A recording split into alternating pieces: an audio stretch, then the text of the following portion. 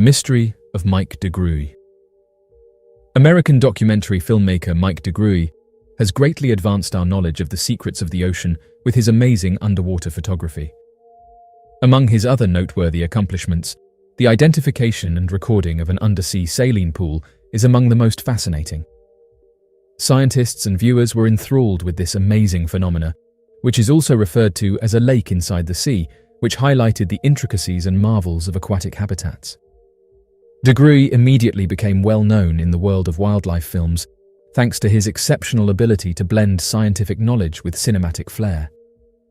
He collaborated with esteemed institutions like the BBC and National Geographic during his career, winning multiple accolades for his contributions. deGruy made one of his most amazing discoveries while on a Gulf of Mexico excursion. During the process of filming Blue Planet, deGruy and his crew came into an underwater brine pool. This unique feature, also called a brine lake, is simply a very salinized body of water that forms a clear and apparent boundary because it is denser than the surrounding seawater. The brine pool deGruy saw was about 20 meters in diameter and was around 3,300 feet below the surface. The brine pool's discovery was noteworthy from a scientific perspective, as well as aesthetically pleasing. The pool's rich, briny water produced a glittering surface that resembled an underwater lake, replete with shorelines and waves. The phenomenon is brought about by salt deposits on the bottom, which combine with the surrounding salt water to form a brine that is extremely concentrated. Because of its density, this brine separates into a distinct layer from the less salted seawater above. A unique window into one of the strangest habitats on the ocean was offered by deGruy's footage of the brine pool. A strange and alien landscape was formed by the sharp contrast between the clean seawater above and the black, viscous brine below. With the use of deGruy's distinctive cinematography, this visual extravaganza was able to introduce a wider audience to the wonders of the deep sea. The brine pool has notable significance for marine research, in addition to being a visual wonder. The majority of marine life cannot survive in these harsh conditions created by the pools, but certain creatures that have evolved to withstand the high salinity and low oxygen content call them home. For instance, specific bacterial species flourish in these environments and serve as the foundation of distinct ecosystems. Researching these creatures can reveal information about the boundaries of life on Earth, as well as the possibility of life existing in similarly harsh conditions on other worlds. In one spot, a large, extremely salty pool of brine had formed, creating the illusion of a lake beneath the surface. Only microscopic life is able to survive in this dense lake because its salinity is 5 times higher than that of the surrounding environment. Mollusks and crustaceans line the shore of this underwater lake. According to deGruy, there was only mud on the opposite side of the mussels. The underground brine lake's density causes submarines to essentially bounce off of it rather than pass through it, which is maybe its most intriguing feature. Mike deGruy clarified that although he and his team attempted to dive into the lake, they discovered that the water was so very thick that the submersible rebounded off the surface. This finding piqued his curiosity, and he desired to investigate more, discovering that there might be a completely new planet beneath this vast lake. According to cited statements, Mike deGruy said the following: "The underwater scene I saw while filming for Blue Planet is without a doubt one of the most incredible things I have ever seen. It was situated in the Mexican Gulf. Something caught my attention from a distance, but I was unable to identify it. It appeared to be a black band. When we got closer to the dark band, it turned into a donut. This donut caught my eye. Its center was black. As we approached it more closely, I saw that the black band had what appeared to be steam on top of it. However, water was lapping up on the coast. This band looked like a mussel ring. A lake lay inside the ring of mussels. We stepped out over the ocean, attempted to jump from it, and descended it. The submarine was unable to enter it. We just seemed to bounce off it. It is unlike anything I have ever seen." End quote. Mike was going to go down into the lake and see what was below there. However, fate had other plans. Mike deGruy tragically lost his life in an Australian helicopter disaster in 2012 while he was filming a documentary. Nonetheless, his vast collection of work continues on, educating and inspiring upcoming generations of scientists, filmmakers, and environmentalists. Marine science and nature documentaries have been forever changed by deGruy's love of the ocean and his commitment to revealing its secrets to the public. Tom and Eileen Lonigan disappearance. In January 1998, Tom and Eileen Lonigan went on a group scuba diving excursion to the Coral Sea. However, they were unintentionally left behind and were never heard from again. Tom and Eileen Lonigan, an American married couple, departed Port Douglas, Australia by boat with a party on January 25, 1998. They were heading to one of the most well-liked dive sites in the Great Barrier Reef, St. Crispin's Reef. However, a terrible thing was going to happen. They were apparently mistakenly abandoned at sea and left in open water during the dive. Both of them vanished from sight, and their precise whereabouts are still a horrifying mystery. After spending a year in Fiji as Peace Corps volunteers, Tom and Eileen were returning home on that late January day. On their journey, they made a detour in Queensland, Australia, so they could dive the greatest coral reef system in the world. The scuba boat carried 26 tourists who were booked through the diving business Outer Edge. The boat's skipper, Jeffrey Nairn, took the lead as they sailed to their target, which was located 25 miles off the coast of Queensland. The travellers entered the Coral Sea by donning their diving equipment and jumping in. That's about all that is discernible about Tom and Eileen Lonigan. It's possible that the couple will break the surface after around 40 minutes of scuba diving. They see nothing except a bright blue sky and ocean that stretches to the horizon. There isn't a boat ahead or behind, just two lost divers who discover their crew has abandoned them. It is not always fatal to leave divers behind. However, in this instance, it took too long for someone to realize that Tom and Eileen weren't on the returning boat. Unsettlingly, diving weights were discovered at the bottom by another Outer Edge-led dive group that visited the location the day after the event. One of the crew members merely called the discovery a bonus find. It took 2 days for anybody to discover that the Lonigans were missing. It was only discovered when Nairn discovered a bag on board that held their passports, wallets, and other items. There was a major search underway as alarm bells rang. Rescue crews from the air and the sea searched for the pair lost for 3 days. The search included participation from civilian vessels as well as the Navy. Part of the Lonigans' dive equipment washed up on the beach, discovered by rescue personnel. Among these was a dive slate, a device for taking notes underwater. Their parents denied this theory, claiming that the entries had been misinterpreted. Most people agreed that the pair drowned or was devoured by sharks, as a result of being dehydrated and confused. Coroner Noel Noonan accused Nairn of unlawfully taking the life of the individuals in a pending court case. Noonan stated that the skipper should ensure safety measures are carried out and be vigilant for the safety of passengers. Given the quantity and gravity of the errors, Noonan was confident that a fair jury would find Mr. Nairn guilty based on criminal evidence. Nairn was declared innocent. However, the business was forced out of business after admitting guilt to carelessness and receiving a fine. The case of Tom and Eileen Lonigan also led to tighter safety rules from the government, such as headcount verification and other identification procedures. Based on the tragic circumstances of Tom and Eileen Lonigan's final dive and untimely disappearance, the 2003 film Open Water was released. The mysterious disappearance of Walter Powell. The disappearance of Walter Powell, a British politician and Member of Parliament for Malmesbury, remains one of the most intriguing and unsolved mysteries of the 19th century. Powell vanished under mysterious circumstances on December 10, 1881, while on a balloon flight, never to be seen again. Walter Powell was born in 1842 into a well-to-do family. He was educated at prestigious institutions and went on to become a solicitor before entering politics. In 1868, Powell was elected as the Conservative MP for Malmesbury, a position he held until his disappearance.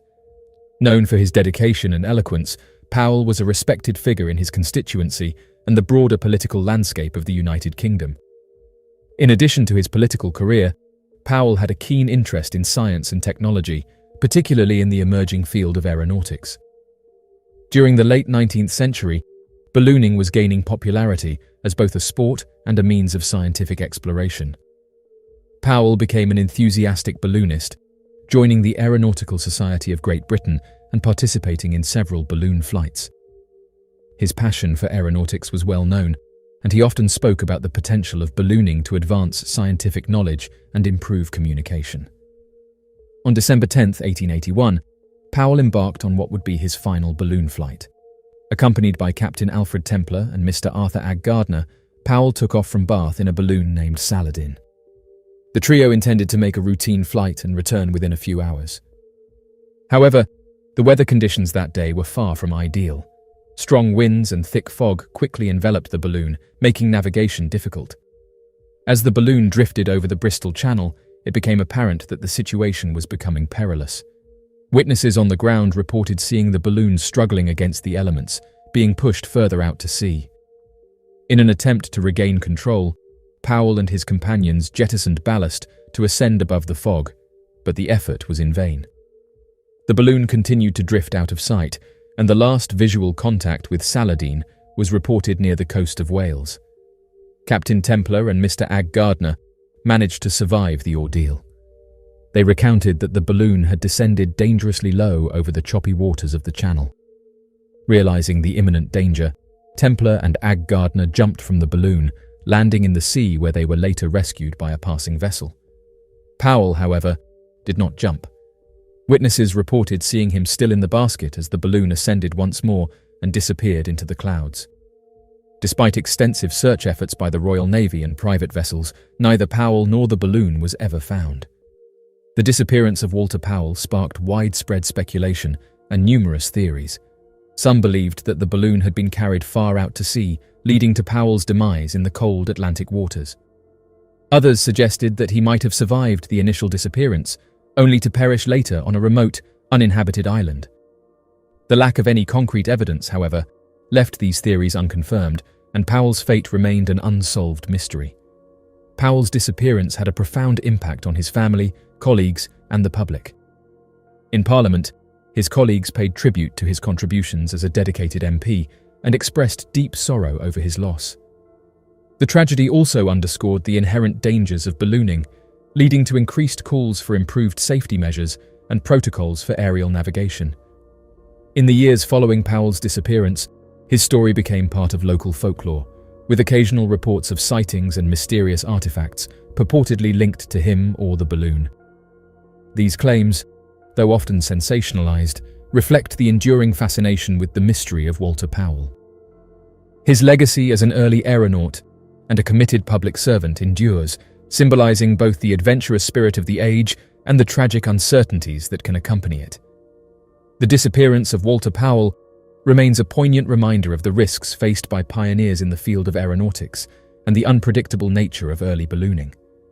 It also highlights the broader theme of human curiosity and the desire to explore the unknown, even at great personal risk.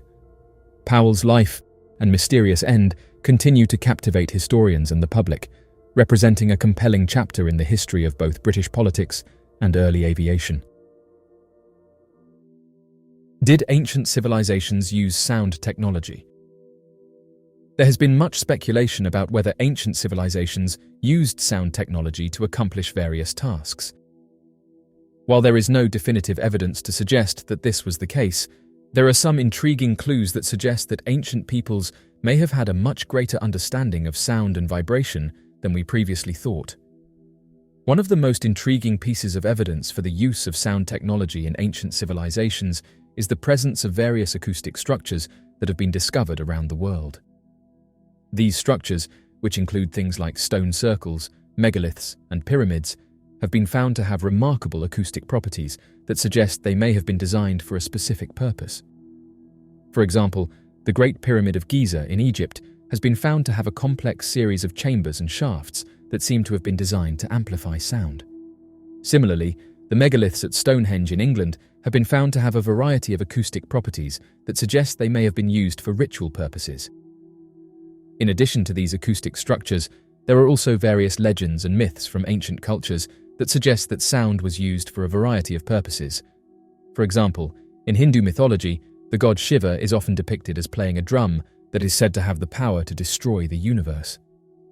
Another interesting clue comes from the work of researchers like Dr. Hans Jenny, who discovered that certain sound frequencies can cause matter to vibrate and take on specific geometric shapes.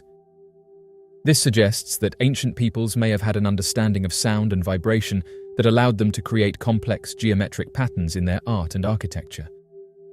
While there is no definitive evidence to suggest that ancient civilizations used sound technology in the way that we use it today, there is certainly enough evidence to suggest that they had a much greater understanding of sound and vibration than we previously thought.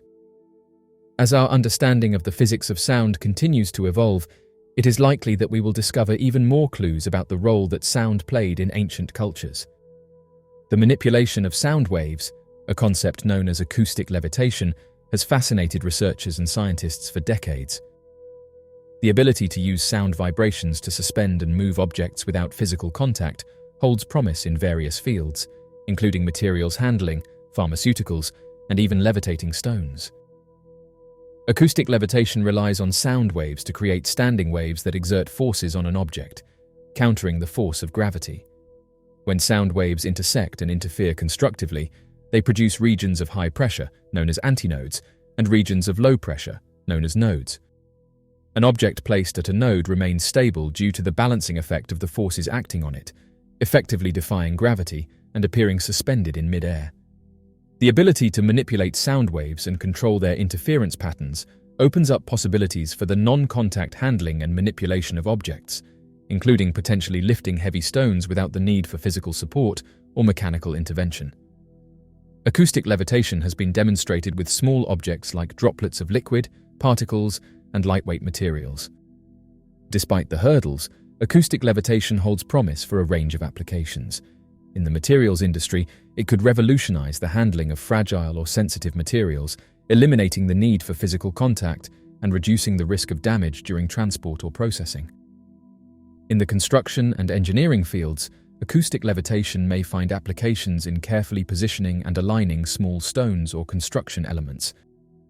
For instance, in architectural design, precise positioning of stones with minimal contact could be beneficial for creating artistic and intricate structures.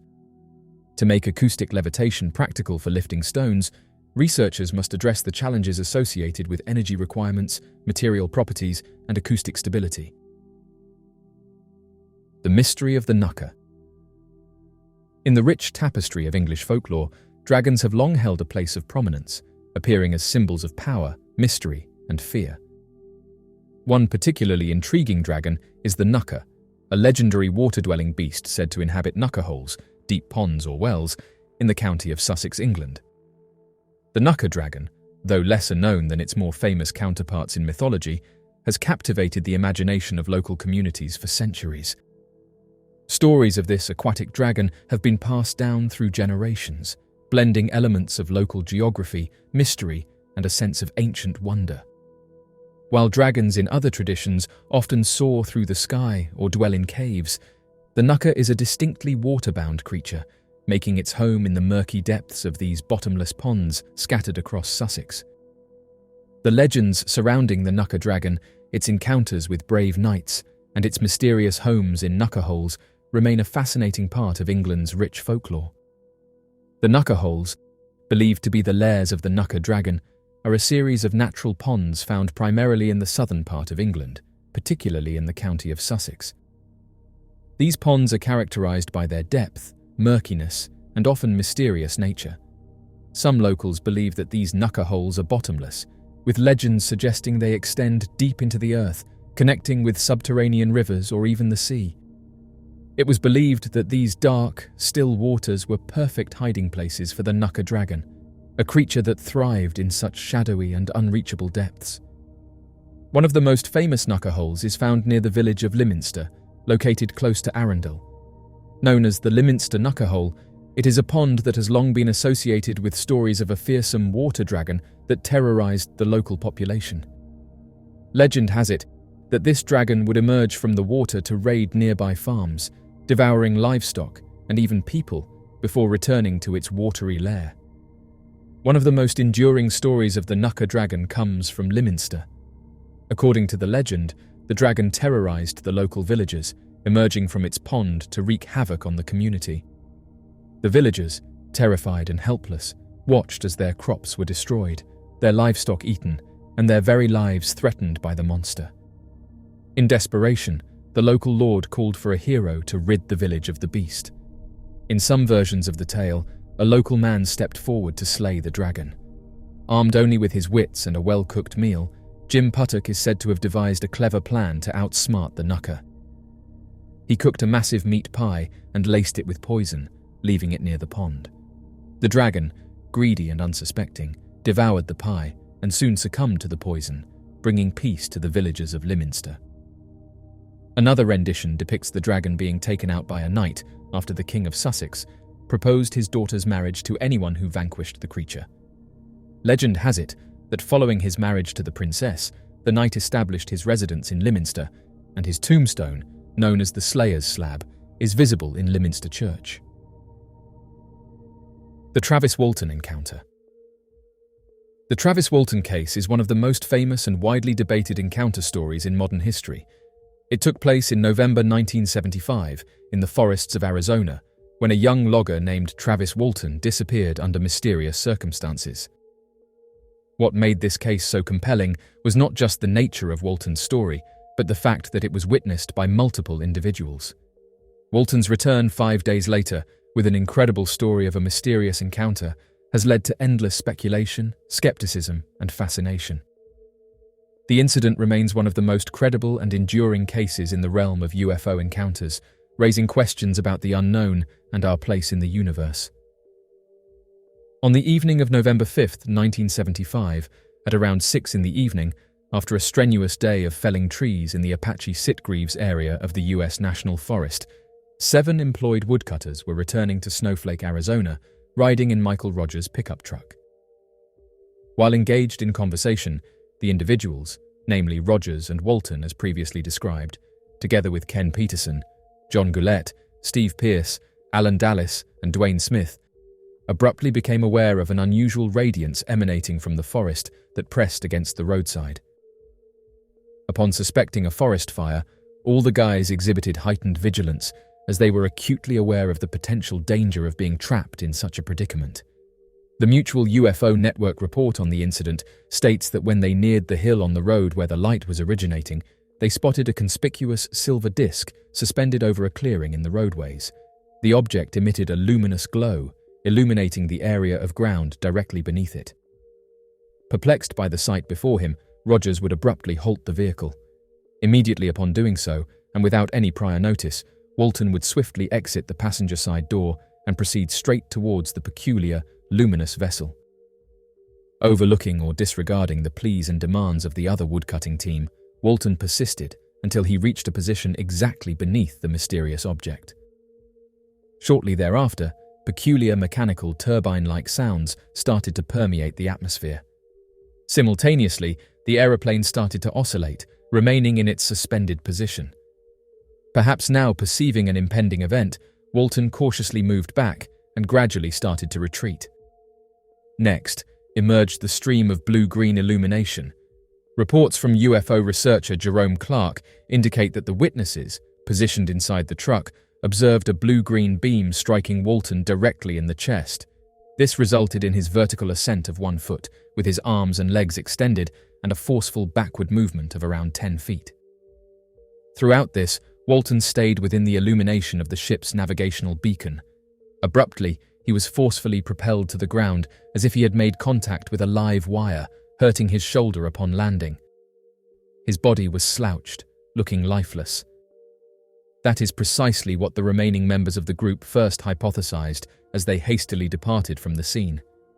The specific events that followed and the precise time frame differ somewhat from one source to another. Nevertheless, it seems that following their initial escape from the scene, the remaining 6 individuals opted to revisit the vicinity with the intention of recovering their buddy and colleague. In doing so, he ceased to exist. Despite their certainty of the accurate location, he was conspicuously absent. Exceeding mere unease and teetering on the brink of panic, the men would proceed to a shopping center located in the adjacent town of Heber. Once again, although the precise time frame may vary somewhat, typically ranging from 7:30 to 8, Ken Peterson, acting on behalf of all 6 individuals, contacted the local police. Deputy Sheriff Chuck Ellison assisted him by answering his call. During the phone conversation, Peterson only mentioned that one of their crew members had disappeared, but Ellison nevertheless agreed to meet them at their designated place. However, upon his arrival, the men, all clearly upset, with several on the verge of tears, would recount precisely what they had witnessed. Undoubtedly, Ellison was surprised by the unconventional character of such a grave assertion. Nevertheless, he would subsequently describe the men's demeanor and conduct as exceptionally proficient, if they were indeed engaged in performance. At this point, Ellison, feeling somewhat overwhelmed by the peculiarity of the apparent event, resolved to reach out to his superior, Sheriff Marlin Gillespie. His directive was to instruct the men to stay at the shopping center under his careful watch until he could come. At approximately 9 in the evening, Gillespie, accompanied by police officer Ken Copeland, arrived at the Heber police station. By this juncture, a growing number of crew members, including Rogers, were experiencing heightened levels of anxiety. Given the evident absence of any activity, Rogers would insist on the prompt initiation of a search and the rapid return to the location of the occurrence. Notwithstanding the inability to employ any police search dogs, a number of officers, including Rogers, Peterson, and Dallas, conducted an examination of the site. Nevertheless, Walton was nowhere to be found. Furthermore, crucially to their suspicions, there was no evidence of any activities as inappropriate as the crew were alleging had occurred. Meanwhile, the surviving crew members would retreat to Snowflake and commence the process of notifying their family and friends about the peculiar circumstances. As the evening progressed, the search would need to be postponed until the early hours of the morning. Nevertheless, the police harbored apprehension that Walton, who was attired solely in jeans, shirt, and a lightweight jacket, would succumb to the harsh, winter-like and frigid circumstances of the woodland. Copeland would accompany Roger to the residence of Walton's mother, Mary Walton Kellett, in order to apprise her of the circumstances and the verified testimony of the witnesses. Her reply and general attitude would appear peculiar to Copeland. Rogers recounted her son's disappearance to her, to which she attentively listened before requesting him to reiterate the story. Next, she inquired whether anyone other than the crew and the cops were cognizant of the issue. Copeland deemed it an atypical reaction from a mother who was informed that her son was lost. Ultimately, it would only strengthen his skepticism of one falsehood or another concerning Walton's sudden vanishing. Yet, a more thorough examination of Walton's mother's overall character would indicate that this detached kind of reaction aligns with her personality and attitude. She had, for instance, single-handedly raised 6 children, mostly by herself and under challenging conditions. Her public displays of emotions were ultimately characterized by a high degree of reserve. Over the course of several days, however, the stress grew increasingly evident for obvious observers. During the night at which Walton went missing, she would reach out to Dwayne, his brother. Upon receiving the news, he would journey from his residence in Glendale, Arizona, to Snowflake. On the subsequent day, November 6th, when the sun illuminated the area completely, the region was once again meticulously examined. On this occasion, a far larger number of individuals participated in the operation, inclusive of several volunteers from the nearby neighborhood. Yet, once more, Travis Walton was completely absent. Privately, the police harbored suspicions that the UFO narrative was deliberately fabricated to conceal an accident. Within a few days, information about the incident started to circulate among journalists from various sensationalist tabloid journals, as well as UFO investigators of varying levels of authenticity and expertise. One of the UFO investigators, Fred Sylvanus, originated from Phoenix. Irrespective of the integrity of his motives, the interviews he conducted with Michael Rogers and Walton's brother Dwayne would thereafter be frequently cited by skeptics. It may have been detrimental that both men publicly and possibly accurately expressed criticism towards the police's efforts in locating their colleague and brother. Of greater significance and, to some extent, a legitimate source of worry throughout the years was Rogers' acknowledgement that he would no longer be capable of carrying out his land deal. Over time, as Walton's disappearance continued and multiple unsuccessful searches of the Turkey Springs area where the group had been operating were conducted, the crew members started to face growing suspicion. By virtue of the prolonged duration of his absence, coupled with the extremely cold temperatures experienced during the initial 2 nights of his disappearance, the police gradually shifted their focus from a search and rescue operation to one focused on recovering the young man's remains. Following the completion of the second comprehensive day of searching, the police would approach the crew members and propose that they participate in a lie detector test. Initially, they had proposed to undergo any form of examination in the hours after the disappearance to substantiate the veracity of their narrative. A polygraph examiner, Cy Gilson, who is widely regarded in his profession for his impartiality and precision in obtaining such results, would administer the tests. With the exception of Alan Dallas, who did not fail the test but had inconclusive results, all crew members achieved perfect scores on the tests. Furthermore, it was well known that Dallas had a strained relationship with Walton. Despite the crew members' vigorous efforts, his inconclusive outcome implicated him as the sole culprit for what the authorities were becoming more certain was Walton's passing. Coincidentally, in 1993, Gilson conducted a retest of Mike Rogers, Alan Dallas, and Travis Walton just under 2 decades after the initial test. He would utilize a cutting-edge computer. Each of the 3 males successfully completed the test. In the winter of 1975, amidst accusations of wrongdoing, Walton's sister, Grant Neff, received an unexpected phone call shortly after midnight on the evening of November 10th, which extended into November 11th. Travis was situated at the opposite end. Walton exhibited signs of confusion, panic, and disorientation. His sister successfully obtained relevant information indicating that he was making a phone call from an Exxon station located in close proximity. Grant and Walton's brother, Dwayne, promptly jumped into their vehicle and proceeded towards Heber, where they saw Walton huddled on the floor of the phone booth at the gas station. Years later, Walton would recount his initial recollections of awakening after his 5-day enforced disappearance. He asserts that he regained consciousness, reclining on my abdomen with his head resting on his extended arm. He promptly perceived the frigid temperature of the air and was immediately roused from sleep. At that moment, he observed a luminous display on the underside of a sinuous, lustrous hull. Subsequently, he observed the reflected contour of a plated disc suspended in the air above him. He would approximate the dimension of the vessel to be roughly 40 feet in length. For a number of moments, it hovered silently over him. Moving solely with his gaze, he traced the path of the vehicle, observing the night sky, the surrounding trees, and the highway center line reflected in the curved mirror of its hull. Instantaneously, a sensation of warmth gently touched the uncovered skin of his body. Subsequently, the object propelled itself upward into the sky. Then, the craft vanished. Upon reflection, Walton would later remember that the most notable aspect of its departure was its tranquility. Upon escorting Walton to his mother's residence, his brother Dwayne would then transport him to a medical facility located in Phoenix. Following some early opposition, all parties involved agreed to provide the Aerial Phenomena Research Organization the authority to pursue the matter. Without delay, they would arrange for Walton to undergo examinations by 2 separate physicians. Walton says that his most vivid recollection was of being struck by the beam of light while positioned beneath the luminous disc. Shortly thereafter, he found himself reclining on a flat surface, resembling a sleeping bed. His first observation was that the air was humid and weighty. Simultaneously, he experienced acute, all-encompassing pain. A beam of light illuminated him from above. Every inhalation was inherently arduous and agonizing. Initially, he held the belief that he was situated within a hospital premises. Subsequently, he observed the presence of 3 individuals positioned around him. Each being wore an orange tunic.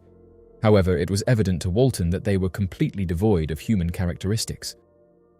Subsequently, he would assert that these figures stood at a height of approximately 5 feet, surely not exceeding that, and have peculiar hairless and oversized heads.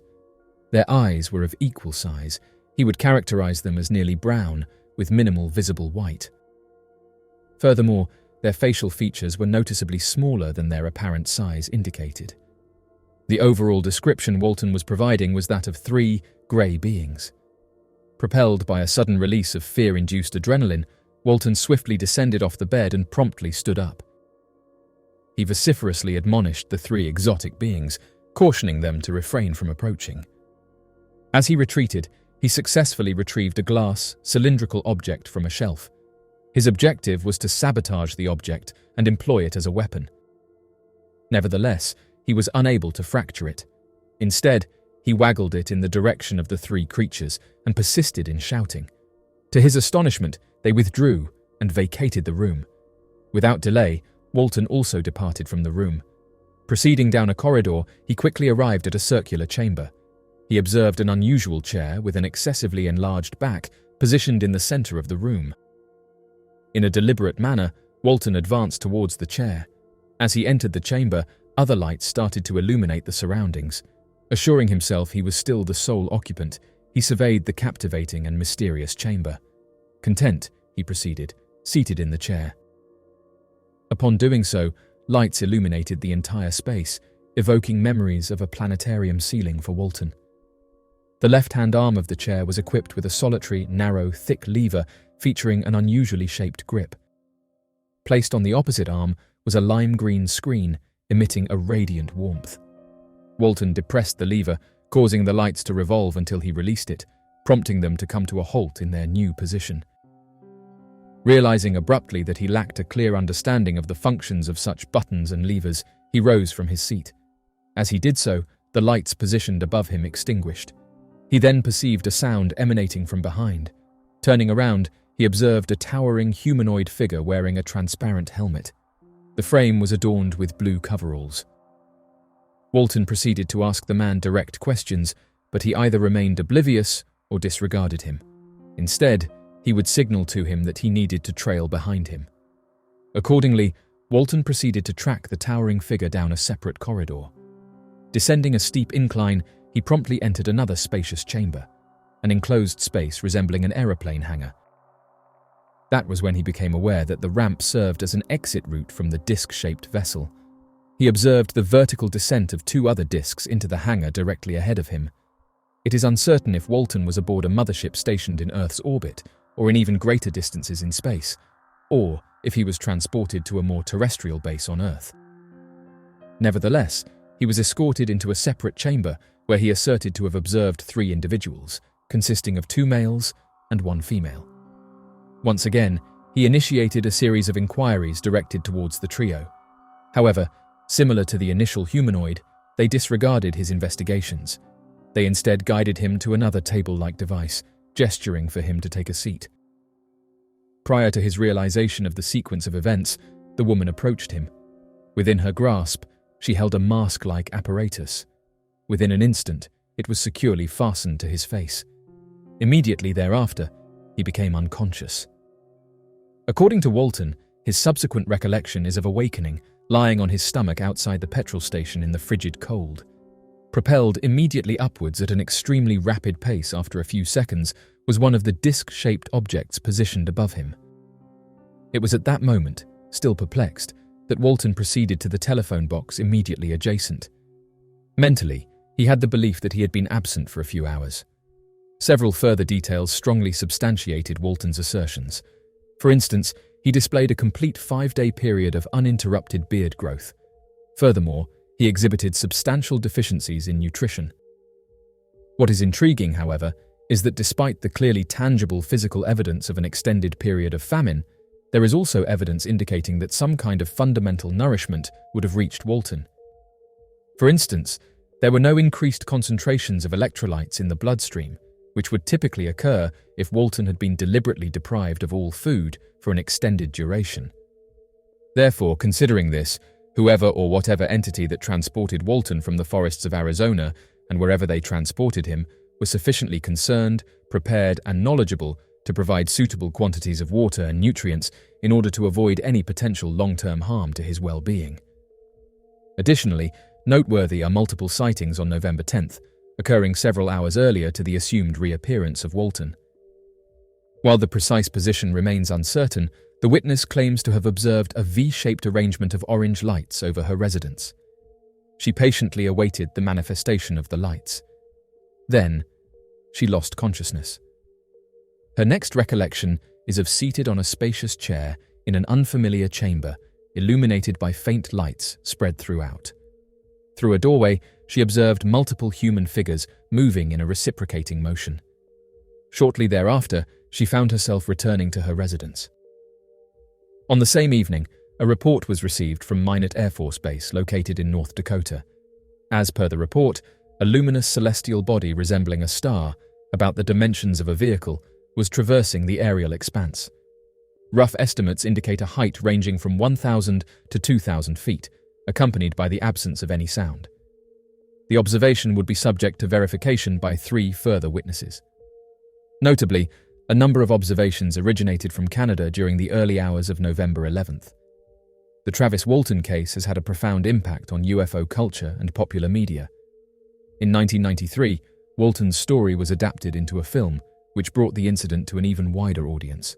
Walton himself has remained active in the UFO community, often speaking at conferences and sharing his experiences with those interested in the possibility of advanced contact.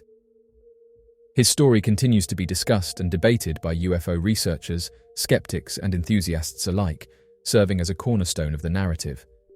As of right now, the Travis Walton case remains one of the most enduring and well-known UFO incidents in history. Whether viewed as a genuine encounter with advanced beings or as a compelling yet unproven story, the case has captivated the imaginations of millions. For believers, Walton's story is a testament to the possibility that we are not alone in the universe.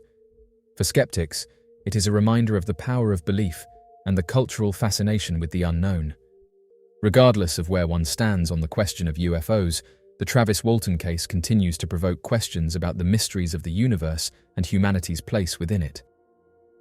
More than 4 decades later, the story remains as fascinating as ever, inspiring continued speculation and investigation into the possibility that there is more to our world than meets the eye.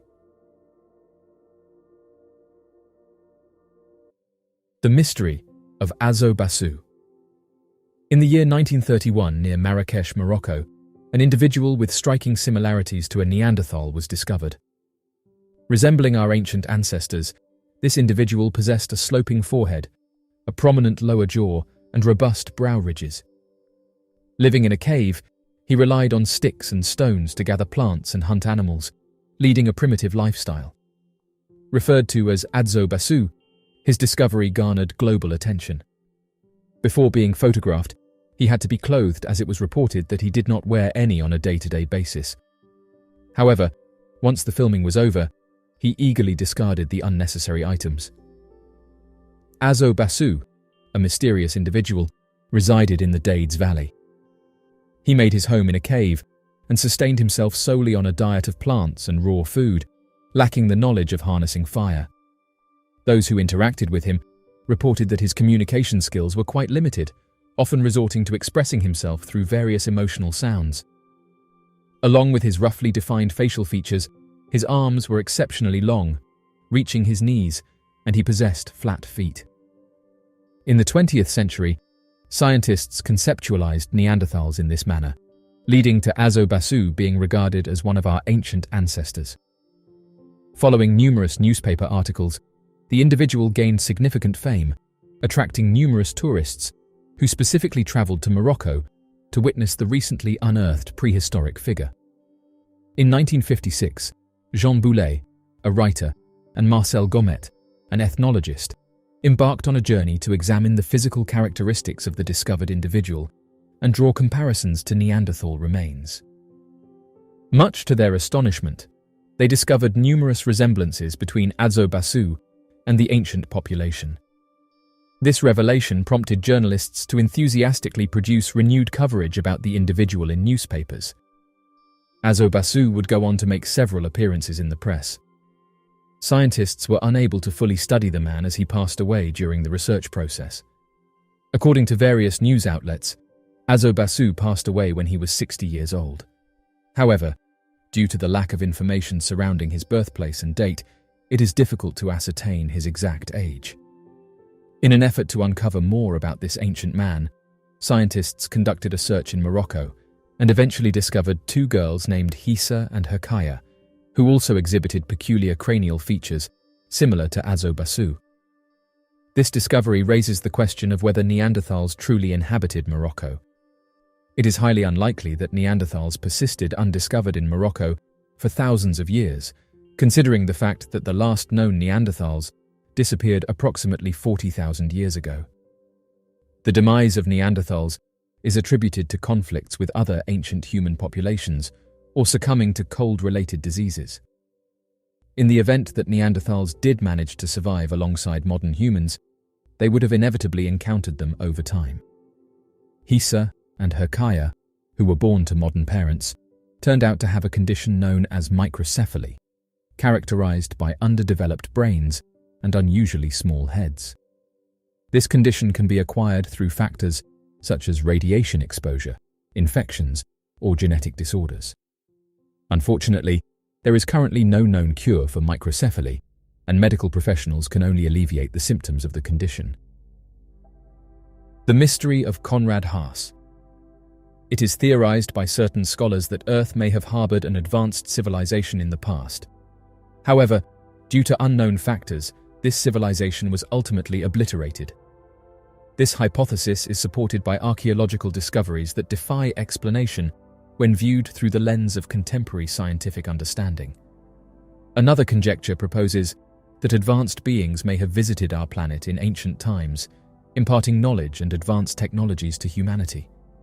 Consequently, it is possible that these technologies, initially deemed extraordinary, eventually endangered mankind's existence. There is a belief among certain individuals that our predecessors possessed highly advanced technologies that are beyond our comprehension today. Interestingly, it is speculated that some of our modern technologies may have been inspired or influenced by ancient civilizations, despite this knowledge being largely unknown. Concepts such as the existence of ancient flying vehicles are occasionally mentioned in ancient texts. There are claims that our ancestors not only had the ability to traverse outer space, but also possessed a remarkable understanding of the universe that surpasses our current knowledge. In 1963, Romanian engineer Doru Todoriciu conducted an examination of a 450-page manuscript housed in Sibiu's National Archive, formerly known as Hermannstadt. Todoriciu focused on the scientific and technological aspects of the manuscript and categorized it as a comprehensive exploration of artillery and ballistics challenges despite its previous recognition. It was during this examination that Todoriciu discovered the remarkable concepts on rocketry documented by Konrad Haas in the third section of the manuscript. The Sibiu manuscript has garnered significant attention due to its divergence from the existing historical narrative. Limited information is available about Konrad Haas's personal life, but it is known that he was born in Dornbach, near Vienna. Haas served as an artillery guard and commissioned officer at the Imperial Court of Vienna. It is believed that he journeyed to Transylvania alongside the imperial forces in 1551, assuming the role of chief at the Hermannstadt Arsenal's artillery camp. During the years 1529 to 1569, the author wrote the manuscript, which seems to include, among various topics, the earliest elucidation of the fundamental operational principle of the multi-stage rocket. The author discusses the clustering of rockets, the use of stabilizing fins, and the utilization of liquid fuel, while also providing descriptions and illustrations of both two-stage and three-stage rockets. The Sibiu manuscript was composed in the German language and is thought to have been based on even older texts.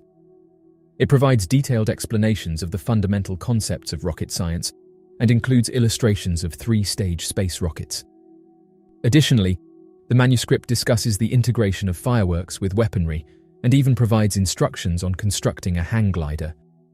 It also outlines the process of creating fuel mixtures for use as liquid rocket propellant. Additionally, there are mentions of moon flights. As per Romanian researchers, the manuscript includes narratives about an individual who successfully reached Earth's satellite by means of an extraordinary aircraft. Furthermore, there are depictions of ancient fuel composed of rare elements. These rocket models were subsequently launched at Cape Kennedy and utilized by astronauts in the Mercury, Gemini, and Apollo initiatives. It appears that the chronicler had a glimpse into the world of the future. The handwritten manuscript from Sibiu is quite extensive, spanning 450 pages. The authenticity of the Sibiu manuscript is widely acknowledged by experts who refrain from providing immediate commentary on its contents. This case might be dismissed as mere science fiction, but the discovery of other peculiar texts and technologies by Antiquity researchers suggests otherwise. Furthermore, archaeological findings of various artifacts provide concrete evidence that our ancestors possessed a level of civilization far more advanced than what contemporary historians conceive. Manuscripts like Sibiu have the power to revolutionize our understanding of history. It is still unclear whether Haas was able to effectively utilize his designs and transform them into functioning prototypes. However, there are individuals who argue that a rocket was propelled into the sky in Sibiu during the year 1550. It is widely believed that Konrad Haas was the pioneer behind the creation of this initial rocket. Haas himself claimed that he dedicated over 25 years to the development of an innovative air vehicle. The primary obstacle he encountered during this endeavor was the quest to identify a fuel source that would provide the necessary lift for the rocket to ascend. The main focus of the paper revolves around the fuel problem. In addition to the traditional constituents of saltpeter, sulfur, and coal, Haas also incorporated brandy to enhance the thrust generation of the rockets. As per his instructions, a small amount of crushed powder should be mixed with brandy to form a paste-like consistency. This paste should then be applied to the rocket chamber and the ignition hole. Haas also experimented with other fuels, selecting the specific combination based on the intended purpose of the missile.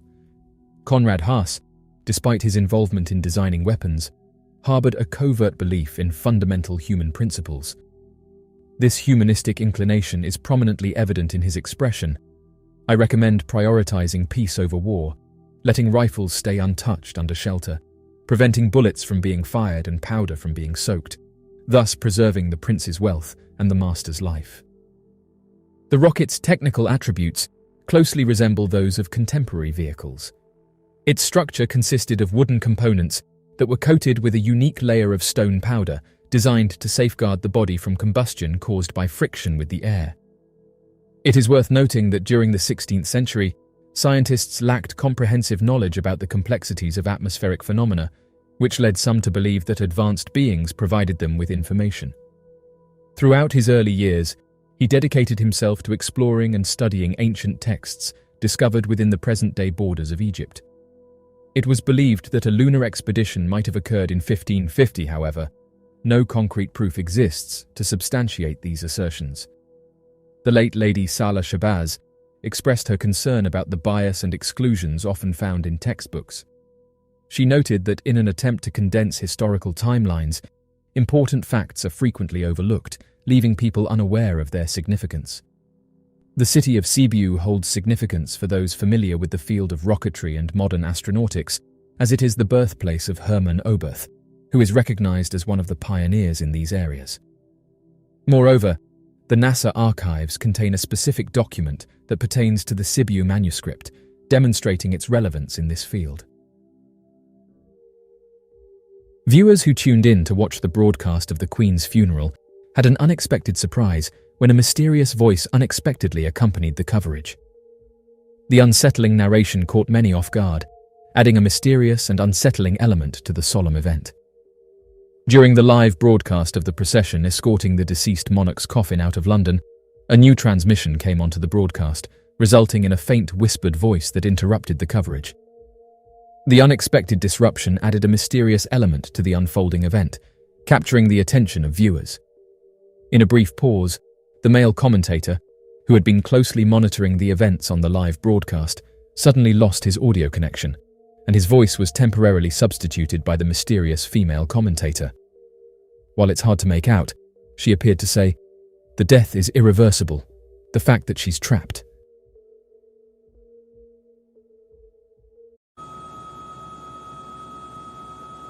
The death is irreversible, and the fact that she's trapped. As you can see,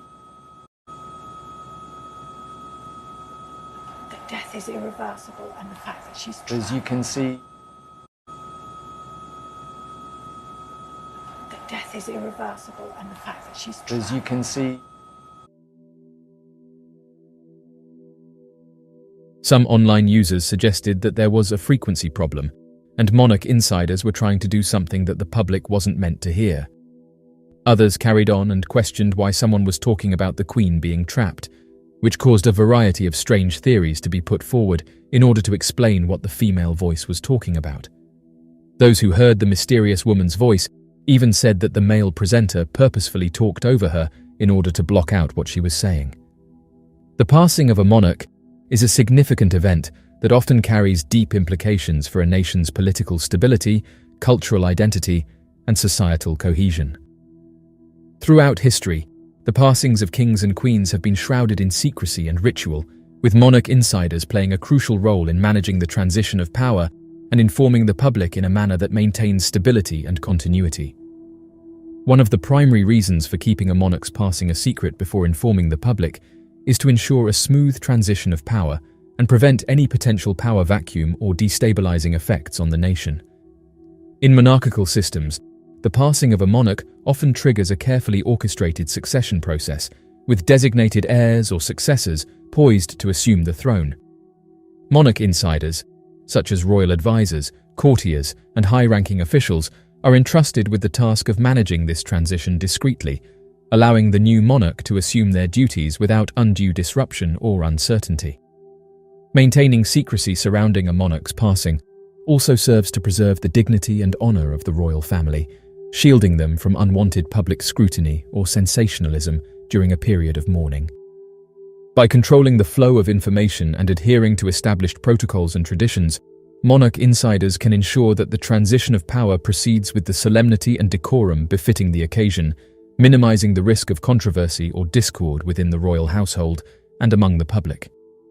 Additionally, keeping a monarch's passing a secret for a brief period allows for the necessary logistical arrangements to be made for the official announcement and funeral proceedings.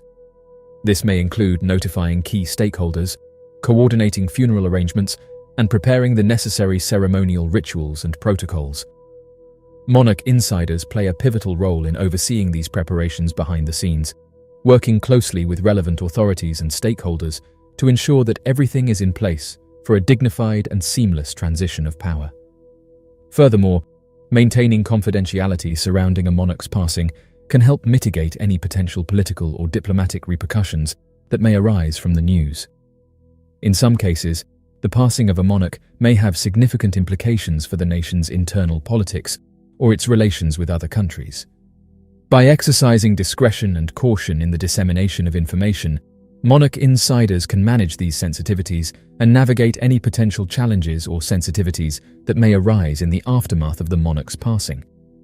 The process of keeping this a secret typically involves a tightly controlled circle of individuals who are privy to the information. This inner circle may include close family members, trusted advisors, senior government officials, and key figures within the royal household. These individuals are bound by strict codes of confidentiality and loyalty, ensuring that sensitive information remains safeguarded until the appropriate time for its disclosure. Once the necessary arrangements have been made and the new monarch is ready to assume their duties, the official announcement of the monarch's passing is typically made to the public through established channels and protocols. This may involve issuing a formal proclamation or declaration, followed by public ceremonies and rituals to mark the transition of power and mourn the loss of the deceased monarch. The mystery of the princes in the tower is one of the most enduring and intriguing mysteries in English history. Upon his unexpected passing on the 9th of April in 1483, due to an illness that spanned approximately 3 weeks, Edward IV of England left behind a significant political vacuum. During this period, his son, the newly crowned King Edward V, was residing at Ludlow Castle, while Richard, the Duke of Gloucester and Edward's brother, was stationed at Middleham Castle in Yorkshire. News of Edward IV's demise eventually reached Gloucester around the 15th of April, with potential prior knowledge of the king's ailing health. It is documented that upon hearing the news, Gloucester made a public display of his allegiance to the new monarch by visiting York Minster to affirm his loyalty. The historical accounts, such as the Croyland Chronicle, suggest that Edward IV had appointed Gloucester as the Lord Protector before his death. Despite Edward's request, the Privy Council was not obligated to adhere to the deceased king's wishes, as exemplified by the precedent set during Henry V's reign. This situation underscores the complexity of succession and power dynamics during that pivotal historical moment. Edward V and Gloucester embarked on their journeys towards London, approaching from the west and north regions respectively, finally converging at Stony Stratford on the 29th of April. The subsequent day, Gloucester proceeded to apprehend Edward's entourage, which notably included the young boy's uncle, Anthony Woodville, 2nd Earl Rivers, along with their half-brother, Sir Richard Grey. This captive group was later transported to Pontefract Castle, situated in Yorkshire, where a grim fate awaited them on the 25th of June in the form of decapitation. Following this event, Gloucester took custody of the young prince, Edward V, which prompted a swift reaction from Elizabeth Woodville. In response, she sought refuge at Westminster Abbey with her son Richard, the Duke of York, and her daughters, in a bid to safeguard them from a similar fate. Edward V and Gloucester arrived in London together. Plans continued for Edward's official coronation, but the date was postponed from the 4th of May to the 25th of June. On the 19th of May, 1483, Edward was lodged in the Tower of London, then the traditional residence of monarchs prior to the coronation.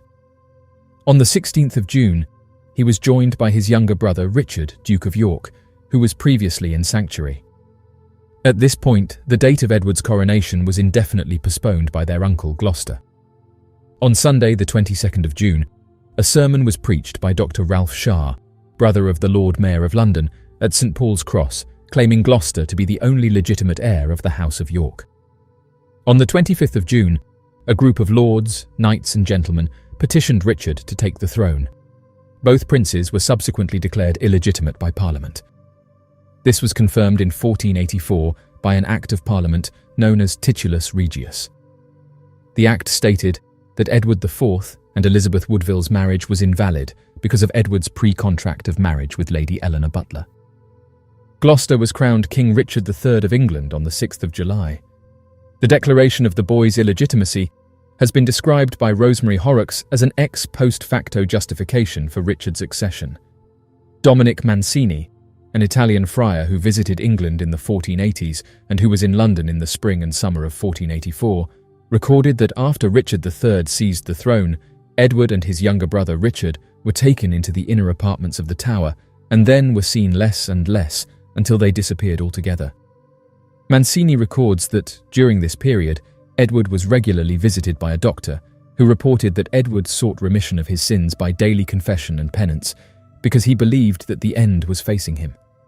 The Latin reference to Argentinus Medicus was originally translated as a Strasbourg doctor.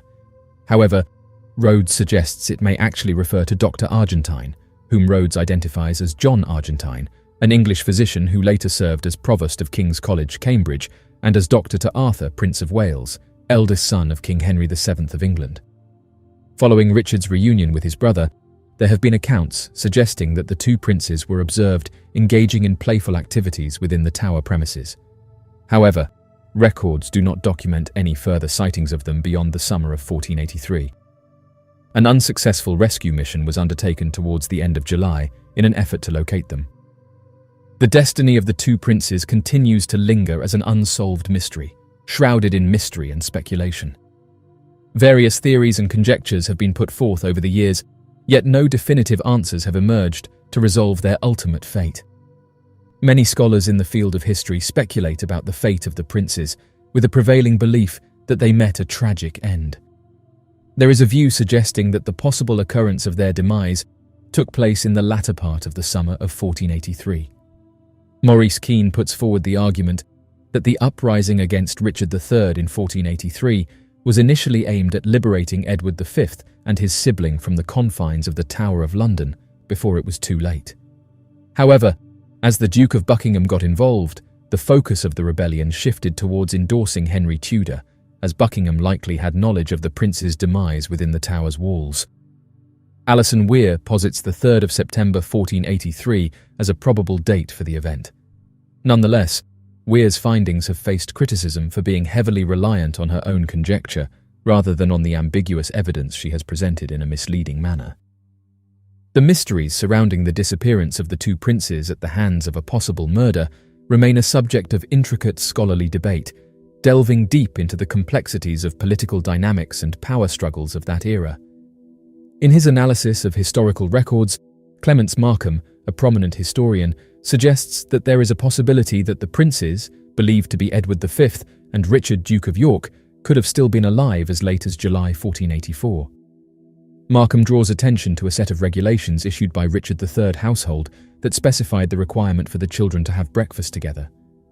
However, diverging from Markham's view, James Gairdner argues that the identity of the term the children is ambiguous and might not necessarily refer to the princes in question. Gairdner posits that the phrase could have been alluding to a different group of individuals. Specifically, he proposes that the children mentioned in the regulations could be Edward, Earl of Warwick, who was the son of the Duke of Clarence, along with Edward IV's two youngest daughters, Catherine and Bridget. These individuals were under the care of Richard III at Sheriff Hutton during that period. While the fate of the princes remains shrouded in mystery, the absence of conclusive evidence hinders any definitive conclusion, as acknowledged by the lack of credible and impartial sources detailing the events surrounding their disappearance. Despite the ambiguity surrounding their fate, speculations concerning their demise quickly proliferated following their vanishing act. Notably, Dominic Mancini's sole contemporary narrative depicting the prince's time in the tower stood as a rare account until its unearthing in 1934 at the Municipal Library in Lille. Subsequent chronicles penned post the rise of Henry Tudor often carry accusations of bias or Tudor-influenced narratives, casting doubt on their reliability. The narrative's scarcity adds layers of complexity to the long-standing mystery surrounding the prince's untimely disappearance, inviting a deeper exploration of the intricacies and implications surrounding their mysterious case. An interesting post has just been submitted to the subreddit UFOs, and it's being hailed as one of the best pieces of evidence that we have of an unidentified submerged object. The post was submitted by Reddit user ZJ223, and it detailed their encounter with something mysterious 10 miles off the coast of Florida. The poster commented the following: "I understand this is not technically a UFO because it was seen in the water. I work on a research vessel. Recently we had a trip studying bioluminescence in the Gulf of Mexico. Around 11:45 in the evening, we were conducting research as normal when a science party member saw a strange light about a quarter mile off our stern. We immediately started to make our way towards the light. The intensity of the light was quite astonishing. Nobody in the crew or the science party knew what to make of it. At first, we thought it could have been a sunken vessel or a navigation buoy of some kind that sank. We proceeded to get as close as possible to the light, and eventually, we hovered directly on top of it. Our vessel has a moon pool in the center, where the crew and science party were able to carefully observe the light from directly on top. We used a subsurface camera to attempt and capture what the object may have been. The science party on board automatically ruled out the light being produced by bioluminescent phytoplankton. This light source was 100% on the bottom of the ocean, and not something that was floating through the water column. It did not move in the current. The water depth at this specific location was 60 feet deep. As we hovered on top of the light, we used an EK-80 sonar to provide us with an image of the ocean floor at this location. To our surprise, this object producing the light did not have a physical shape that we could detect. It was invisible to our sonar. The sonar is also capable of imaging objects that are below the seafloor, objects that could be partially submerged in the mud, and objects that could be as small as 3 inches in length and width. Consider the strength of the light having to shine through 60 feet of water and being strong enough for us to observe from a considerable distance away. There was definitely an arc of visibility that seemed to be brighter when viewed from further away than top down. I added some more videos here, and I've been scanning through all of your comments. I'll try to respond to most of them with this comment. There are some people who are questioning the validity of my photos and objects in the photo. Let me preface this by stating some facts from our research cruise back in February. Our research vessel was chartered by a group of scientists from a college in Florida. The chief scientist who sailed with us has been studying bioluminescence his whole career, and even made mentions of how the Navy used research of bioluminescence in the past to detect Russian subs deep underwater. The chief scientist is a PhD, and his primary graduate study was in bioluminescence. This location we were studying bioluminescence at when we saw the object had very low concentrations of bioluminescent phytoplanktons. We were at the point of calling it quits for the night and moving to the next site entirely. When the boat gets chartered out by scientists, they provide all the gear, and the mission of this trip was to study bioluminescence. So naturally, they bring cameras and equipment to photograph bioluminescence at the surface. The vessel is not equipped with anything more than whatever the scientists decide to bring. Dropping a traditional camera in the water without the correct protective housing would cause the camera to break. We did not have any gear to send down a camera 60 feet. The most logical explanation at first would be bioluminescence. According to the PhD chief scientist, he immediately declared it was not bioluminescence after viewing the object using the camera equipment that was attached to the ship. When we consider bioluminescence, remember that organisms such as phytoplanktons and small jellyfish, I don't know the species name, forgive me, travel in the currents throughout the water column. This makes them move within the water. The object we were observing was completely still for our entire length of observation. It did not move at all. Let me throw in a personal opinion. That is not based on fact. Okay, let's say it was bioluminescence for the sake of argument.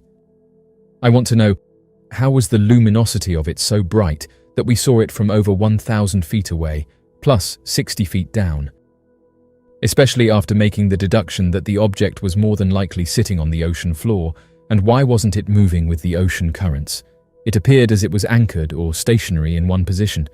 Which brings me to my next point. How do we know the object was on the ocean floor? Well, it's just an assumption. We don't know where it actually was in the water column. Logic might make us think that whatever the object is, it carries mass. Gravity would naturally pull it down. So that is the basis of the assumption it was on the bottom. Unfortunately, I cannot provide anyone here with documents to prove that the scientists have the credentials they do, or any of that. It's just my word. I didn't share the post on the internet immediately because, honestly, it was cool, but I don't care to post on social media. I'm a mariner. I spend years of my life on a boat on the ocean. Every so often I see things that defy explanation. I've seen lights flying at unrealistically high speeds a couple hundred feet off the water. I've seen lights in the night sky form weird shapes and fly away. None of that stuff I took pictures of, but they eventually become sea stories I share with friends and family. I truly hope this explains things for most of you. Looking forward to continuing the conversation and formulating ideas on what it may be. Location of the sighting was 10 miles west of Caladesi Island, Clearwater Beach, Florida. End quote. From reported encounters observed by American submarines to mysterious humanoid beings purportedly residing within the profound waters of Russian lakes, emerges a lesser-known counterpart of unidentified aerial phenomena, the USO, also known as unidentified submerged object. Numerous accounts of unidentified submerged objects have surfaced globally, frequently originating from esteemed military and scholarly experts. Some individuals assert that underwater fast movers constitute a regular occurrence within the confines of submarines, shedding light on a phenomenon that remains a mystery to many. These reports not only intrigue the scientific community, but also spark curiosity among the public regarding the existence of such anomalies. Nigel Watson highlighted the notion that our Earth is predominantly covered by vast water bodies, which explains why unidentified flying objects are frequently witnessed hovering above or near the immense stretches of water that envelop our planet. This observation sheds light on the intriguing correlation between UFO sightings and the aquatic nature of our world, suggesting a plausible connection between the two phenomena. During the late 60s, an increased number of unidentified flying objects were reported to have been sighted frequently around the Guantanamo Bay military base. The former Marine expressed surprise at the abundance of unidentified flying object sightings occurring over and around the military base. According to the witness, fellow Marines were astounded by the frequency of UFO activity in the vicinity. On a regular basis, practically nightly occurrences involved unidentified flying objects traversing the sky at heights measuring under 300 feet. The majority of these unidentified flying objects measured around 50 to 100 feet in diameter. However, when observed with the naked eye, they appeared as indistinct, blurry structures, emitting a faint glow, with a diminutive red light following closely behind. The individual from the Marines, who opted to keep their identity confidential during an interview with the paranormal observation platform, the Mutual UFO Network, expressed uncertainty regarding the specific dates of the incident. The interviewee, belonging to the Marine Corps, was hesitant to disclose personal details while discussing the encounter with the Paranormal Events website. The Marine alleges receiving specific instructions prohibiting him from sharing details about the sightings.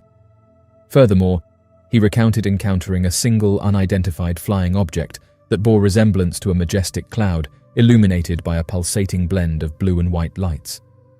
A professor has asserted that a vessel, surpassing the velocity of sound, swiftly passed in close proximity to the USS Hampton submarine, creating a whizzing effect as it traversed the water. Professor Bob McGuire, who is affiliated with Virginia Tech and the Institute for Defense Analyses, reported that the vessel's integrated sonar system picked up an unidentified submerged object in motion underwater, surpassing the speed of sound. This groundbreaking revelation sheds light on the advanced capabilities of the craft's detection technology. While aboard the submarine, McGuire engaged in confidential operations. He mentioned that the crew consciously chose not to probe further into the unusual incident to maintain their mission's priority. However, they did not explicitly instruct him to refrain from discussing the peculiar encounter. The submarine's occupants refrained from delving into the matter to uphold their focus on the task at hand, implying a commitment to their duties above all else. Unidentified submerged objects have long piqued the curiosity and fascination of researchers, enthusiasts, and the general public, sparking a sense of wonder and mystery. These intriguing occurrences, commonly referred to as unidentified objects or vessels that navigate stealthily and skillfully beneath the water's surface without leaving a trace or a viable explanation, have been documented across a broad spectrum of the world's oceans, lakes, and rivers. Despite skeptics attempting to attribute such accounts to myths or misinterpretations, the sheer abundance and consistency of reported sightings worldwide underscore the need for a thorough and meticulous examination of USOs. The persistent presence of these unexplained underwater phenomena demands not only acknowledgement, but also rigorous investigation to unravel their strange nature and potential implications. USOs, or unidentified submerged objects, share a remarkable resemblance with UFOs, commonly sighted hovering above the Earth's skies. The mystery surrounding these mysterious occurrences mirrors the intrigue evoked by UFO sightings, sparking debates on potential extraterrestrial involvement and cutting-edge aviation technologies. Delving deeper into the realm of USO encounters raises profound queries regarding the essence and genesis of these hidden anomalies.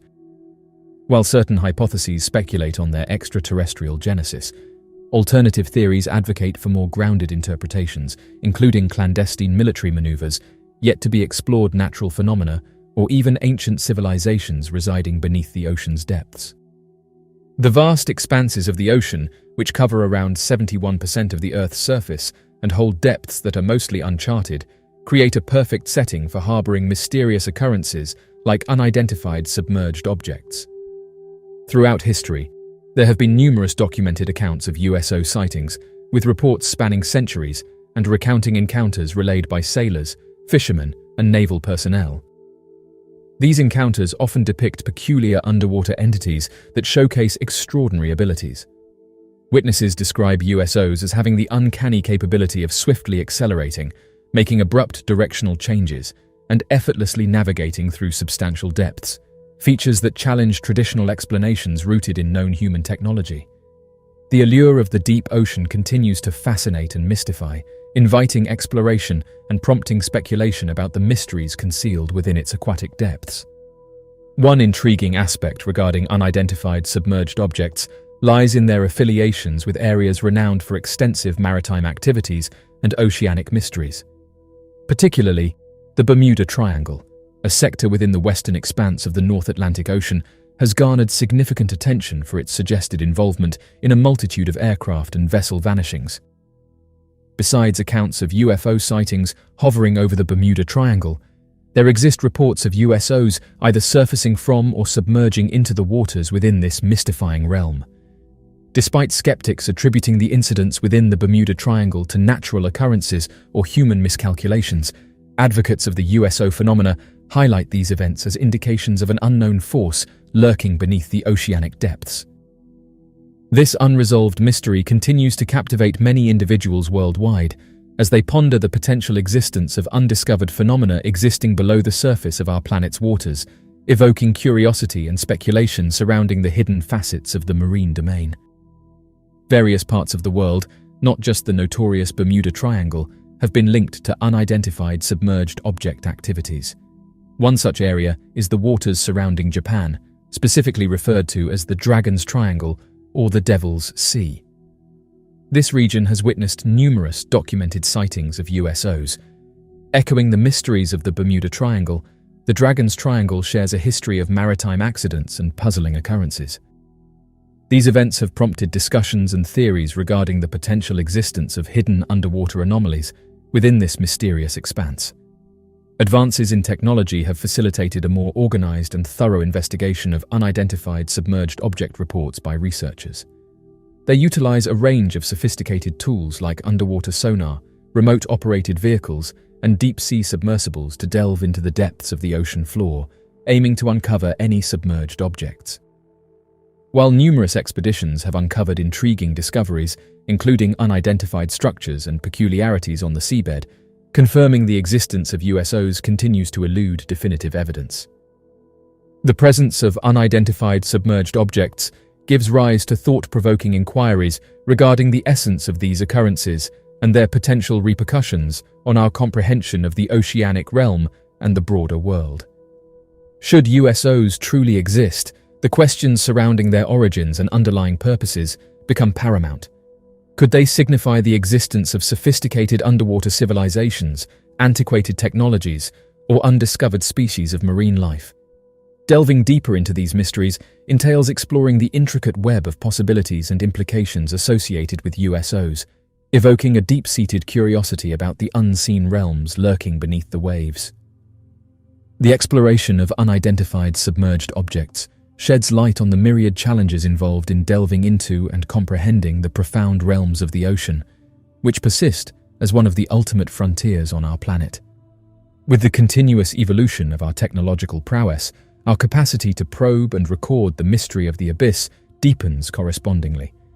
Whether USOs ultimately emerge as of interstellar origin, natural occurrences, or man-made relics, their presence acts as a poignant indicator of the limitless mysteries concealed beneath the ocean's surface worldwide, poised to be explored and comprehended. The study of USOs serves as a testament to the ceaseless fascination and insatiable quest for knowledge that drive humanity's exploration of the oceanic depths.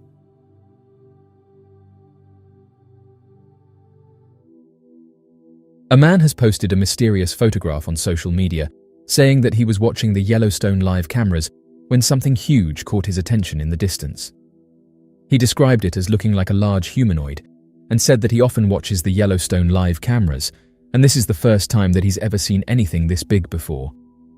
Due to it being humanoid in shape, he quickly decided to take a screenshot, as the Yellowstone cameras work by refreshing roughly every 30 seconds. As he scanned the live camera footage, his keen eye caught a movement in the distance, a dark shape weaving between the towering trees and dense undergrowth. At first, he dismissed it as a trick of the light or a passing animal, but as he went in for a closer look, he could tell that this wasn't the local wildlife. There, unmistakably silhouetted against the backdrop of the forest, stood a towering figure, humanoid in shape, but distinctly different from any known species. The creature's massive frame stood out, and its unmistakable outline bore a striking resemblance to the legendary Bigfoot, a creature of myth and folklore said to inhabit the remote wilderness areas of North America. The man said he wanted to capture photographic proof of the elusive creature before it vanished back into the depths of the forest, and so decided to take a screenshot. As he adjusted the focus and zoomed in on the distant figure, he marveled at its sheer size and apparent strength, dwarfing the surrounding trees with its towering stature. Oddly enough, this isn't the first time that something mysterious has been sighted inside Yellowstone National Park. In the vast and rugged wilderness of Yellowstone National Park, among the towering trees and mist-shrouded valleys, there exists a mystery that has fascinated adventurers and researchers for generations: the elusive and enigmatic creature known as Bigfoot. While skeptics may dismiss the existence of Bigfoot as mere myth or legend, A closer examination of the evidence reveals a compelling tapestry of sightings and encounters that cannot be easily explained away. For decades, reports of Bigfoot sightings in Yellowstone have emerged from the depths of the park's remote forests and rugged backcountry, drawing curious onlookers and intrepid researchers in search of answers. These sightings span a wide range of locations and circumstances, from hikers stumbling upon massive footprints in the mud to campers awakening to the eerie sound of distant howls echoing through the night. One such encounter occurred in the summer of 2019, when a group of backpackers embarked on a multi-day trek through the remote wilderness of Yellowstone's Lamar Valley. As they made their way along the rugged trails, their senses heightened by the pristine beauty of the surrounding landscape, they were suddenly struck by an overwhelming sense of unease. It began with a series of strange noises emanating from the dense undergrowth, a low, guttural growl that sent shivers down their spines and raised the hairs on the back of their necks. As they cautiously approached the source of the sound, their eyes widened in disbelief at the sight before them. A towering figure, nearly 8 feet tall and covered in dark, matted fur, standing amidst the trees. In the fading light of the setting sun, the creature's massive frame cast a long shadow across the forest floor, its piercing eyes glinting with an otherworldly intelligence. For a moment, time seemed to stand still as the backpackers and the creature locked eyes, each silently sizing up the other in a tense standoff. As the tension reached a fever pitch, the creature let out a primal roar that reverberated through the valley, sending the backpackers scrambling for safety. With adrenaline-fueled determination, they raced back along the trail, their hearts pounding in their chests as they struggled to put distance between themselves and the mysterious creature lurking in the shadows. For the backpackers and others who have encountered Bigfoot in Yellowstone, the experience leaves an indelible mark on their psyche, forever altering their perceptions of the natural world and the mysteries that lie within. While skeptics may dismiss such encounters as mere hallucinations or misidentifications of known wildlife, the sheer volume and consistency of eyewitness reports suggest otherwise. Yellowstone's vast and remote wilderness provides the perfect habitat for a creature like Bigfoot to thrive, a place where dense forests, rugged terrain, and limited human presence offer ample opportunity for elusive creatures to remain hidden from prying eyes. And while the scientific community may remain skeptical of Bigfoot's existence, the evidence continues to mount, compelling researchers and enthusiasts alike to explore the depths of the park in search of answers. As of right now, Bigfoot sightings in Yellowstone National Park offer a tantalizing glimpse into the mysteries of the natural world and the creatures that inhabit its remote corners. While skeptics may scoff at the notion of a large humanoid creature lurking in the shadows, eyewitness accounts and compelling evidence suggest that there may be more to the legend of Bigfoot than meets the eye. Throughout the annals of history, spanning countless millennia, ancient cultures across the United States have shared tales of encounters with large humanoid creatures that roam the land. From the towering giants of Native American lore to the legendary Sasquatch of modern folklore, these stories offer a fascinating glimpse into the rich tapestry of myth and legend that has shaped the cultural landscape of the continent. For centuries, Native American tribes have passed down oral traditions that speak of encounters with giant beings who roamed the wilderness long before the arrival of European settlers. These beings, known by various names such as the Sea-Tekar among the Paiute people of Nevada or the Hiawatha giants among the Iroquois of the Northeast, were said to possess immense size and strength, towering over ordinary humans like towering sentinels of the ancient world. One such tale comes from the legends of the Cherokee people, who speak of a race of giants known as the Yunwi Tsunsdi, or Little People, who once inhabited the mountains and forests of the southeast. According to Cherokee legend, these giants were skilled hunters and warriors who possessed supernatural abilities and wielded great power over the natural world. Similarly, the legends of the Choctaw people tell of a race of giants known as the Nalusa Falaya, or Long Black Being, who were said to inhabit the remote wilderness of the southeast. According to Choctaw tradition, these giants were fearsome creatures who stood taller than the tallest trees, their dark forms blending seamlessly with the shadows of the forest as they moved silently through the night. As European settlers began to push westward across the continent, encounters with large humanoid creatures continued to be reported, albeit under different names and guises. In the dense forests and rugged mountains of the Pacific Northwest, tales of the Sasquatch, or Bigfoot, have been a mainstay of Native American and settler lore for centuries. According to eyewitness accounts and Native American legends, Sasquatch is described as a large, ape-like creature standing between 6 and 10 feet tall, covered in dark fur and possessing immense strength and agility.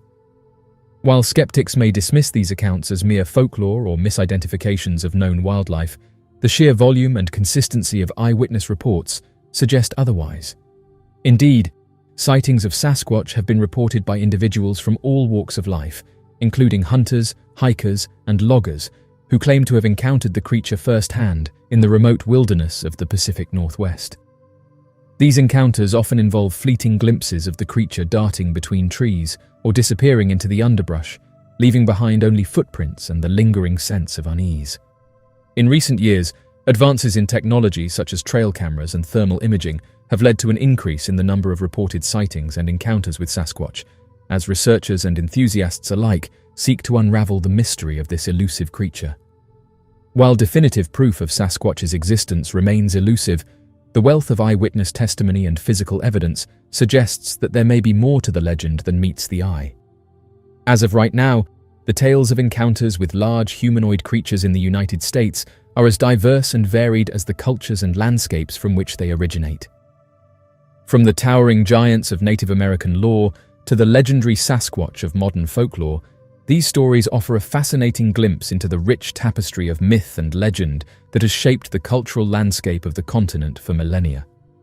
While skeptics may dismiss such tales as mere fantasy or exaggeration, the sheer volume and consistency of eyewitness reports suggest that there may be kernels of truth hidden within the depths of these ancient legends, waiting to be unearthed by intrepid explorers and researchers alike.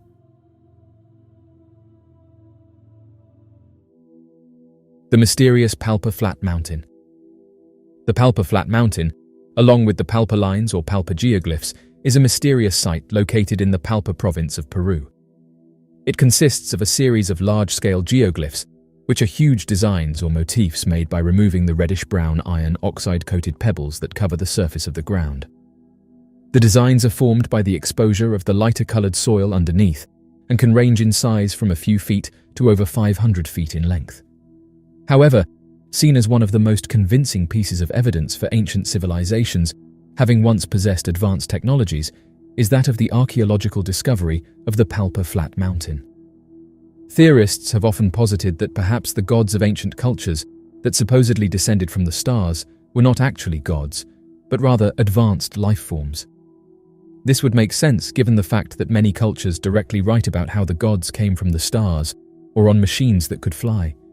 Interestingly, various civilizations talk about ancient beings descending from the sky, with amateur researchers saying that this evidence is documented across various different cultures and civilizations. Interestingly enough, the ancient Nazca tribes also seem to hold a similar belief to their religion, and the evidence in the area only shows this further, that it could very well be the case. As many different pilots flew over the area of the ancient tribes, a surprising discovery was made in regards to what they could see from the sky. Lines drawn out in the desert were made visible from the sky that appeared to be created over many miles of distance. In fact, the lines were detailed images and navigation trails that would have helped possible aircraft find areas to land and travel to. This was made only more interesting, as located nearby these large creations is that of the Palpa Flat Mountain. Located on the Palpa Flat Mountain is a completely flat mountainside, as if flattened down by vast ancient technologies. This is made more peculiar, as it seems to be the only flat mountain in the region, with a top that looks artificial cut from its base. Located on this flat top are lines and creations that pilots have often mistaken for a landing strip for aircraft.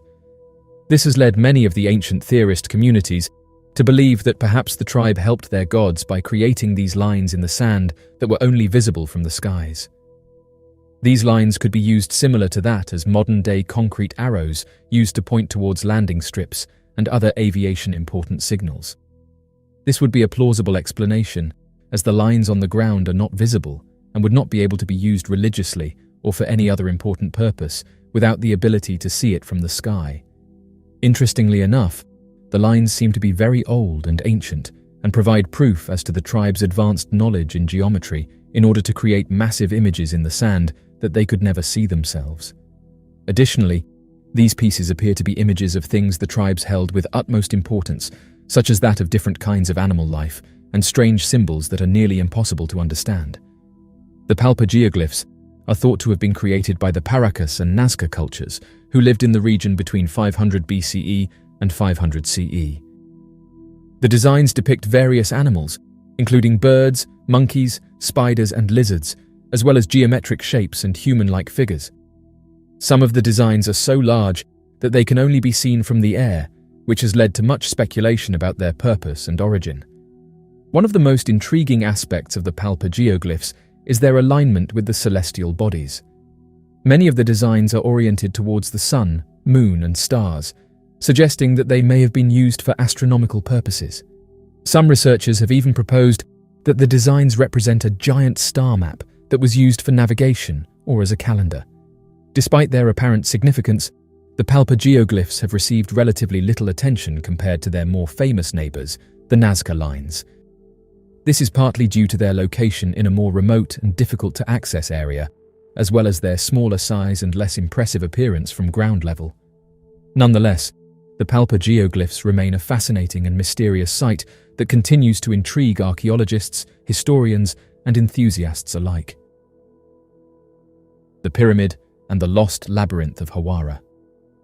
The magnificent structure known as the Pyramid of Hawara is credited to Pharaoh Amenemhat III, who ruled during the 12th dynasty in ancient Egypt. Situated approximately 9 kilometers to the east of the Fayum oasis, this architectural marvel stands as a testament to the advanced civilization and architectural prowess of the ancient Egyptians. Amenemhat III ascended to the throne as the 6th pharaoh during the 12th dynasty of the Old Kingdom. The Black Pyramid, known as the Hawara Pyramid, deviates from the typical construction style of the famous Giza pyramids. Constructed using brick stones and covered with a limestone coating, the Pyramid of Hawara stands out due to its unique materials and design approach. Its distinct characteristics set it apart as a significant architectural marvel in ancient Egypt. The Pyramid of Hawara, in its original state, stood as a grand monument soaring up to a height of 58 meters. Featuring a remarkable symmetry, each side of its colossal base spanned approximately 100 meters. This architectural marvel, located in Egypt, captivates visitors with its sheer size and historical significance. The primary significance of this archaeological site does not solely lie in the pyramid's structure. Beneath the seemingly ordinary sands lies a hidden gem that has the potential to be deemed as one of the most pioneering architectural complexes in Egypt, the mysterious Labyrinth of Hawara. In 2008, a significant archaeological revelation unveiled the existence of what was referred to as a missing labyrinth concealed below the foundations of the renowned Hawara Pyramid. Herodotus, the renowned ancient historian, delved into the depths of awe and wonder in his renowned book when he encountered a remarkable megalithic construction that left him utterly perplexed. Herodotus, a renowned historian, along with ancient Egyptian folklore, asserted that the strange construction boasted an abundance of chambers, shrouded in mystery and intrigue. For centuries, these fabled rooms remained the subject of skepticism and disbelief, mere figments of imagination, until their tangible existence was unveiled through archaeological excavation. The lost labyrinth of Egypt, much like Göbekli Tepe, stands out as an extraordinary ancient site waiting to be unearthed. This intriguing historical location harbors immense secrets from the past that are yet to be revealed through excavation. Centuries ago, historical accounts penned by renowned figures like Strabo and Herodotus shed light on a mysterious subterranean network of interlinked chambers. These ancient scholars not only documented, but also physically explored and narrated the tales of the famed labyrinth, a remarkable structure that eventually faded away.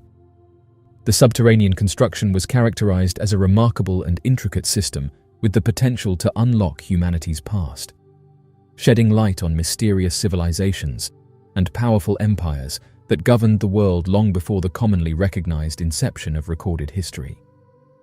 This hidden network of passages and chambers is believed to contain significant clues and revelations that could revolutionize our understanding of the ancient world.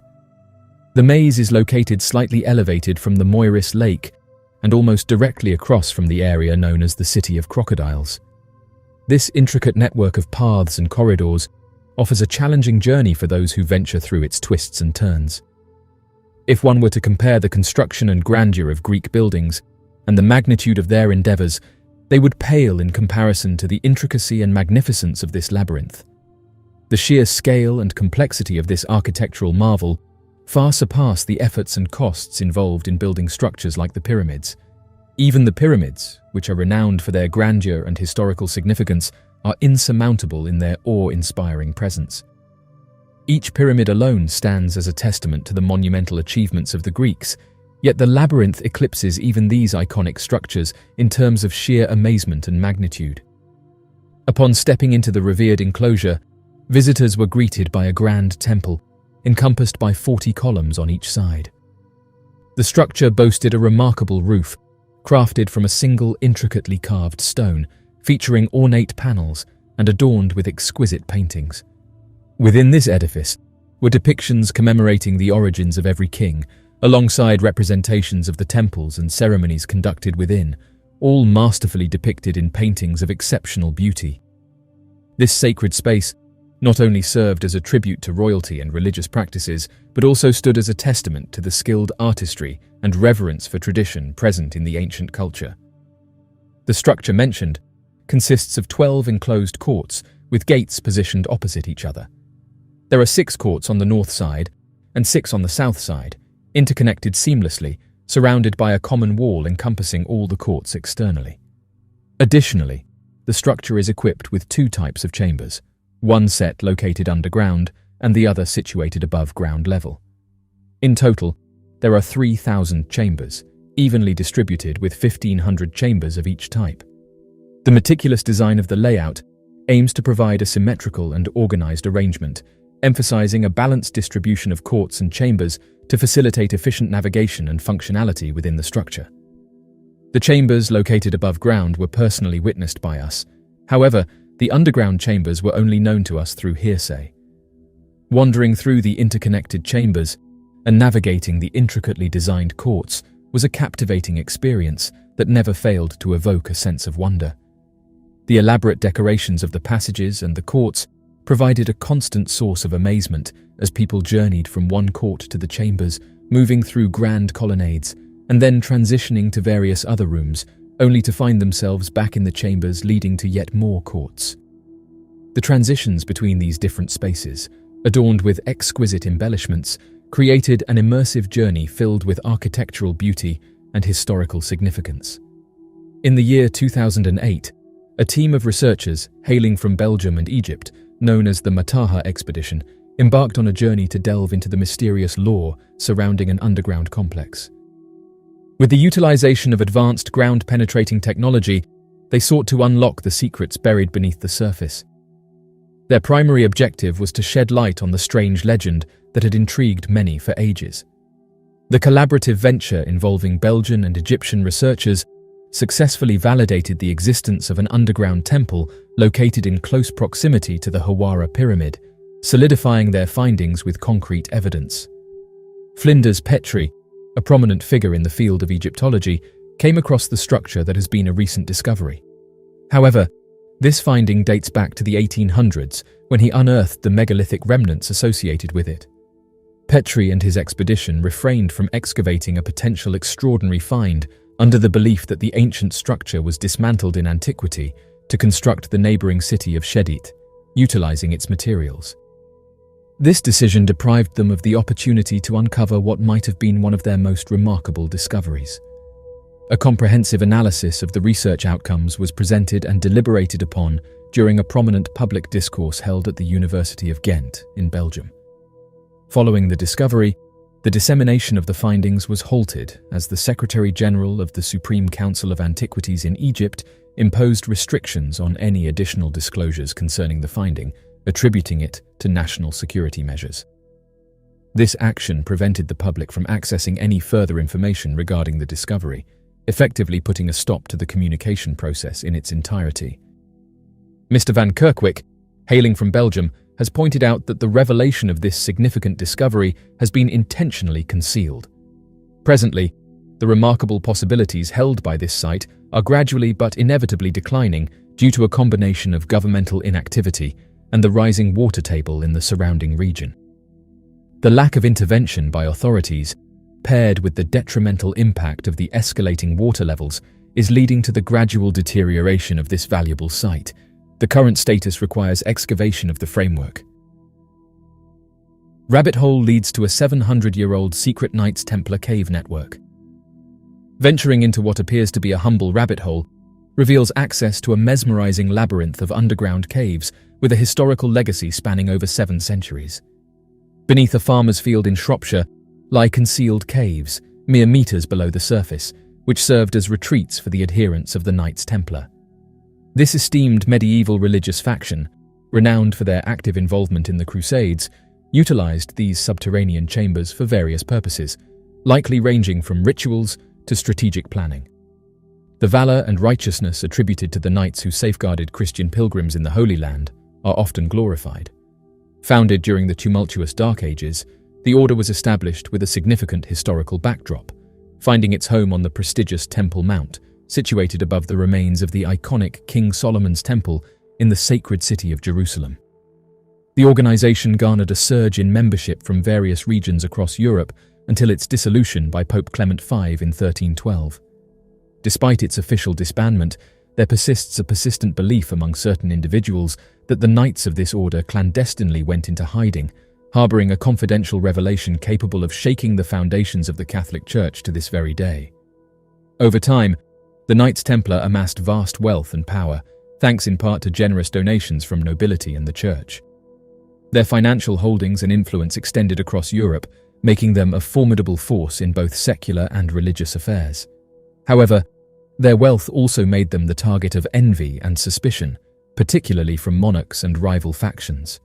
The Templars were rumored to possess vast treasures and sacred relics, including the Holy Grail and the Ark of the Covenant. The idea of hidden Templar riches continues to capture the public imagination, inspiring countless quests and expeditions in search of lost treasures.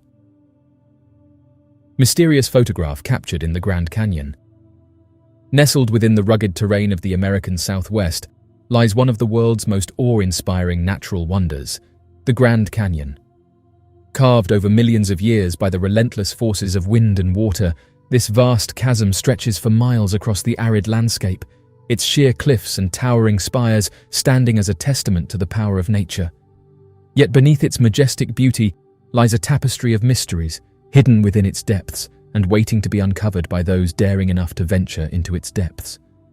One user unveils a mysterious photograph captured by his uncle during the 1980s, and it stands out as one of the eeriest tourist pictures ever taken. The spectral photograph showcases an uncanny figure resembling an extraordinarily tall, extremely pale, and immensely unsettling bald man cloaked in darkness. The mysterious presence of this dark entity looms within the foliage, seemingly keeping a vigilant watch over a tourist teetering perilously close to the brink of the Grand Canyon. This strange image evokes a sense of foreboding and mystery that transcends mere curiosity, prompting deep contemplation about the supernatural forces that may inhabit our world, hidden from plain sight. Amidst the breathtaking backdrop of the Grand Canyon, the juxtaposition of the ethereal dark man against the natural wonder of the landscape creates an atmosphere of eerie intrigue that captivates the imagination. This Reddit user revealed that his uncle and companions embarking on a road trip made a spontaneous decision to halt at a canyon for a brief photo session. Engaged in capturing picturesque moments, they believed themselves to be the exclusive visitors in that secluded area of the canyon during that period.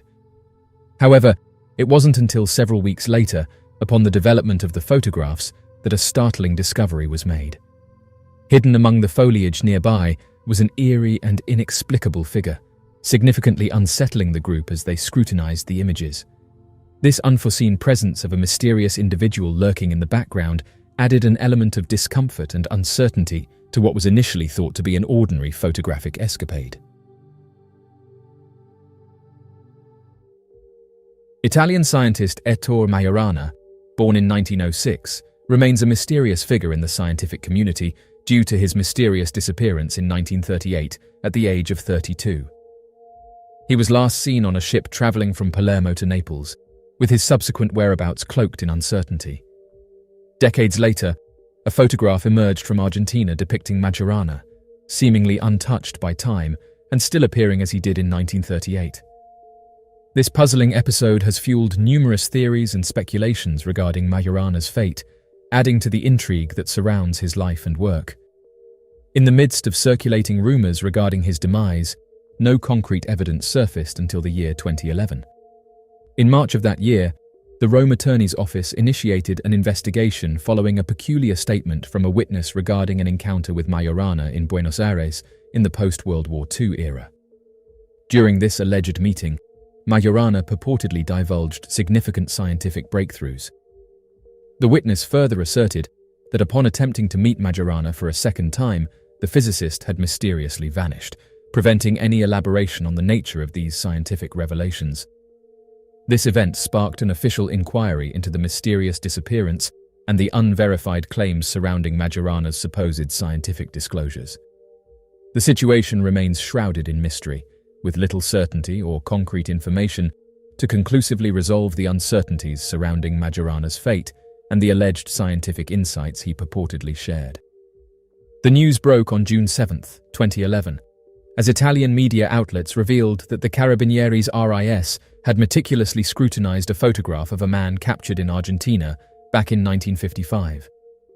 They uncovered a staggering 10 striking resemblances between the features of this man and Ettore Majorana. Remarkably, Majorana had disappeared nearly 20 years prior to the date of the photograph. What puzzled many was the apparent lack of aging in Majorana's appearance. He seemed to retain an almost identical youthful countenance in images taken both in 1938 and 1955. Notably, the Carabinieri refrained from offering any commentary on this curious phenomenon of Majorana's seemingly ageless visage, leaving many questions unanswered. This intriguing revelation not only sparked widespread speculation, but also added another layer of mystery to the strange disappearance of Ettore Majorana, the brilliant Italian physicist. Ettore Majorana, a distinguished scientist known for his expertise in multiple disciplines such as engineering, mathematics, and theoretical physics, particularly focusing on neutrino masses. He is credited with the formulation of the Majorana equation and the discovery of Majorana fermions, both of which bear his name. Majorana's contributions to the field of physics. In 1937, Majorana theorized the existence of a unique particle that possesses the properties of both matter and antimatter, which he believed could stably exist in nature. Typically, in our daily encounters, we encounter matter, an abundant substance in our known universe, and its counterpart, antimatter, which is considerably rare. When matter and antimatter come into contact, they undergo a process of annihilation, resulting in their mutual destruction and conversion into pure energy. In a peculiar turn of events, was there an instance where he engaged in an unconventional experiment that seemingly caused him to vanish in a burst of energy, only to surprisingly materialize again, instantaneously, 2 decades later. Rumors have circulated persistently regarding his vanishing, ever since the precise moment he did not disembark from the vessel he was observed boarding in March of 1938. This mysterious disappearance has generated speculation and conjecture over the years, capturing the curiosity of both the public and investigators alike. In the intricate puzzle surrounding the mysterious disappearance of Majorana, a crucial detail emerges: the step he supposedly took onto a boat before vanishing into the unknown. Nevertheless, even this seemingly concrete fact is enveloped in controversy and uncertainty. Some conjecture that Majorana cunningly orchestrated the placement of a decoy onto the boat as a diversion tactic.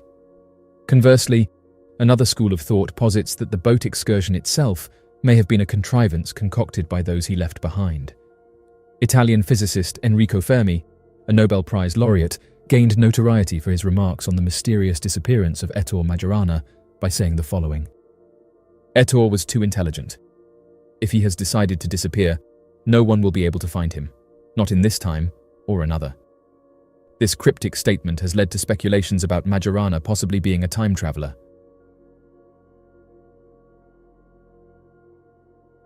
Iona Visc. It was the 17th of July 2010 in Spot, Poland. In the early morning light, 19-year-old Iona Visc makes a final call to her friend Adria. Earlier that night, the girls were out celebrating their completion of high school, attending a party not far from their home. Adria convinced Iona to leave and continue their partying at a nearby nightclub, Dream Club. Not long after midnight, they arrived at the club, along with 3 of Adria's male friends, Paul, Adrian and Mark. After an argument with the men, Iona stormed out, determined to walk the almost 4 miles home. Texts from her phone indicate she was angry her friend did not follow her out of the club after the argument. There were several calls made to Adria. The last one occurred at around 4 a.m, in which Adria had apologized for the incident at the club. Iona confessed she wasn't in a state to be seen at home, still drunk from all the partying. Adria informed Iona she would leave her keys outside of her apartment if she wanted to come to stay with her. CCTV easily tracked Ivona's path, having been seen on several different cameras. Barefoot and alone, she headed towards the neighborhood that she and Adria lived in. Needless to say, Iona never arrived. Later that day, after awakening and finding her keys where she had left them, Adria contacted Ivona's family to check that she had made it home. Although she was reported missing, authorities claimed Iona was capable enough to make it home and could have stayed at another friend's house. It was a week before the disappearance of Iona was taken seriously. During the last few seconds of the video captured of Iona, a man was seen walking behind her. He was possibly the last known person to see her alive. Even though his picture and sketches were widely circulated, no one ever stepped forward claiming to be the man. And he was never identified. In 2014, Adria and one of the men from the club were interviewed regarding the disappearance. Although both of them corroborated the time Iona left the club, neither of them could maintain eye contact with the camera. And though they seemed to remember the time of her leaving, not one of them could remember what the argument was about. This strange behavior has led some to believe that perhaps Adria and the men know more about her disappearance than they were telling. In Poland, Iona's disappearance has not faded away. Some 12,000 pages on a forum remain active searching for Iona, sharing pictures of her and asking for someone to step forward. Some fear she has been sold into human trafficking. Even with hundreds of people from the area interviewed, no sign of Iona has ever turned up. The disappearance of Erin Marie Gilbert. Unfortunately, not all who get lost are found. This was the case with Erin Marie Gilbert, a 24-year-old girl who disappeared after leaving a first date on July 1st, 1995. Erin, who would now be about 49 years old, was 5'5", 145 pounds, with brown hair and hazel eyes. It was her sister Stephanie who first reported that Erin had gone missing after a night out on what was supposed to be a date at the Girdwood Forest Fair. Erin had moved from San Francisco, where she lived with her father, to Alaska, where she stayed with her sister Stephanie and her husband and 2 children. By the time that she went missing, she had been living with them for about a year. The night of Erin Marie Gilbert's disappearance, she was picked up by a young man by the name of David Combs, a man whom she'd met at a bar just a few nights before. When he came to pick her up, he was wearing sunglasses, a detail that Stephanie later recalled when speaking to officers and reporters. Before the 2 of them left, Stephanie's older son, who was 4 years old, suggested that his aunt Erin take a cell phone with her. However, Erin decided not to and left with David Combs. Erin and her date drove an hour to the Girdwood Forest Fair. Witnesses recalled seeing them at a beer garden until around 6 p.m. when they left together. David Combs, who was later interrogated about Erin's disappearance, told the rest of the story, that when the 2 walked to his car, it turned out that it was not starting. He left Erin with the car, telling her he would walk to a friend's house to find help. After 2 hours of walking, however, he did not find the house and returned to his car alone, with Erin gone. David Combs told authorities that he thought she had just gone back to the fair. When he tried the car this time, it worked. and he then decided to go back and search for Erin until around 1 a.m. However, he did not call Stephanie about it until 7 a.m., which was odd.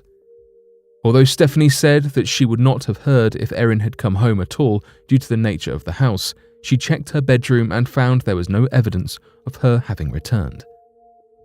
Police and investigators continued to search for her, as did the family. They went back to the fair to search for her, but nothing was found. Now, over 2 decades later, there is still no new information regarding Erin Marie Gilbert's disappearance. Although the family is no longer convinced that she may still be alive, they are still searching for answers. Robert Horan's disappearance. He has been missing for a decade, leaving his heartbroken wife and family with no answers and nothing to do but wonder at what might have happened to their beloved husband and father. Horan went missing on April 8, 2011, after leaving for work in the family's Chevrolet Cavalier. However, when he never returned from work that evening, his wife Tara immediately knew that something must have gone horribly wrong. Robert was fiercely devoted to their daughter and would never have left her, not to mention the fact that he took the life-saving heart medications and would have had to have taken them with him if he had intentionally left his family.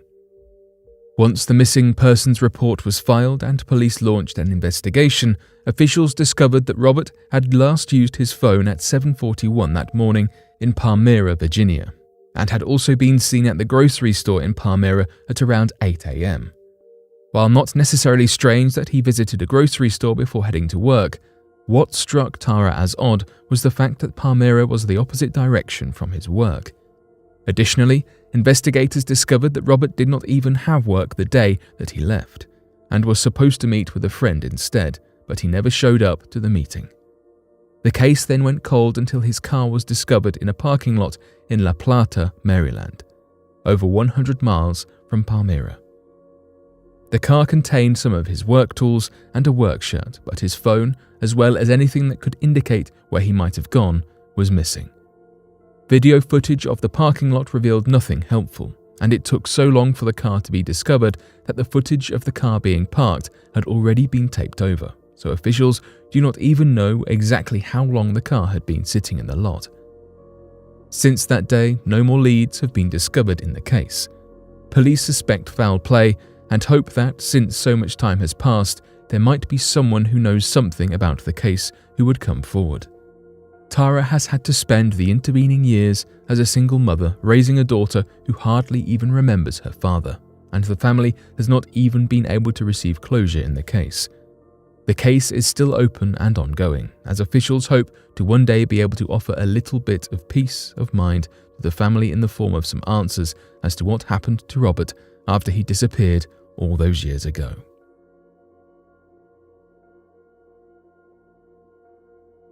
The 13-year-old's car discovery.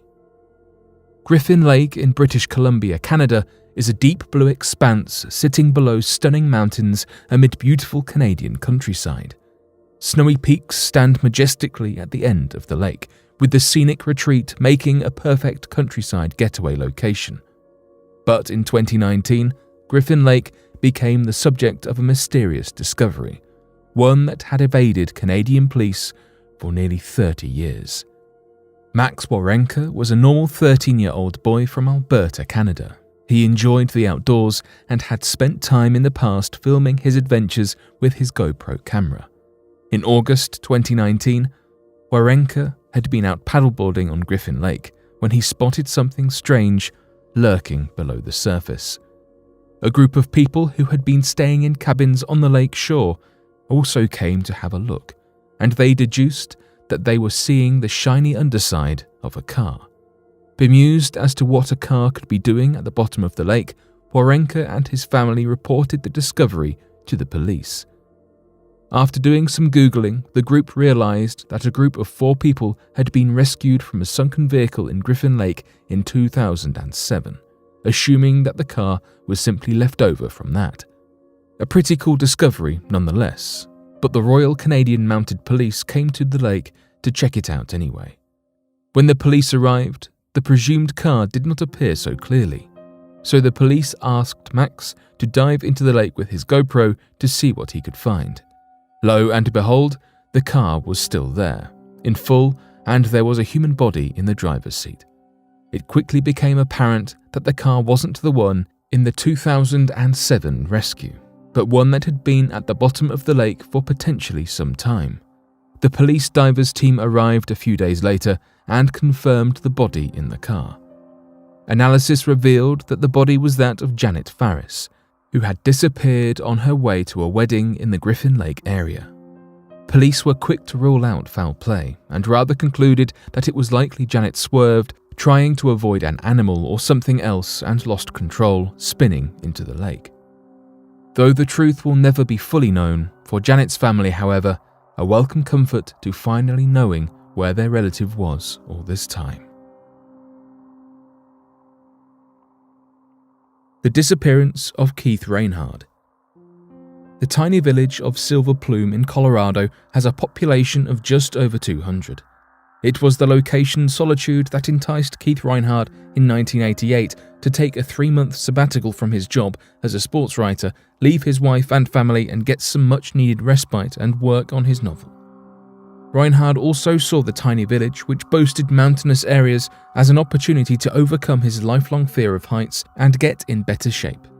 When he arrived in Silver Plume, he leased a small shop to sell antiques and photographs to maintain him financially. It was then that Reinhard learned about the previous owner of the shop, a man called Tom Young, who on July 31st of the previous year went for a walk with his dog and never returned. A month into Reinhard's stay at Silver Plume, the bodies of Young and his dog were found propped against a tree in the wilderness. Both had been shot dead. Since Young had purchased a gun several days before he disappeared, the police ruled that Young had shot his dog and then committed suicide. However, local villagers who had known Young disputed the conclusion that Young would ever hurt his beloved dog.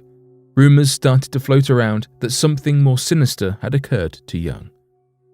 Reinhard was taken by the case and the similarities between himself and Young. Not only had they both at one point owned the same store, but if Young had killed himself, then both were going through troubled times.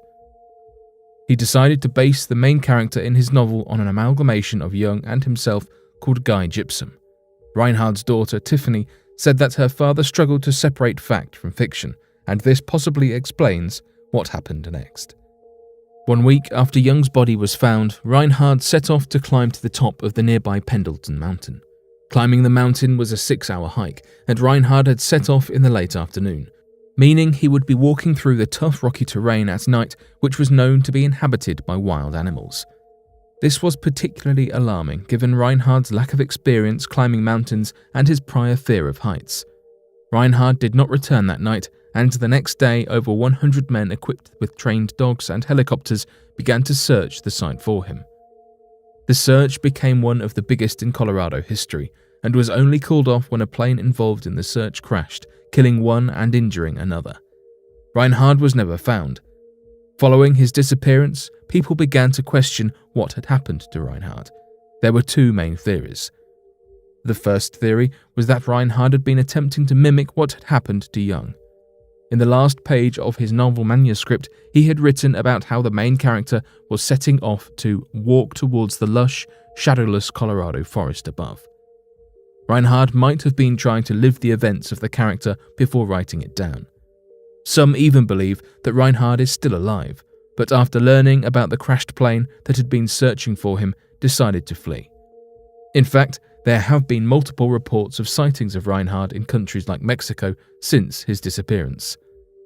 The second theory is that Reinhard was a victim of foul play.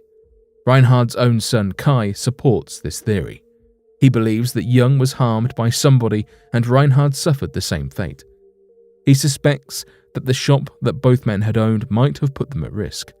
Others argue that if Young had been killed, the person who killed him would view Reinhard and his interest in Young as a threat, so would want to cause him harm.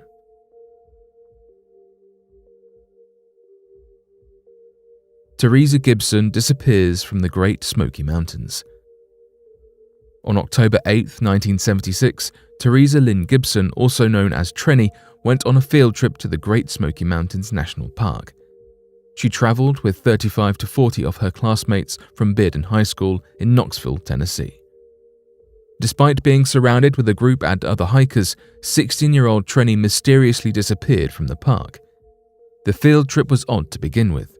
There were almost 40 students, yet only one teacher to supervise them, plus the bus driver. According to some students, they were not even informed of their field trip destination until they arrived at the park. Only then did they find out that they would be hiking about 1.8 miles from Clingman's Dome to Andrews Bald, and then returning to the Forney Ridge Trail. When students began their hike, they split up into smaller groups based on their walking speed. Throughout the day, Trenny walked at different paces with various groups of classmates. However, at some point in the afternoon, she mysteriously vanished. She was last seen by classmates near Clingman's Dome at 3 p.m. They were hiking along a fairly steep trail with thick vegetation and sudden drop-offs. Apparently, she glimpsed something on the right side of the trail and left the path. That was the last time anyone saw her. Rescue teams began searching for her in the late afternoon. The weather and fall foliage made it difficult for search and rescue to use helicopters and inspect the trail. Instead, they used tracking dogs to pick up her scent. There were around 6 teams of bloodhounds and German shepherds that searched and picked up her scent near the juncture of the Clingman's Dome Trail and the Appalachian Trail. They followed her scent past Clingman's Dome Tower up until 1.5 miles from Newfound Gap. The scent then disappeared along the roadside. Multiple theories have arisen, and suspects investigated. Some believe Trenny was in Clingman's Dome observation tower while the initial search was being conducted because it was never inspected. Once the searchers left, she travelled to the roadside where she got into a car, either voluntarily or against her will. There are some reports of cigarettes and beer cans found along the roadside.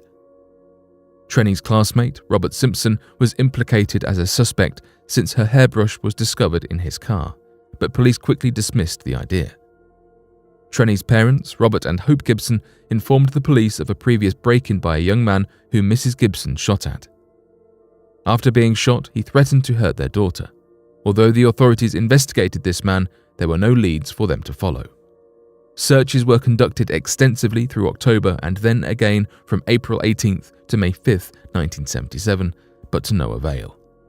Searches resumed in 1981 as well, but they never found anything.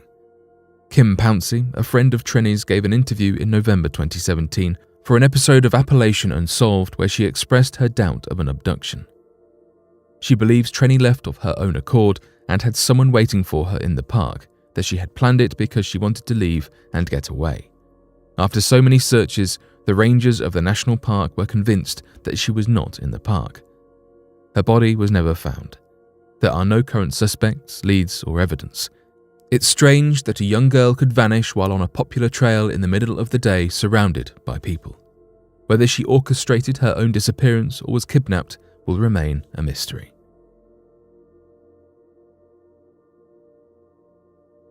The disappearance of Jared Negrete. Jared Negrete was a 13-year-old Boy Scout who has not been seen since July 19, 1991, when he was separated from his troop of climbers in the San Bernardino National Forest. Tragically, the expedition was Negrete's first overnight backpacking trip with the Boy Scouts. As an inexperienced climber and described as being slightly overweight, climbing to the summit of the 11,500-foot mountain was a tough task. Negrete grew tired at about 1,000 feet from the top and was told to remain behind while the others completed the hike. However, when the troop returned, Negrete was nowhere to be seen. The troop leader immediately led the 5 other scouts back to the base camp and then hiked about 5 miles in the dark to get help. A massive search was launched, consisting of San Bernardino County Sheriff's deputies and rescue teams from as far away as Sierra Madre and San Dimas. They searched the 130 square mile area of San Gorgonio Wilderness and on the 3rd day focused their search on a 6 square mile area where one of Negrete's footprints was discovered. In this area, searchers also uncovered beef jerky and candy wrappers they believed to have belonged to Negrete. The most interesting discovery, though, was Negrete's camera. On the camera, there were 12 snapshots. All but one were landscape shots. However, the final image was a close-up self-portrait of Jared, showing only his nose and eyes. The photograph had been taken using flash photography, and Negrete appeared terrified in the image. Some have even claimed to see a pair of eyes behind Negrete, as if he was using the camera to scare off a threat. It is believed that Negrete lost his life by succumbing to the elements or by suffering a fall down the mountain. But over 30 years later, there are no traces of remains of the boy, and Negrete's final moments remain unanswered. Stuart Isaac disappearance. Stuart Isaac disappeared in Yellowstone National Park on September 24, 2010. Stuart Isaac was a 48-year-old family man, native of the Republic of Palau in the Pacific. On September 6, 2010, he set out to enjoy a cross-country trip to Yellowstone National Park. He drove approximately 32 hours from his Burtonsville, Maryland home and began his solo camping trip. The last contact he made with his family was a simple note that he left, informing them of his planned trip. Isaac spent several weeks away from home, and it was not until September 24th that he was determined to be missing. We know that, on September 26th, Isaac's black 2009 Lexus was parked at Craig Pass without a single hiking trail nearby. His car was found by the National Park Service during a routine patrol of the area. The car, which sported a vanity license plate reading Belek, was unlocked with the keys inside it. Whether Isaac had been the one to park the car here, or if he was even in the vehicle at this time, is entirely unknown. Craig Pass, where the vehicle was located, is a rather odd place for any car to be parked. Standing at an awe-inspiring elevation of 8,262 feet, it serves as a mountain pass on the Continental Divide. Located roughly 8 miles east of the Old Faithful Geyser, it is rather far from any moderately trafficked route on the Yellowstone National Park's Grand Loop Road. This unusual finding is what prompted local authorities to determine that Isaac was indeed missing. Upon finding Isaac's vehicle, a large-scale search ensued immediately. Authorities determined that Isaac could have been lost for a total of 20 days when the car was finally located, considering that no spotting of him had been reported since September 6th. The National Park Service enlisted the surrounding sheriff's departments and the California Air National Guard to assist in the search.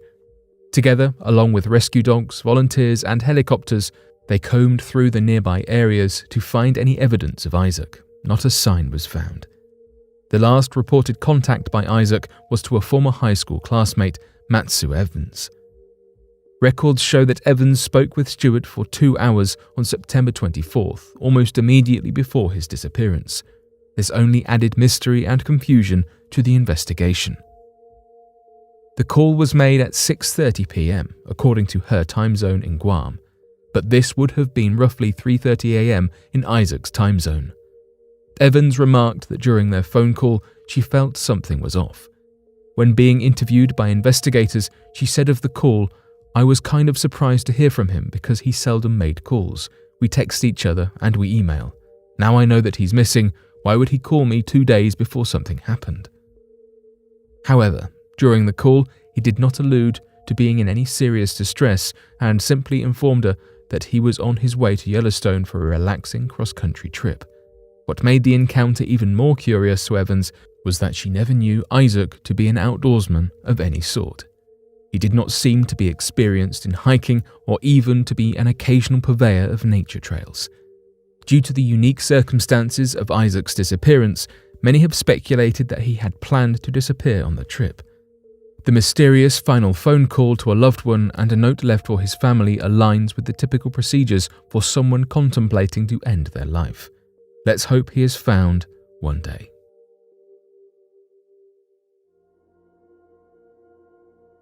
Sandra Johnson Hughes' disappearance. Sandra Johnson Hughes disappeared into the Sierra National Forest, located on the western slope of central Sierra Nevada in central California. She was last seen entering the Johnson Meadows on July 4, 2020. An extensive search ensued following her disappearance, but only more mystery was uncovered. Hughes was 54 years old when she moved from Hawaii to California a month before her disappearance. She began planning her camping trip as a way to enjoy nature and escape the confines of her home during everything that's currently happening. Before her trip, she was extensively trained in managing the wilderness as she trained to be a park ranger in college, making her disappearance all the more curious. Her family reported that they had last heard from her on June 26th. The search began on July 5th after Hughes's belongings were found in peculiar disarray.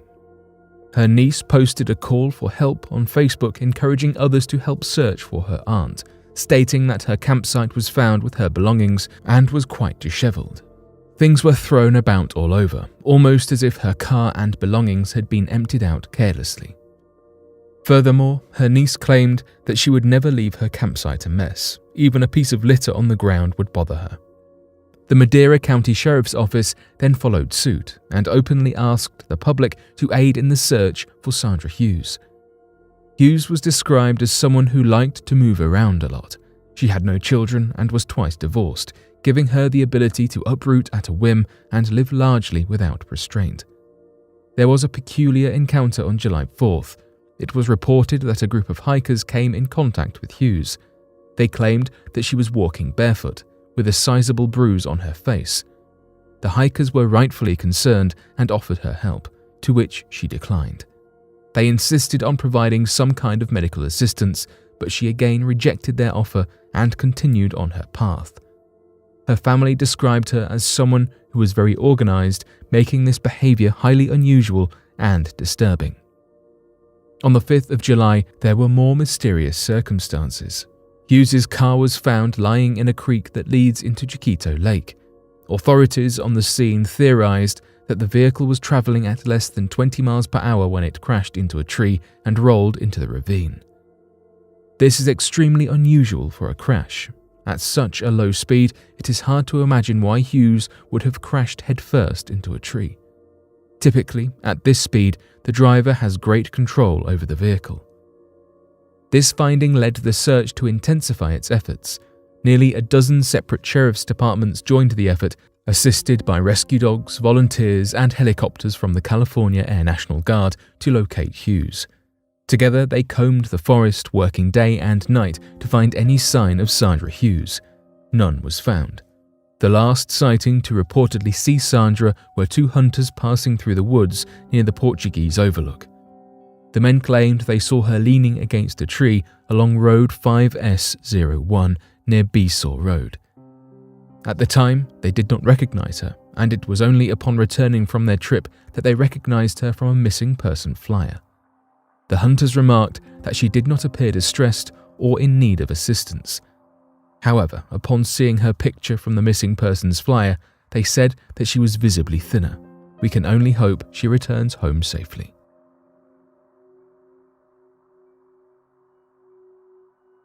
The unsolved disappearance of Bessie and Glenn Hyde. On November 18, 1928, Bessie and Glenn Hyde set out for their extended honeymoon, where they planned to float down the rapids of the Colorado and Green Rivers for a few weeks. They said goodbye to Ellsworth and Emery Kolb, two brothers that were also spending time in the area. The couple departed on their boat to begin their exciting adventure, but they were never seen again. It has been nearly 100 years since the Hydes embarked on their honeymoon and mysteriously vanished. Colorado River guides still tell ghost stories about the couple's disappearance when sitting around campfires, because no one knows what happened to them. Although they were on an adventure honeymoon, it didn't take long for their family to notice that something was wrong, and then soon contacted the authorities. Glenn's father launched a search on December 6th. They were not even considered overdue at their final destination in Needles, California, but his father somehow knew that something was wrong. On December 19th, their flat-bottomed boat was abandoned and discovered floating in the river by a search plane. It was discovered about 3 weeks after their initial disappearance and was located around River Mile Marker 226. The boat was in perfect working order, with no signs of destruction or overturning. There were also no clues signaling what could have happened to the couple. Interestingly enough, the Hyde's gear and supplies were still found aboard the boat, securely strapped in and undisturbed. Authorities even found a camera on board with their last picture taken around River Mile 165 around November 27th. Search teams and investigators had trouble with this case because there were no signs of disturbance, technical difficulties, violence, or tracks leading away from the river. It was as if the couple simply vanished into thin air.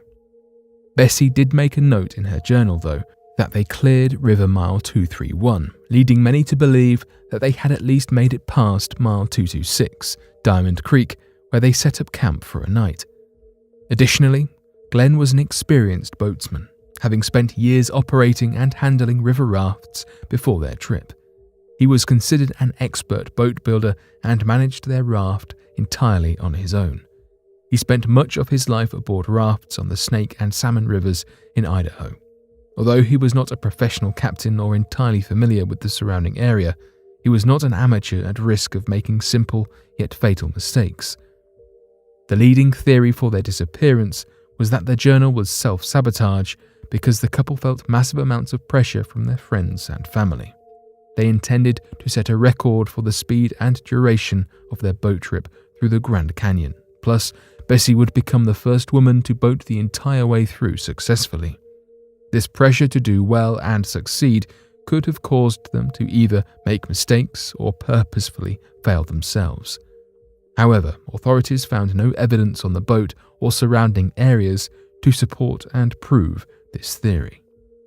One historian believes that they were most likely swept overboard when their boat hit one of the many submerged rocks in the rapids that lie near Mile 232. The granite rocks often capsize and damage ships, causing many accidents every year. The Hyde's boat, however, shows no sign of distress or damage from stones. In 1971, an older woman was sitting with a group of rafters in the Grand Canyon and announced she was the long-lost Bessie Hyde, having escaped the canyon after taking the life of her abusive husband, Glenn.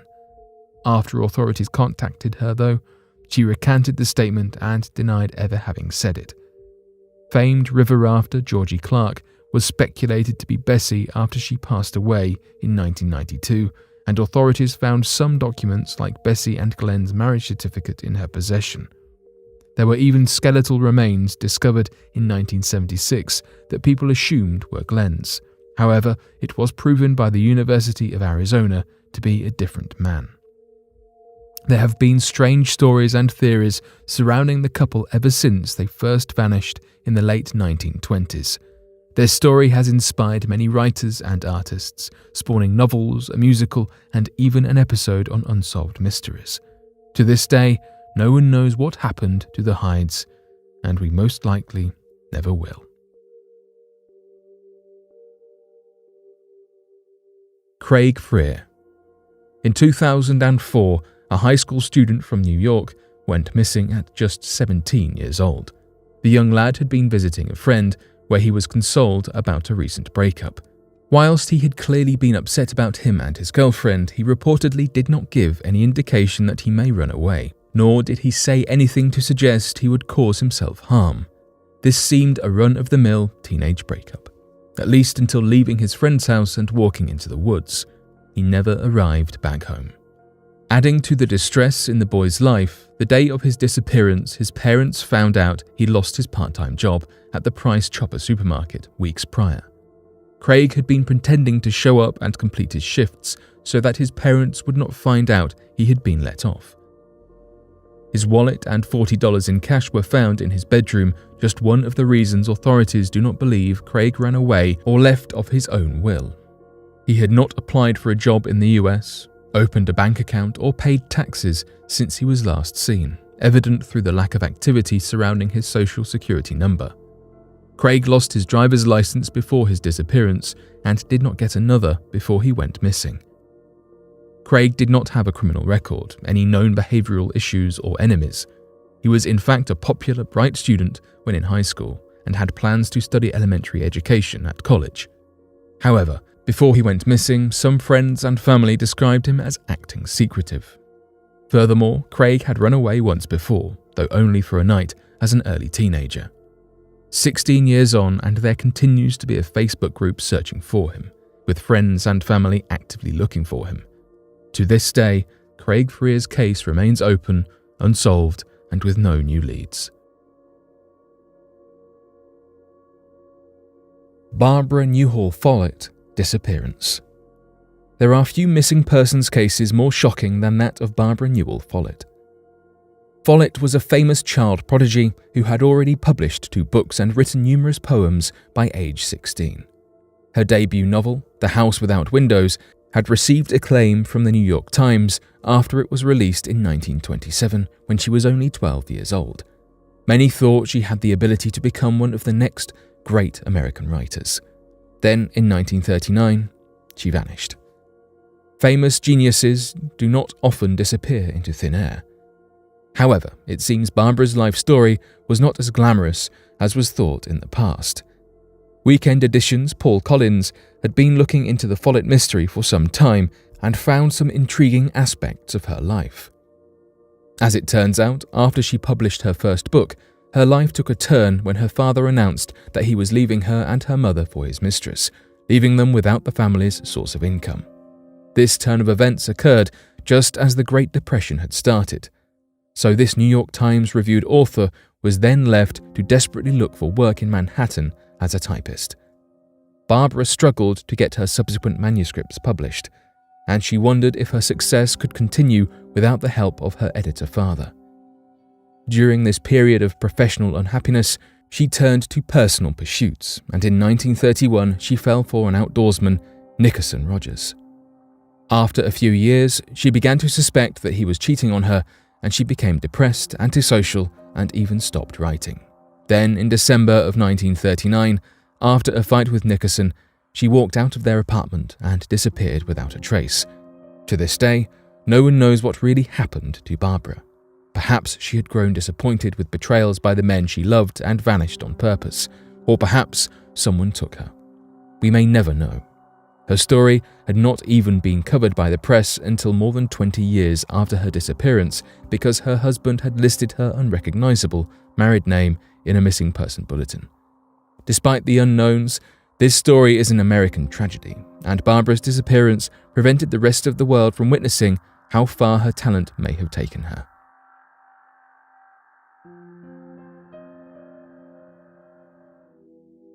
The mysterious Skinwalker Ranch, nestled in the Winter Basin of Utah, has long been shrouded in mystery and intrigue. Renowned for its reported paranormal phenomena, including UFO sightings, strange creatures, and unexplained lights, the ranch has captured the imagination of researchers and enthusiasts alike.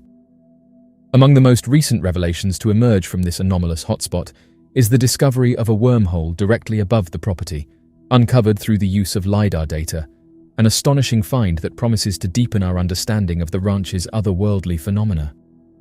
The story begins with the team of researchers and scientists who are currently based at the property, drawn to Skinwalker Ranch by its reputation as a hotbed of paranormal activity. Armed with state-of-the-art technology and a relentless curiosity, they embarked on a mission to unravel the mysteries concealed within its sprawling acres. Among their arsenal of tools was LiDAR, light detection and ranging, a remote sensing method that uses laser pulses to measure distances to the Earth's surface, capable of penetrating vegetation and other obstacles to reveal hidden features with unparalleled precision.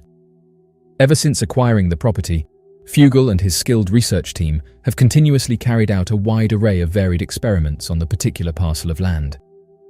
This land has attracted considerable interest and forms the focal point of the well-known TV series, The Secret of Skinwalker Ranch, which airs on the History Channel. The investigations undertaken delve deeply into the mysteries and anomalies surrounding the area, with a primary focus on uncovering the truths hidden within its mysterious landscape. The rigorous and persistent efforts of the team aim to shed light on the unexplained phenomena that have captured the imaginations of both the scientific community and the general public. In the compelling third season of the series, the entire ensemble, under the guidance of ranch manager Thomas Winterton, embarked on a captivating endeavor aimed at revealing the mysteries concealed beneath the vast and illustrious Mesa Formation. This ambitious undertaking involved an in-depth exploration of the secrets lying dormant within the imposing geological structure, promising to unveil a treasure trove of hidden wonders and long-held mysteries. During the excavation process carried out within the sturdy hill on the ranch, the team stumbled upon a remarkable event that took them by surprise, a mysterious cavity containing an object that appeared indestructible. This unexpected discovery prompted a thorough investigation into the origins and nature of the enigmatic object found within the void. Enthusiastic to unveil the hidden mysteries contained within, they meticulously extracted a segment of the substance for a more thorough analysis. Their initial examination has sparked intriguing speculations among them, suggesting that the mysterious formation in question might actually be a man-made dome. This captivating discovery has prompted them to delve deeper into unraveling the origins and purpose behind this mysterious structure. The main objective of this interview was to engage in a detailed discussion and thorough examination of the intriguing revelation that had been unearthed. In response to direct inquiries regarding the existence of an unknown entity within the mesa, he replied decisively, asserting the undeniable presence of something unusual or non-native nestled in that geological formation. Upon close examination and thoughtful consideration, it became clear that the object in question stood out as a strange anomaly, defying conventional explanations. In the course of the excavation procedure, picture the team delving profoundly into the hillside, covering a vast distance of hundreds of feet, with the sole aim of retrieving an unusual metallic material. Upon thorough investigation, it became clear that the existence of the object within the hill could not be accounted for by any natural processes. The careful scrutiny of the circumstances revealed a perplexing mystery surrounding the inexplicable appearance of the object in that location. The implication here is quite clear, indicating that the team is confronted with an artificial structure housed within the hill as opposed to a naturally formed occurrence. This suggests a deliberate human intervention or construction rather than a geological or spontaneous development. After thoroughly examining the entire elevated landform known as a mesa on his own, Brandon is utterly perplexed by the intricate details. Embedded within the hill, a clearly man-made structure can be observed at a close distance of only a few hundred feet. The existence of this particular framework triggers numerous inquiries and contributes significantly to the mystery that encircles it. The performance has successfully engaged and invigorated the interest and passion of each team member, fostering a heightened sense of commitment and concentration towards the common goal. During a remarkable scene documented in the prior season, the team was taken aback by a sudden and overwhelming shaking sensation while conducting drilling operations on the plateau. This unexpected event left the crew in a state of astonishment as they grappled with the sheer magnitude of the tremors, which added a sense of urgency and unpredictability to their work. The level of confusion experienced by them was exceptionally deep, to the extent that it rendered them temporarily unable to speak. Thomas elaborated on the crucial obstacle posed by the land's natural sensitivity, emphasizing that this factor has hindered any straightforward attempts to detonate the mesa for excavation purposes, even after the lapse of a considerable period. The intricate nature of the terrain necessitates a cautious approach, taking into account the potential repercussions of such actions on the environment and surrounding ecosystem. Oddly enough, researchers over the years have claimed that a swirling vortex of energy resembling a wormhole has been observed hovering directly above the property. The data captured in recent years has revealed anomalies in the atmosphere, indicative of a highly localized disruption in the fabric of space-time. This anomalous phenomenon, unseen to the naked eye, suggested the presence of a wormhole, a hypothetical tunnel through space-time that connects distant points in the universe. The implications of this discovery were profound. A wormhole, if confirmed, would offer a potential explanation for the myriad paranormal phenomena reported at Skinwalker Ranch. UFO sightings, mysterious lights, and encounters with otherworldly beings could all be linked to the presence of this cosmic gateway, allowing for the possibility of interdimensional travel and communication between disparate realms. Further analysis of the data revealed additional anomalies associated with the wormhole. Distortions in the surrounding landscape, fluctuations in electromagnetic fields, and fluctuations in atmospheric pressure were all consistent with the presence of a wormhole. These findings provided compelling evidence to support the existence of this extraordinary phenomenon and sparked renewed interest in the mysteries of Skinwalker Ranch. One prevailing theory posited that Skinwalker Ranch sits atop a subtle energy pathway that crisscrosses the Earth's surface and is believed to be conduits for paranormal activity. The interaction of these ley lines with the ranch's geological features and electromagnetic fields could create conditions conducive to the formation of a wormhole, allowing for the manifestation of otherworldly phenomena. Others speculated that the wormhole was a byproduct of advanced technology, either terrestrial or extraterrestrial in origin. The possibility of clandestine government experiments involving the manipulation of space-time for military or scientific purposes could not be ruled out. Alternatively, the presence of extraterrestrial visitors drawn to the ranch by its unique energy signature may have inadvertently created the wormhole as they traversed the cosmos. Regardless of its origins, the discovery of the wormhole underscored the need for further investigation into the mysteries of Skinwalker Ranch. With each new revelation, the mysteries surrounding this strange locale deepened, fueling speculation and fascination among researchers and enthusiasts alike. As technology continues to advance and our understanding of the universe expands, the secrets of Skinwalker Ranch may finally be brought to light, unlocking the truth behind its otherworldly phenomena. One of the most enduring mysteries of Skinwalker Ranch is the phenomenon of strange lights that have been reported to dance across the night sky with otherworldly grace. Witnesses have described seeing orbs of light of varying colors and sizes, moving in inexplicable patterns and defying the laws of physics. Some have speculated that these lights may be manifestations of extraterrestrial visitors conducting clandestine operations or observing humanity from afar. Others have suggested that they may be the product of experimental military aircraft or natural atmospheric phenomena, yet no conclusive explanation has been forthcoming. In addition to the mysterious lights, Skinwalker Ranch is also reputed to be home to a variety of cryptids and other supernatural entities. One of the most infamous of these is the Skinwalker itself, a shape-shifting entity of Navajo legend said to possess dark powers and malevolent intent. Reports of encounters with these sinister beings have been recounted by ranch owners and visitors alike, with tales of eerie howls in the night and unnerving encounters in the wilderness. While skeptics dismiss such accounts as mere folklore or exaggeration, those who have experienced the phenomena firsthand attest to their authenticity, leaving many to wonder what other secrets the ranch may hold.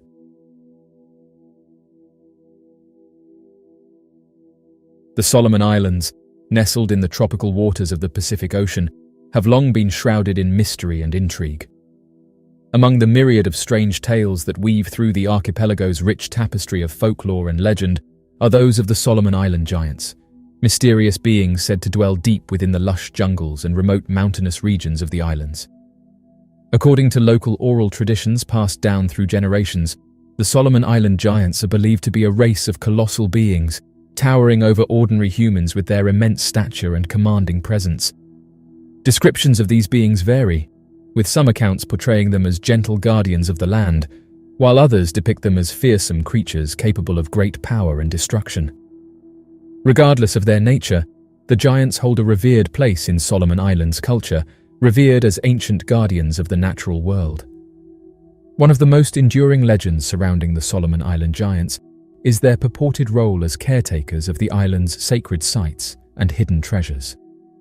According to legend, these giants are said to possess an intimate knowledge of the island's hidden caves, sacred groves, and mystical landmarks, serving as guardians of the ancient wisdom and spiritual energy that permeate the land. Tales abound of brave adventurers and intrepid explorers seeking out these giants in search of enlightenment and fortune, guided by the whispers of the islanders and the lure of untold riches. Yet, encounters with the Solomon Island giants are said to be rare and elusive, with few daring to venture deep into the heart of the island's dense jungles and rugged terrain where these beings are said to dwell. Those who claim to have encountered the giants speak of awe-inspiring experiences, recounting tales of towering figures emerging from the mist-shrouded forests or standing silhouetted against the fiery hues of the setting sun. During the 21st century, an emerging avenue of investigation into true giants has flourished within an often neglected setting, namely the Solomon Islands. Scholars and experts have unearthed a significant wealth of customs and narratives belonging to the native communities inhabiting the region. This newfound exploration into the realm of true giants not only sheds light on the folklore and legends prevalent in the Solomon Islands, but also offers a deeper understanding of how these stories came to be. The Solomon Islands, situated in Oceania to the east of Papua New Guinea, is a self-governing state consisting of a close-knit network of approximately 1,000 islands. Comparatively, it spans an expanse slightly below that of the state of Maryland, highlighting its significance in terms of landmass. The Solomon Islands have been home to Melanesian inhabitants for numerous millennia. In 1568, Álvaro de Mendana, a Spanish explorer, first encountered these islands and named them Islas Salomon. Subsequently, the United Kingdom established a protectorate over the Solomon Islands in 1893. The historical significance of the Solomon Islands was further highlighted when intense combat ensued between American and Japanese forces in the pivotal Solomon Islands campaign from 1942 to 1945, notably culminating in the famous Battle of Guadalcanal. The name Guadalcanal often triggers recognition among many Americans due to its association with this significant engagement. This rich tapestry of events underscores the enduring legacy and strategic importance of the Solomon Islands in both historical and global contexts. In the Solomon Islands' history, the influx of settlers is thought to have commenced as early as 30,000 BC with the arrival of Papuan-speaking communities. Subsequently, around 4000 BC, Austronesian speakers migrated to the islands, introducing cultural aspects such as the outrigger canoe. A pivotal period occurred between 1200 and 800 BC when the Lapita people, ancestors of the Polynesians, journeyed from the Bismarck archipelago, bringing along their distinctive ceramics. The first recorded European visitor to the region was Álvaro de Mendana de Nera, a Spanish navigator who reached the islands from Peru in 1568. Prior to European contact, the indigenous population of the Solomon Islands had a reputation for engaging in chilling practices, many of which had frightened explorers who wanted to come to the island. Currently, the Solomons are home to a diverse linguistic landscape, boasting up to 120 indigenous languages spoken across the archipelago. Marius Boirayon, the research director of the Solomon Anthropological Expedition Trust Board Incorporated, stands out among the dedicated researchers exploring the phenomena of true giants in the Solomon Islands. An Australian by origin, Boirayon's immersion in the Solomons as a helicopter pilot and engineer led him to a deeper connection with the region, culminating in his marriage to a Solomon Islander. This allowed him to intimately understand and value the intricate blend of culture, folklore, and the harmonious coexistence between the natural environment and its inhabitants. As he delved further into the local narratives, he encountered tales of giants that intrigued him, prompting him to translate his newfound knowledge into documentation. Boirayon's endeavor not only sheds light on the mysterious accounts of these colossal beings, but also reflects his profound appreciation for the rich tapestry of the Solomon Islands' heritage and its enthralling interplay between myth and reality. In his publication titled Solomon Island Mysteries, released by Adventures Unlimited Press in 2010, Boirayon delves into the intriguing revelations gathered from the indigenous inhabitants of the Solomons, among whom his wife belongs. It became apparent to him through his interactions that the islands were once inhabited by beings of immense stature, notably one individual towering over 10 feet tall, with indications implying that such giants could even grow to greater heights. These colossal beings, known as the Guadalcanal giants according to Boirayon, exhibit striking physical characteristics, such as lengthy black, brown or reddish hair, prominent double eyebrows, protruding red eyes, flat noses and wide mouths, which seem to be typical traits among them. The existence of these unique beings has garnered attention in the media, further perpetuating awareness and fascination surrounding their presence in the region. Harry Trumbore's depiction portrays a Malaysian true giant known locally as Orang Dalam, sourced from the Field Guide to Bigfoot and Other Mystery Primates in 2006. These beings are rumored to reach heights exceeding 20 feet and bear striking resemblances to those reportedly sighted in the Solomon Islands. The Orang Dalam is a fascinating creature that has captured the interest of researchers and enthusiasts alike due to its immense stature and purported similarities to other mysterious primates. In the Solomon Islands, there seems to be a lack of awareness regarding the potential significance of their giant race as a groundbreaking scientific revelation to the global community. Boirayon astutely observes the irony that the national emblem of the Solomon Islands is aptly named the place that time forgot. This suggests that the indigenous people of the Solomon Islands may not fully grasp the extraordinary value and significance their unique cultural heritage holds in the eyes of the world. The community of Guadalcanal, along with various other groups, is well versed in the tragic tale of Mango, a woman who passed away around 2 years ago. This narrative dates back to her being taken by the giants half a century ago, after which she spent approximately 25 years living among them, becoming assimilated into their way of life. Her own people had presumed she passed away, however. Mango's reappearance stirred disbelief and shock when she was discovered in a delirious state on the northeastern coastline, visibly pregnant and exhibiting signs of severe distress. It came to light that one of the giants had taken Mango as his spouse during her extended absence. Upon recognition, attempts were made to retrieve her, but her slippery skin posed a significant challenge for the rescuers. A resourceful individual among them devised a plan involving rough-edged leaves to immobilize and secure her with vines successfully. The ordeal left Mango scarred, leading to enduring instability. Despite her precarious state, she delivered a son of mixed descent, a child shunned by the community, eventually meeting a tragic end at the hands of his own uncle at the tender age of 5. Peter and a select group of acquaintances are privy to the child's final resting place, bearing witness to the somber aftermath of Mango's tumultuous and sorrowful life. This account of Mango's plight sheds light on a recurring pattern of similar occurrences within the community, serving as a poignant reminder of the harsh realities faced by individuals in such circumstances. The narrative stands as a testament to the resilience and fortitude displayed by those embroiled in such trials, and is a poignant reflection of the complexities and tragedies that can unfold within a society. Despite their revered status within Solomon Islands culture, the Solomon Island giants remain elusive and mysterious figures, their existence shrouded in mystery and speculation. While some may dismiss them as mere myth or legend, the stories of these towering beings continue to captivate the imaginations of those who dwell upon the islands and beyond. Whether guardians of ancient wisdom, stewards of hidden treasures, or beings of mystical power, the Solomon Island giants stand as enduring symbols of the profound connection between humanity and the natural world. And as long as their legends endure, so too will the allure of these mysterious beings who dwell within the heart of the Solomon Islands. The mysterious Isle of Demons. The Isle of Demons, nestled in the frigid waters of the North Atlantic, stands as a haunting testament to the mysteries and perils of the sea. Located off the coast of Newfoundland, Canada, this remote island has long captivated the imagination with its eerie reputation and dark history.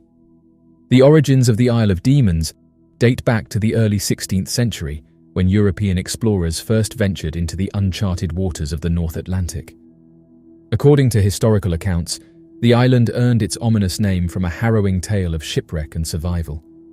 Legend had it that the island was rumored to be inhabited by malevolent spirits and savage creatures that would unleash torment upon vessels navigating nearby waters or unsuspecting individuals who dared to set foot on its perilous shores. The lore surrounding the island was steeped in tales of ominous encounters and perilous escapades, painting a vivid picture of a place shrouded in mystery and danger. Marguerite de la Roque, a noblewoman from France, found herself stranded on a secluded island during the mid-16th century due to rumors of her involvement in a romantic affair with a young man aboard her ship. This captivating historical account sheds light on the circumstances that led to her isolation in a remote location.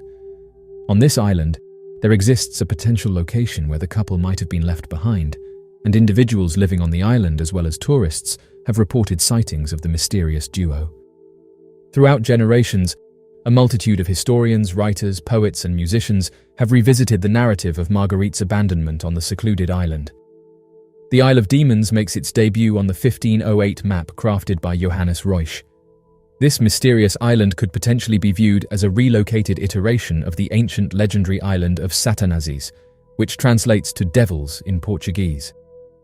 The island of Satanazes was a common feature on maps from the 15th century, typically positioned in the middle of the Atlantic Ocean just north of Antillia. As exploration of the Atlantic Ocean progressed with the significant transoceanic voyages of the 1490s, Reusch's decision to move the old Satanazis to a more fitting location could be understood as an adjustment to better align with the evolving geographical knowledge and mapping accuracy of the time. Adrift and alone, Marguerite and her crew eventually washed ashore on a desolate island, which would later come to be known as the Isle of Demons. Cut off from the outside world and facing the harsh realities of survival in a hostile environment, the stranded sailors soon found themselves beset by strange and terrifying phenomena. According to Marguerite's account, the island was inhabited by malevolent spirits and demonic creatures that tormented them day and night. Mysterious lights danced on the horizon, eerie cries echoed through the fog-shrouded forest, and shadowy figures lurked in the darkness. Despite their best efforts to escape, the survivors found themselves trapped on the island, their hopes dwindling with each passing day. Some succumbed to madness, while others suddenly vanished. Only Marguerite and a handful of her companions managed to cling to life, their will to survive strong in the face of unimaginable adversity. Despite the passage of time, the Isle of Demons remains steeped in mystery and legend. Over the centuries, numerous expeditions have sought to uncover the truth behind its dark reputation, but the island's secrets have proven elusive. Some believe that the Isle of Demons is haunted by the restless spirits of those who perished there, their anguished cries echoing across the windswept landscape. Others speculate that the island is home to hidden treasures or ancient artifacts waiting to be discovered. In recent years, renewed interest in the Isle of Demons has led to a surge in exploration and research. Archaeologists, historians, and adventurers alike have set their sights on unraveling the mysteries of this strange island, hoping to shed light on its troubled past and unlock its secrets. Yet, for all our efforts to understand the Isle of Demons, it remains a place of profound mystery and intrigue. Its windswept shores and forbidding landscapes continue to beckon to those brave enough to venture into its depths, inviting them to uncover the truth behind its dark and troubled history. And though the passage of time may fade its legend, the Isle of Demons will forever remain a haunting reminder of the enduring power of the human spirit in the face of adversity. This man just posted a mysterious discovery to social media, stating that he captured a mysterious light that appeared in the sky above the United States. Described by the eyewitness as a massive, stationary illumination resembling a glowing portal, this strange phenomenon has baffled online users who have seen it, leaving many pondering its possible origins and implications. The first reports of the mysterious light emerged in the early hours of the morning on April 28th, when the eyewitnesses observed a brilliant glow hovering ominously in the sky. Others then stated that they had seen the mysterious light, and descriptions varied, with some likening the spectacle to a shimmering doorway or celestial gateway, while others compared it to a pulsating orb of radiant energy. Regardless of the terminology used, the consensus among observers was clear. This was no ordinary celestial event. Eyewitness accounts of the mysterious light spread rapidly via social media and news outlets, sparking a flurry of speculation and debate among scientists, ufologists, and armchair enthusiasts. Theories regarding its origin ranged from natural phenomena such as ball lightning or auroras to more exotic explanations involving extraterrestrial visitation or interdimensional portals. One of the most striking aspects of the mysterious light was its apparent lack of movement. Unlike conventional celestial objects, such as stars or planets, which traverse the night sky in predictable patterns, the glowing anomaly remained eerily stationary, defying conventional explanation and prompting further intrigue. As news of the sighting spread, online users tried to explain the mysterious phenomenon.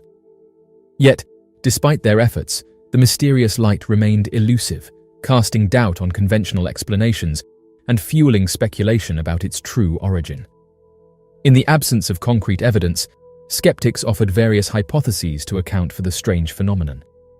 Some suggested that the light could be a rare atmospheric phenomenon or an unusually intense aurora borealis, while others proposed more exotic explanations involving advanced technology or otherworldly visitors. One popular theory posited that the mysterious light was a manifestation of advanced propulsion technology being tested. According to this hypothesis, the glowing portal could represent a wormhole or stargate generated by an experimental spacecraft, allowing for rapid travel between distant points in space-time. While such ideas may sound far-fetched to skeptics, they underscore the profound sense of wonder and curiosity inspired by the mysterious light. For many, the sighting serves as a reminder of the vast mysteries that still await discovery beyond the confines of our planet and solar system, prompting renewed interest in the search for extraterrestrial life and the exploration of the cosmos.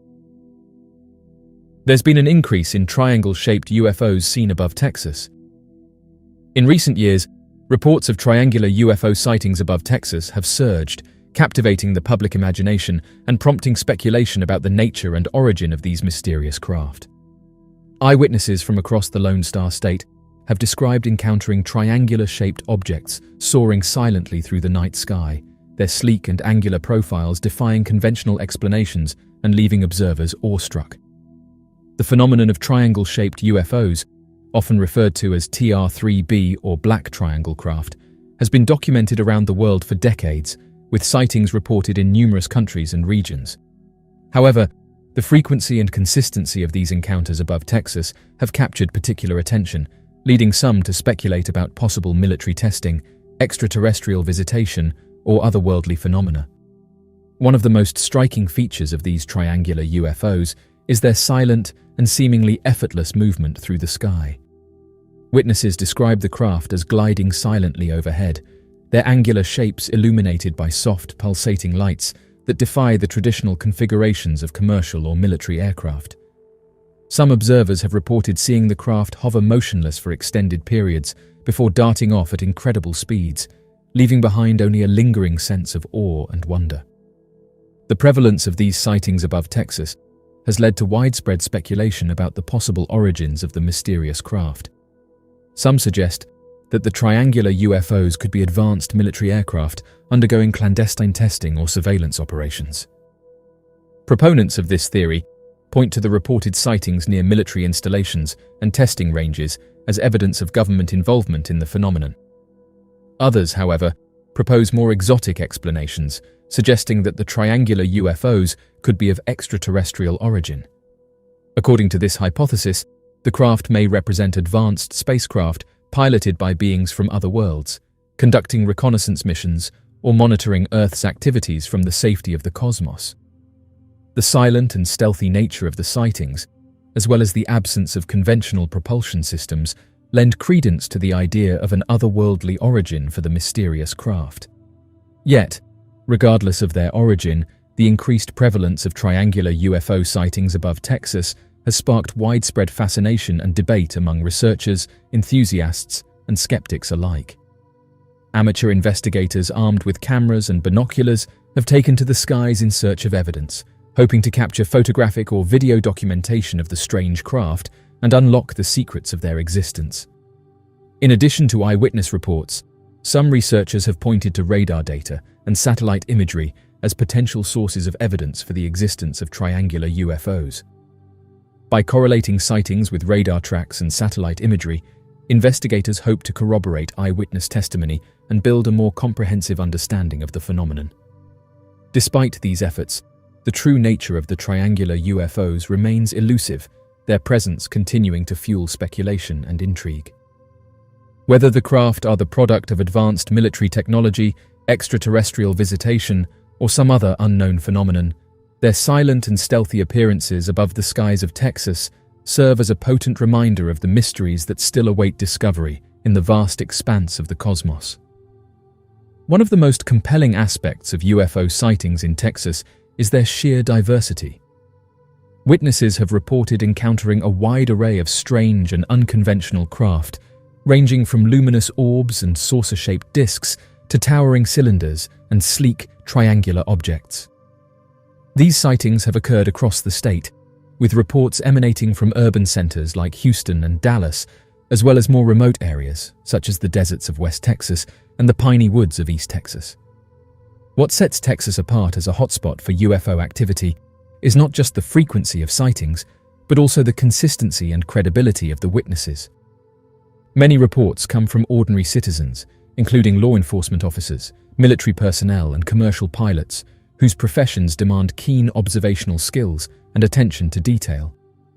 Their testimonies lend credence to the notion that something truly extraordinary is unfolding in the Texas skies.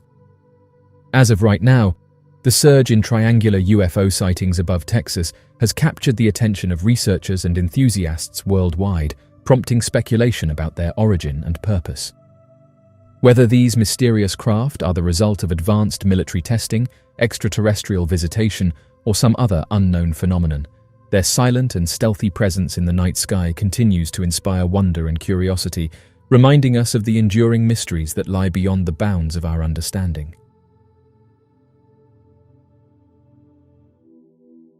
Sakhalin Island, situated off the eastern coast of Russia, is renowned for its rugged landscapes, rich biodiversity, and fascinating history. Yet, amid its natural wonders and cultural heritage, one strange legend stands out: the tale of the Sakhalin Island Seawolf.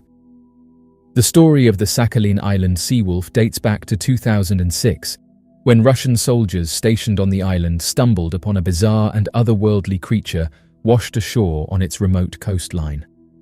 According to accounts from the time, the creature was unlike anything the soldiers had ever seen before, possessing a strange and unsettling appearance that defied explanation. Based on a scientific study, the skeletal analysis has revealed that the bones and teeth under scrutiny do not belong to a fish species. Contrary to initial assumptions, the remains do not align with those of a crocodile or alligator. Surprisingly, the skull structure bears resemblance to that of a canine, a stark deviation from the expected reptilian features. Moreover, the hind part of the creature corresponds to that of a fish, raising intriguing questions about its evolutionary lineage and anatomical peculiarities. Described as a massive creature with a sleek tail and possessing silver fur, the seawolf struck an imposing figure as it lay sprawled on the sandy beach, its long, sinewy limbs splayed out around it. Its presence elicited a mixture of awe and fear among the soldiers, who approached cautiously, unsure of what they had discovered. As word of the creature's discovery spread, rumors and speculation ran rampant among the island's inhabitants. Some believed it to be a mythical sea monster, while others speculated that it was a genetic mutation or an extraterrestrial being from another world. Yet, despite the myriad theories and conjectures, the true nature of the Sakhalin Island seawolf remained shrouded in mystery. Oddly enough, in the days that followed, it was reported that military helicopters took the specimen away in hopes of studying the mysterious creature and unlocking the secrets of its origin. However, no further update was given in regard to what the creature was and where it came from.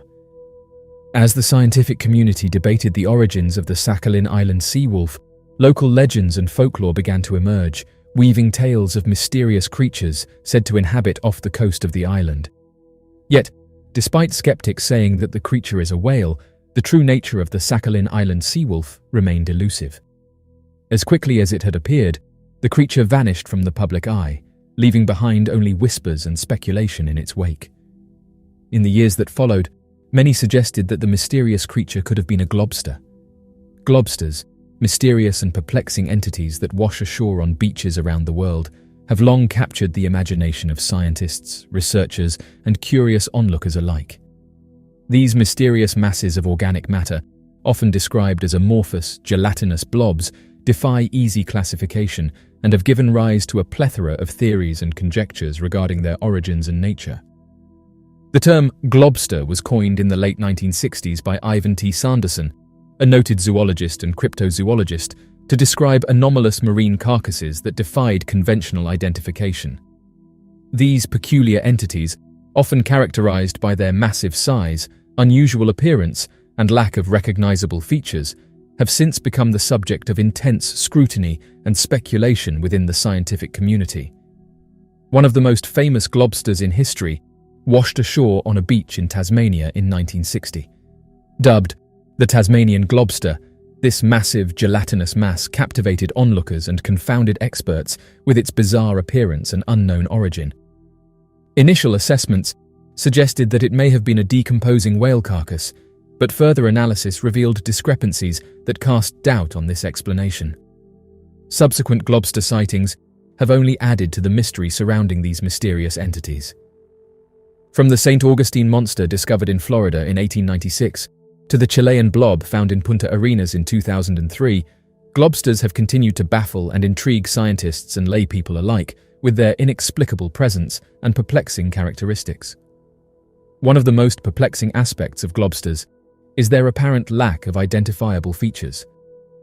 Unlike typical marine carcasses, which often retain recognizable anatomical structures such as bones, fins, and scales, globsters are typically devoid of such characteristics, presenting instead as amorphous, shapeless masses of organic material.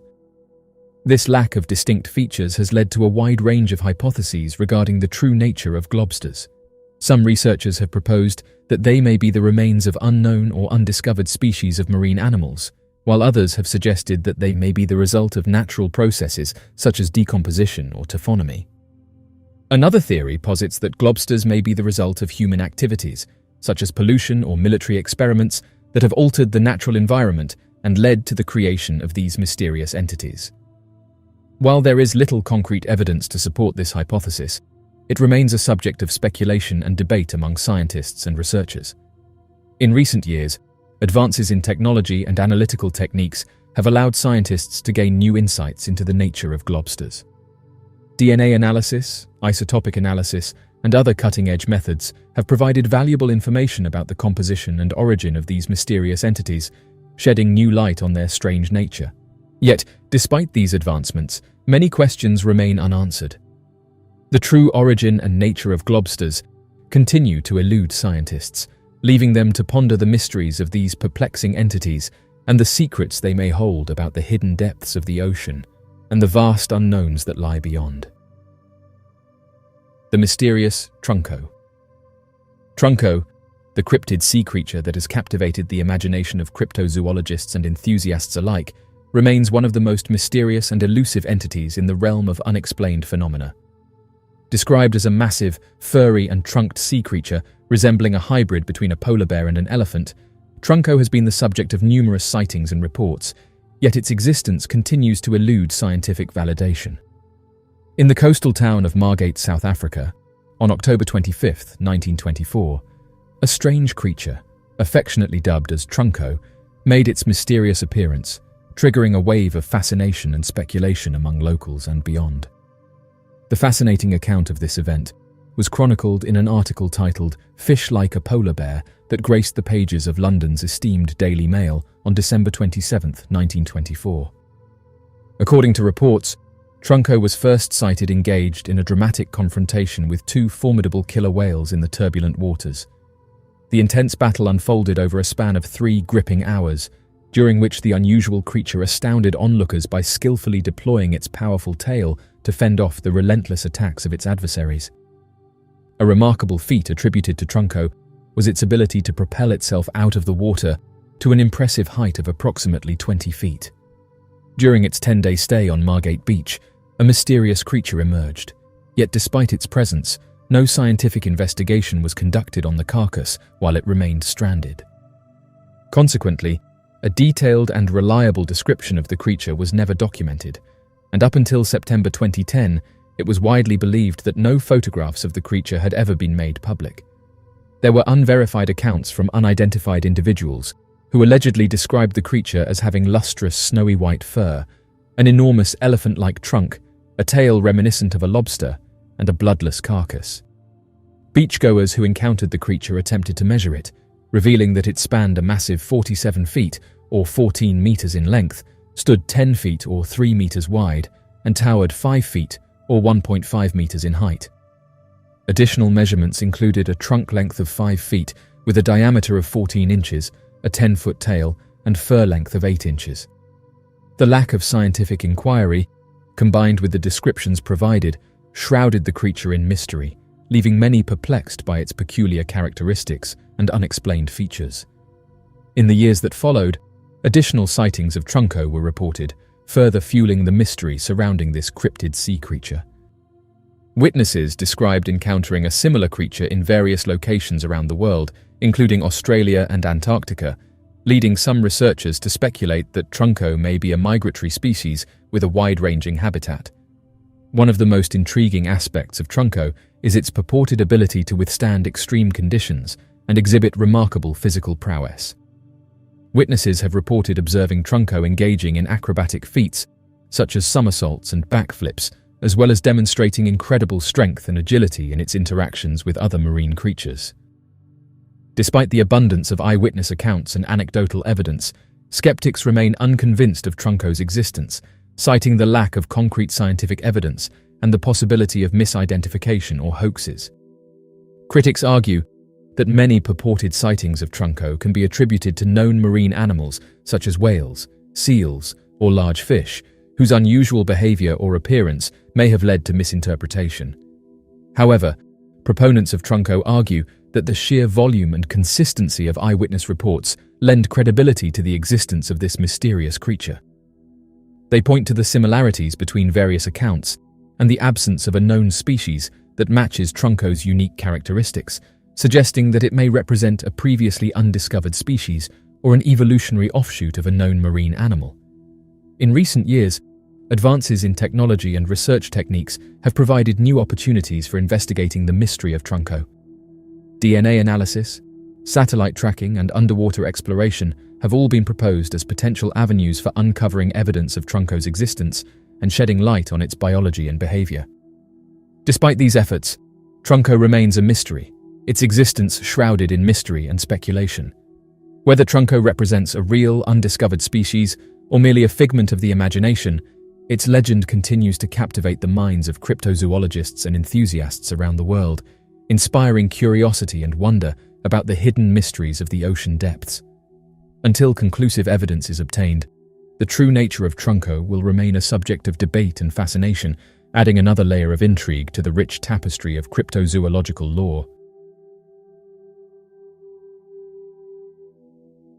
In the vast expanse of the Martian landscape, where the red sands stretch as far as the eye can see, the Mars rover has been tirelessly exploring, uncovering secrets hidden beneath the surface of the mysterious planet. Among the countless images transmitted back to Earth, one photograph in particular has captured the imagination of the world, a striking image that appears to show the unmistakable silhouette of a skeletal figure exposed on the barren surface of Mars. The photograph, taken by the Mars rover's high-resolution camera, reveals a scene both eerie and intriguing, a stark contrast to the desolate landscape that surrounds it. Against the backdrop of the Martian horizon, the skeletal figure stands out in stark relief, its elongated limbs and skull-like features etched against the dusty red soil. Speculation about the origins of the mysterious skeleton has run rampant since the image was first released to the public. Some have suggested that it could be the remains of an ancient Martian civilization, long extinct and forgotten beneath the sands of time. Others have proposed more outlandish theories, positing that it may be evidence of extraterrestrial life or even the remnants of a long-lost astronaut stranded on the surface of Mars. But skeptics caution against jumping to conclusions, pointing out the tendency of the human brain to perceive familiar shapes and patterns in random stimuli. They argue that the skeleton-like figure may be nothing more than a trick of light and shadow, a natural formation sculpted by the harsh Martian winds over millions of years. Despite the skepticism, the photograph has reignited debate about the possibility of life on Mars and the tantalizing prospect of uncovering evidence of ancient civilizations on the red planet. For centuries, humans have looked to the stars with a sense of wonder and curiosity, searching for signs of life beyond our own planet. And while previous missions to Mars have yielded valuable data about the planet's geology and atmosphere, the question of whether life exists, or once existed, on Mars remains unanswered. The discovery of the skeleton-like figure is just the latest in a series of tantalizing clues that have fueled speculation about the possibility of life on Mars. In recent years, scientists have uncovered evidence of liquid water beneath the Martian surface, a key ingredient for life as we know it. They have also identified organic molecules in Martian rocks, suggesting that the planet may have once been capable of supporting microbial life. But the search for definitive proof of life on Mars continues, with future missions to the red planet poised to shed new light on the mysteries of our celestial neighbor. In the meantime, the photograph of the skeleton-like figure serves as a reminder of the boundless potential for discovery that awaits us in the uncharted depths of space. As scientists analyze the photograph and debate its significance, the public is left to ponder the implications of what may lie beyond the frame. In the vast expanse of the Martian landscape, NASA's Opportunity rover made a discovery that captured the imagination of scientists and space enthusiasts alike, a mysterious dome structure hidden among the rugged terrain of the Red Planet. This mysterious find, revealed through images transmitted back to Earth, sparked intrigue and speculation about its origins and purpose, fueling debates about the possibility of ancient civilizations on Mars.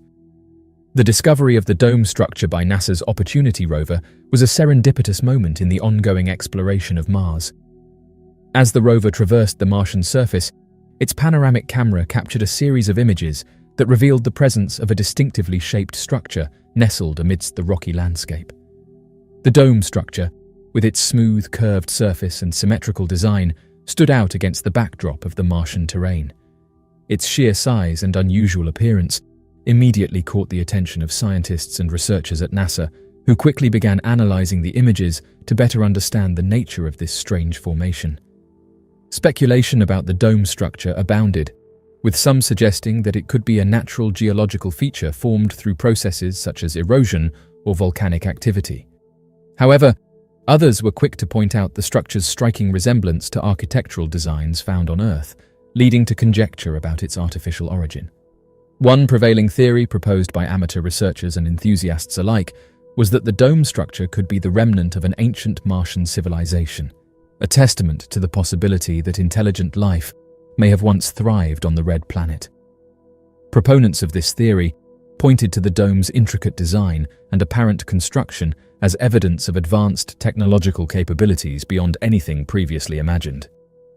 As images of the dome structure circulated among scientific communities and the public, speculation about its purpose and significance grew. Some hypothesized that it could have served as a shelter or habitat for Martian inhabitants, while others suggested that it may have held religious or ceremonial significance for the ancient civilization that built it. The discovery of the dome structure on Mars reignited long-standing debates about the possibility of life beyond Earth and the potential for ancient civilizations to exist in the far reaches of the universe. For many, it represented a tantalizing glimpse into the mysteries of our cosmic neighbors and the untold stories hidden within the Martian landscape. However, as with any scientific discovery, skepticism and caution tempered the initial excitement surrounding the dome structure. Some researchers cautioned against jumping to conclusions based on limited information, emphasizing the need for further investigation and analysis to determine the true nature of the formation. In the years since its discovery, the dome structure on Mars has remained a subject of fascination and speculation, inspiring ongoing research and exploration efforts to uncover its secrets. NASA's continued missions to the Red Planet, including the Perseverance rover and future manned missions, hold the promise of shedding new light on this mysterious formation and the broader question of life on Mars. Ultimately, the discovery of the dome structure on Mars serves as a reminder of the boundless possibilities of space exploration and the enduring quest to unlock the mysteries of the cosmos. Whether it represents evidence of ancient civilizations or simply a natural geological formation, its presence ignites our imagination and fuels our curiosity about the universe beyond our own planet. First and foremost, the fascination with mysterious Mars artifacts stems from the quest for knowledge and understanding. As we explore the Martian landscape through the lens of advanced technology, such as orbiters, landers, and rovers, we inevitably encounter anomalies that defy easy explanation. These out-of-place artifacts, ranging from unusual rock formations to seemingly engineered structures, challenge our understanding of Mars's geological and atmospheric processes. Each discovery prompts further investigation and analysis, driving scientific inquiry and pushing the boundaries of our knowledge. Moreover, the allure of mysterious Mars artifacts lies in their potential to unravel the planet's strange history. Mars, once believed to be a cold and lifeless world, has revealed evidence of a more dynamic and complex past. From ancient riverbeds and lake basins to mineral deposits suggestive of past water activity, Mars bears the scars of a planet shaped by geological forces and perhaps the presence of liquid water, an essential ingredient for life as we know it. In this context, out-of-place artifacts offer a tantalizing glimpse into Mars's past inhabitants, whether microbial or intelligent. Speculations abound regarding the origins and purposes of these artifacts, with some suggesting they could be remnants of ancient civilizations that once flourished on the Martian surface. The prospect of uncovering evidence of extraterrestrial life, even in microbial form, fuels our imagination and ignites our curiosity about the possibility of life beyond Earth. Furthermore, the study of mysterious Mars artifacts holds implications for future exploration and colonization efforts. As humanity looks to the stars for potential off-world habitats and resources, understanding Mars' geology, climate, and potential hazards becomes paramount. By studying out-of-place artifacts, scientists can glean valuable insights into the planet's past habitability and assess its suitability for human settlement. From identifying potential landing sites to mapping underground resources, these artifacts serve as signposts in humanity's ongoing journey to the Red Planet. Beyond their scientific significance, mysterious Mars artifacts also capture the public's imagination and inspire awe and wonder. Images of unusual rock formations, geometric patterns, and anomalous structures circulating online and in popular media spark debate and speculation among enthusiasts and skeptics alike. They become the subject of theories, amateur investigations, and science fiction narratives, enriching our cultural landscape and fueling our collective fascination with the cosmos. However, it's essential to approach mysterious Mars artifacts with a healthy dose of skepticism and critical thinking. Not every anomaly captured in satellite images or rover photographs is evidence of ancient civilizations or extraterrestrial activity. Many can be explained by natural geological processes, such as erosion, wind, and volcanic activity, or artifacts of image processing and data compression.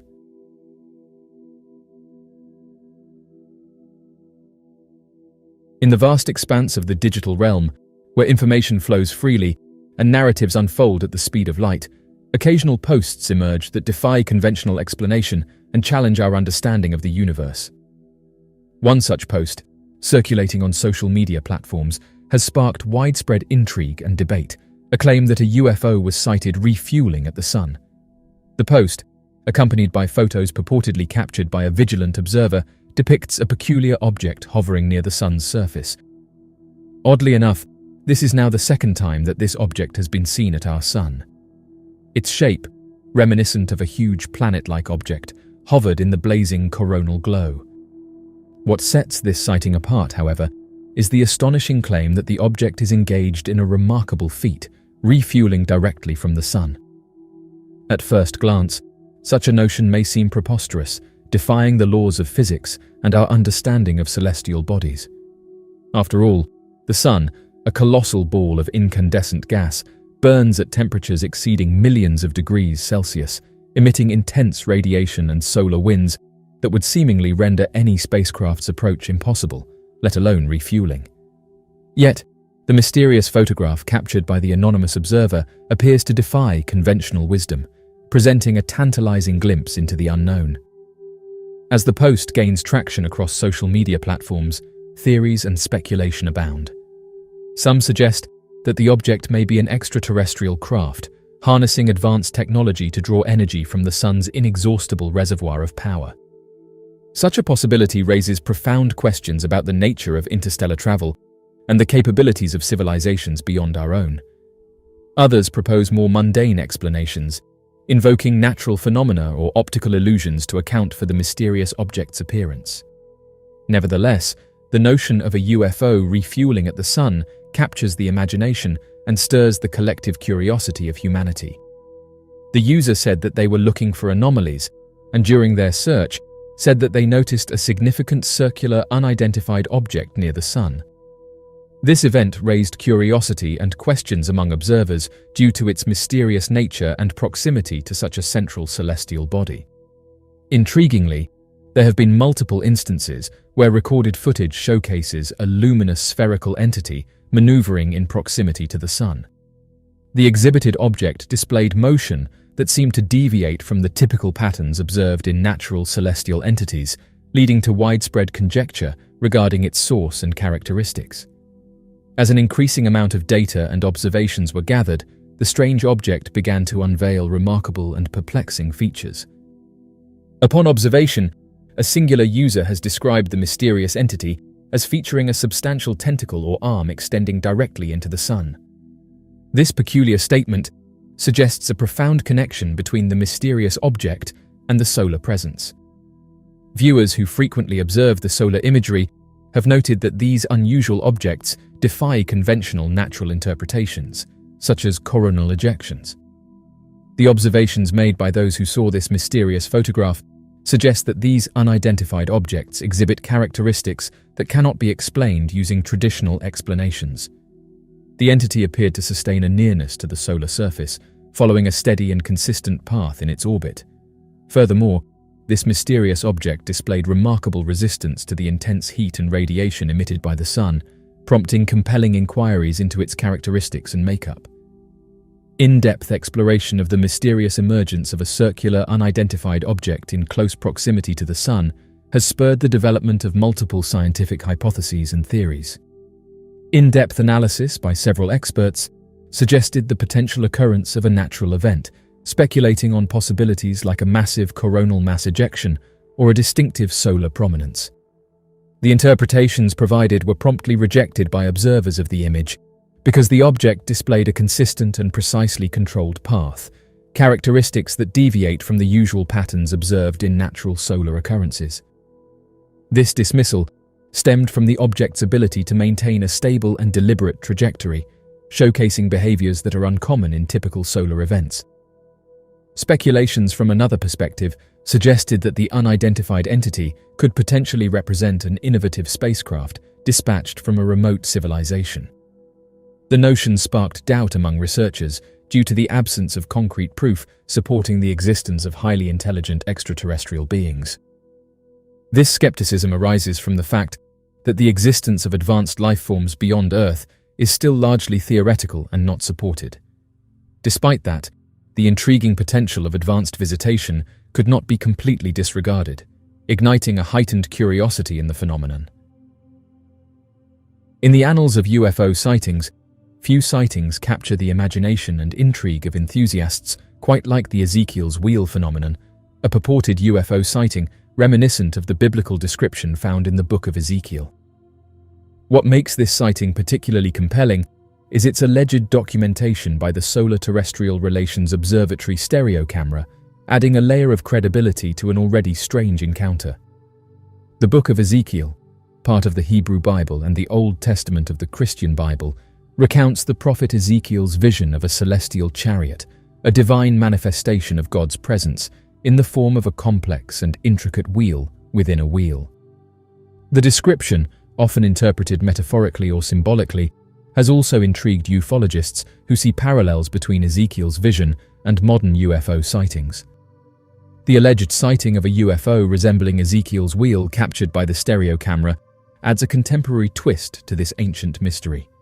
The stereo mission, launched by NASA in 2006, consists of two spacecraft, Stereo A and Stereo B, positioned in heliocentric orbits to study the Sun and solar phenomena. Equipped with advanced imaging instruments, including coronagraphs and heliospheric imagers, the stereo spacecraft provide valuable data on solar activity and space weather. According to reports circulating within UFO circles, an anomalous object resembling Ezekiel's wheel was purportedly captured by one of the stereo spacecraft's imaging instruments during routine observations of the Sun. The object, described as a luminous and intricate wheel-shaped craft, appeared to maneuver in close proximity to the Sun, defying conventional explanations and prompting speculation about its origin and purpose. Proponents of the extraterrestrial hypothesis argue that the sighting represents compelling evidence of advanced alien technology and spacecraft visiting our solar system.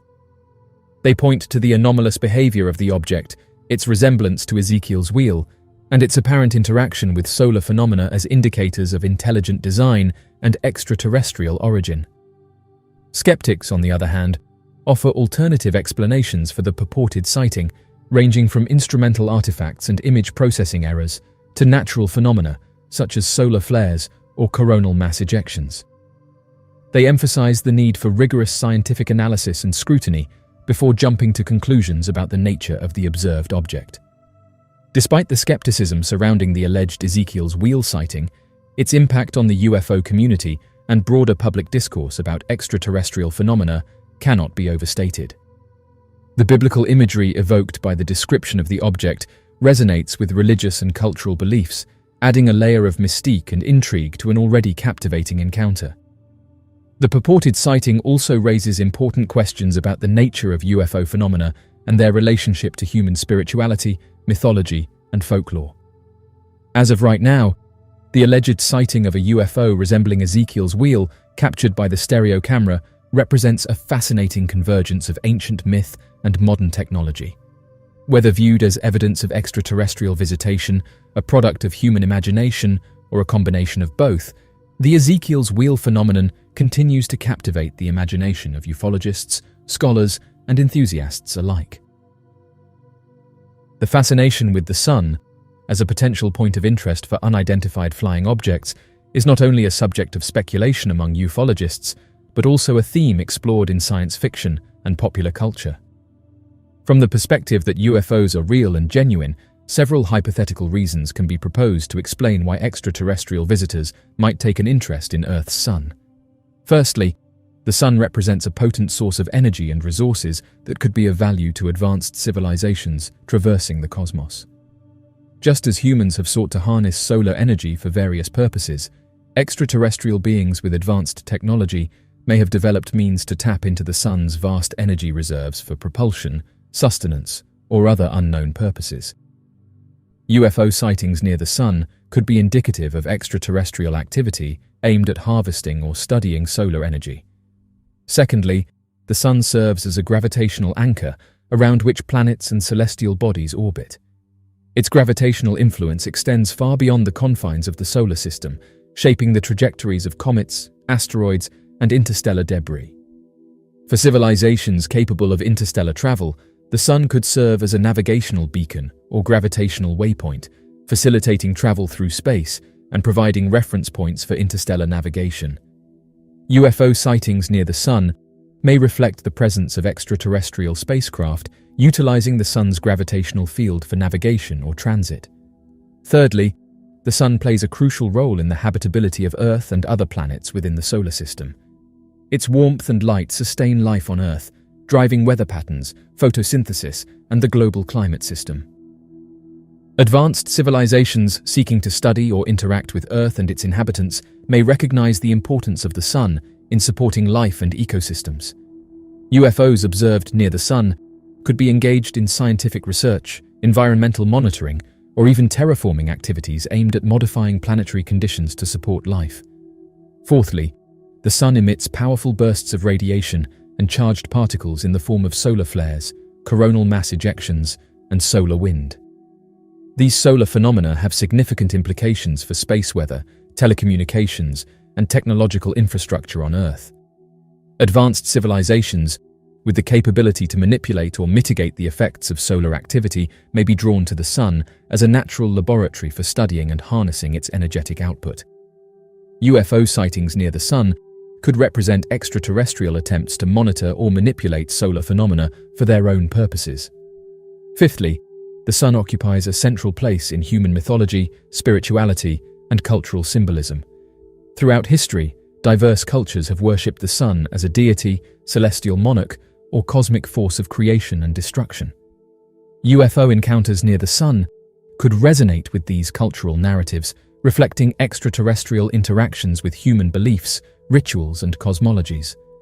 The notion of UFOs near the sun is not a recent phenomenon, but has been reported sporadically over the years by astronomers, amateur skywatchers, and space enthusiasts alike. These sightings, often captured by solar observation spacecraft or satellites like NASA's Solar and Heliospheric Observatory and the Solar Dynamics Observatory, depict anomalous objects traversing the sun's vicinity, defying conventional explanations and sparking intrigue. One of the most compelling aspects of these sightings is the apparent proximity of the UFOs to the sun's surface, raising questions about their origin, composition, and purpose. While skeptics may attribute these sightings to natural phenomena or instrumental artifacts, proponents of the extraterrestrial hypothesis argue that the characteristics of these objects defy conventional understanding and suggest intelligent design. The UFOs observed near the sun exhibit various shapes and behaviors, ranging from luminous orbs and spheres to structured craft, resembling classic depictions of flying saucers or triangular vessels. Some sightings depict objects appearing to interact with the solar corona, exhibiting maneuvers and trajectories that challenge our understanding of conventional propulsion systems and aerodynamics. One particularly intriguing aspect of these sightings is the apparent lack of concern for the sun's intense radiation and extreme temperatures. While conventional spacecraft would be incinerated or vaporized by the sun's heat, the UFOs observed near the sun appear to withstand these conditions effortlessly, suggesting advanced technology beyond our current capabilities. Speculation abounds regarding the origin and motives of these mysterious visitors. Some suggest that they may be probes or reconnaissance craft deployed by extraterrestrial civilizations to study our star and monitor developments in our solar system. Others propose more sinister motives, speculating that these UFOs may be monitoring or manipulating solar activity for unknown purposes. The implications of these sightings are profound, raising questions about humanity's place in the cosmos and the possibility of extraterrestrial contact. If UFOs are indeed visiting our solar system and observing our sun, what does this say about the nature of interstellar travel and the prevalence of intelligent life in the universe? As the debate rages on, fueled by new sightings and advances in technology, the search for answers continues. Scientists and astronomers around the world are studying these phenomena, analyzing data, and conducting research to unravel the mysteries of UFOs near the sun. Yet, despite our best efforts, many questions remain unanswered, leaving room for speculation and wonder. As of right now, the sightings of UFOs near the sun represent a tantalizing glimpse into the unknown, challenging our understanding of the cosmos and inspiring awe and wonder in those who contemplate the mysteries of the universe. Whether viewed as evidence of extraterrestrial visitation or dismissed as natural phenomena, these sightings remind us of the boundless possibilities of the cosmos and the enduring allure of the unknown. In the vast expanse of the universe, the search for planets capable of harboring life has captured the imagination of scientists, astronomers, and enthusiasts alike. While the existence of extraterrestrial life remains speculative, advances in exoplanet research have identified a growing number of celestial bodies with potential habitability. The concept of habitability revolves around a planet's ability to support liquid water, a prerequisite for life as we know it.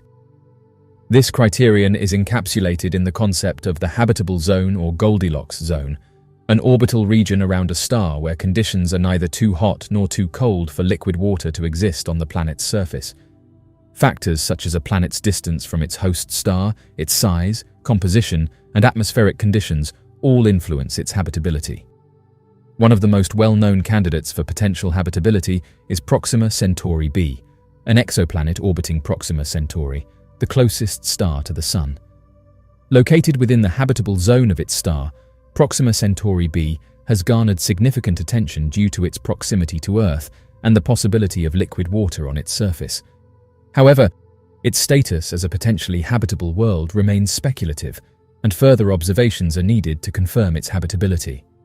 Another intriguing candidate is TRAPPIST-1e, one of several planets orbiting the ultra-cool dwarf star TRAPPIST-1. TRAPPIST-1e is located within the habitable zone of its star and has a similar size and composition to Earth. Observations suggest that this planet may possess an atmosphere and could potentially harbor liquid water on its surface, making it an enticing target for future studies of exoplanet habitability. Kepler 186f is another exoplanet of interest in the search for habitable worlds.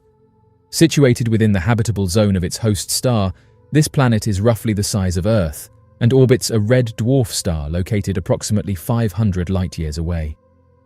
While the precise conditions on Kepler remain uncertain, its discovery has fueled speculation about the prevalence of Earth-like planets in the galaxy and the potential for life beyond our solar system. In addition to these exoplanets, astronomers have identified numerous other candidates for potential habitability, including those orbiting other types of stars such as K-type and G-type stars. Recent advancements in telescope technology and observational techniques have expanded the search for exoplanets beyond our immediate cosmic neighborhood, opening up new possibilities for discovering potentially habitable worlds in distant star systems. While the search for habitable exoplanets continues to yield tantalizing discoveries, it is essential to acknowledge the challenges and limitations inherent in this endeavor. Detecting signs of life on distant planets poses significant technical and observational hurdles, requiring innovative approaches and advanced instrumentation. Furthermore, the concept of habitability is inherently tied to our understanding of life as we know it, which is based on the biology and chemistry observed on Earth. It is entirely possible that life forms could exist in environments vastly different from those found on our planet, challenging traditional notions of habitability and pushing the boundaries of astrobiology. As of right now, the quest to identify planets capable of harboring life represents one of the most compelling and ambitious pursuits in modern astronomy. While the search is still in its infancy, recent discoveries have provided tantalizing glimpses into the diversity of exoplanetary systems and the potential for life beyond Earth. As technology advances and our understanding of the cosmos deepens, the search for habitable exoplanets will continue to drive scientific inquiry and inspire wonder about the possibility of life elsewhere in the universe. The skies above Simi Valley, California, are not immune to the mysterious presence of unidentified flying objects. Among the countless reports of strange aerial phenomena, one particular incident stands out, a sighting that captivated onlookers and brought traffic to a standstill. The sighting of a triangle UFO hovering above Simi Valley not only ignited curiosity, but also raised questions about the nature of these mysterious objects. It was an ordinary evening in Simi Valley, when residents and commuters were suddenly thrust into an extraordinary spectacle. Witnesses reported seeing a large, triangular-shaped object hovering silently in the sky. As the mysterious aircraft hovered above, its presence seemed to defy conventional explanation, leaving onlookers in awe and disbelief. The incident quickly drew the attention of motorists and pedestrians alike, causing traffic to grind to a halt as drivers pulled over to observe the strange phenomenon. Commuters abandoned their routines, their attention fixated on the mysterious object suspended in the air above them.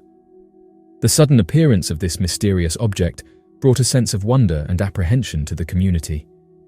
Various people shared photographs to the Mutual UFO Network, a website dedicated to posting and investigating UFO sightings. One observer recounted that the object remained stationary, prominently visible against the backdrop, prompting a moment of disbelief due to its remarkable clarity. The individual emphasized how the object's presence was striking and distinct, compelling them to take a second look to verify its reality. Upon returning home in the evening, a different observer recounted their experience of encountering the unidentified object. Despite their keen interest in the sighting, a search for related news updates yielded no results, prompting them to resort to social media platforms for potential community discussions. Surprisingly, there was an absence of posts or mentions regarding the event, leading them to speculate about the lack of mainstream media coverage. It was intriguing for them that even though the object was visibly present, its presence had not garnered attention from conventional news outlets. The individual inferred from local discussions that other residents were talking about the occurrence, highlighting the disparity between public interest and media reportage. The discrepancy between the public discourse and media silence added an extra layer of mystery to the sighting, deepening their curiosity about the unacknowledged event. Eyewitness accounts of the triangle UFO varied but shared common themes. Many described the object as having 3 distinct lights arranged in a triangular formation, with a dark metallic underside that seemed to absorb the ambient light. Some witnesses reported feeling a sense of unease or foreboding in the presence of the UFO, while others were filled with a sense of wonder and curiosity. Despite the widespread interest in the sighting, attempts to capture photographic or video evidence were largely unsuccessful. The UFO appeared to emit a strange energy field that interfered with electronic devices, leaving witnesses with only their memories to recount the extraordinary event. Nevertheless, the vivid recollections of those who witnessed the sighting served as a reminder of the enduring mystery surrounding UFOs and their potential implications for humanity. In the aftermath of the sighting, speculation ran rampant as to the origin and purpose of the triangle UFO. Some suggested that it could be a top-secret military aircraft undergoing testing in the area, while others entertained more exotic theories involving extraterrestrial visitors. Skeptics dismissed the sighting as a hoax or misidentification of a conventional aircraft, But for those who witnessed the event firsthand, the experience left an indelible impression on their perception of the world around them. One individual stated that the object is likely a black project aircraft that belongs to the military. But as many pointed out, why would you take a piece of technology that hasn't officially been declassified and hover it over a busy road where hundreds of people would see it? Many agreed and said this seems like a strange thing to do, adding that the military owns acres of land that they could have done this on. Why risk showing off a piece of technology that hasn't been declassified to the general public? Interestingly, this isn't the only time that one of these triangle-shaped aircrafts has been witnessed above this region. California, with its diverse landscapes and vibrant communities, has long been a focal point for UFO sightings, particularly those involving triangle-shaped objects. From the sun-kissed beaches of Southern California to the towering redwoods of the north, the Golden State boasts a rich tapestry of UFO encounters that have captured the imaginations of residents and visitors alike. Among the myriad reports of unidentified aerial phenomena, sightings of triangle UFOs stand out as particularly intriguing, fueling speculation about their origin and purpose. The allure of California as a hotspot for triangle UFOs can be attributed to several factors, including its expansive airspace, strategic military installations, and vibrant cultural zeitgeist. The state's proximity to the Pacific Ocean provides ample opportunities for UFO sightings, with witnesses often reporting sightings near coastal regions and naval bases. Additionally, California's diverse terrain, ranging from sprawling deserts to densely forested mountains, offers ideal conditions for UFO activity, providing ample cover for clandestine operations and aerial maneuvers. One of the most compelling aspects of triangle UFO sightings in California is their consistency and frequency. Reports of triangular-shaped objects traversing the night sky have been documented across the state for decades, with witnesses describing similar characteristics such as silent propulsion, low-altitude flight, and triangular light formations. These recurring patterns suggest a deliberate and systematic presence of triangle UFOs in California's airspace, prompting speculation about their origin and purpose. In Southern California, the sprawling metropolis of Los Angeles serves as a hub for UFO activity, with numerous sightings reported in the vicinity of the city and its surrounding suburbs. Witnesses have described triangle UFOs hovering over iconic landmarks such as the Hollywood Sign and Griffith Observatory, as well as remote desert regions like Joshua Tree National Park. The densely populated nature of the Los Angeles area provides ample opportunities for witnesses to spot and document UFO activity, contributing to the region's reputation as a hotspot for triangle UFO sightings. Further north, in the San Francisco Bay Area, reports of triangle UFOs have also been prevalent, with witnesses describing sightings near Silicon Valley's tech hubs and the rugged coastal cliffs of Marin County. The region's proximity to major military installations such as Travis Air Force Base and Moffett Federal Airfield has led some to speculate about the possible involvement of classified aircraft or experimental technology in these sightings. However, the clandestine nature of military operations in the area makes it difficult to ascertain the true nature of these encounters. In addition to civilian eyewitness accounts, California's triangle UFO sightings have also attracted the attention of government agencies and independent researchers. The state's rich history of aerospace innovation and military activity has led some experts to speculate that triangle UFOs may be linked to classified military projects or advanced aircraft prototypes. However, the lack of official acknowledgement or disclosure from government authorities only adds to the mystery surrounding these sightings, fueling speculation and theories among UFO enthusiasts. One of the most famous triangle UFO incidents in California occurred in 1997, when thousands of witnesses observed a massive triangular-shaped object flying over the state. As California continues to be a focal point for triangle UFO sightings, the state's residents remain vigilant, keeping watchful eyes on the night sky in hopes of capturing evidence of these elusive aerial phenomena. Whether these sightings are the result of secret military experiments, advanced technology, or extraterrestrial visitors remains open to speculation. However, one thing is certain: the allure of California as a hotspot for triangle UFOs continues to captivate the imagination and curiosity of UFO enthusiasts around the world. One thing that many can't explain about these triangular objects is how they're able to hover motionless in the sky without making a sound, and it's caused some to question what type of technology is being hidden from us.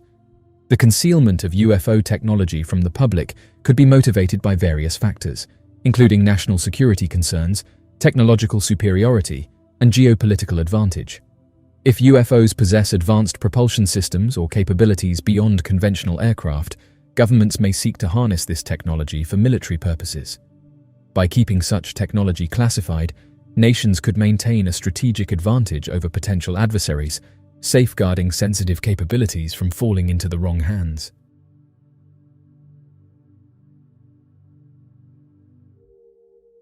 Recently, a retired army member bravely shared intriguing insights regarding the fate of the human soul after your last moments.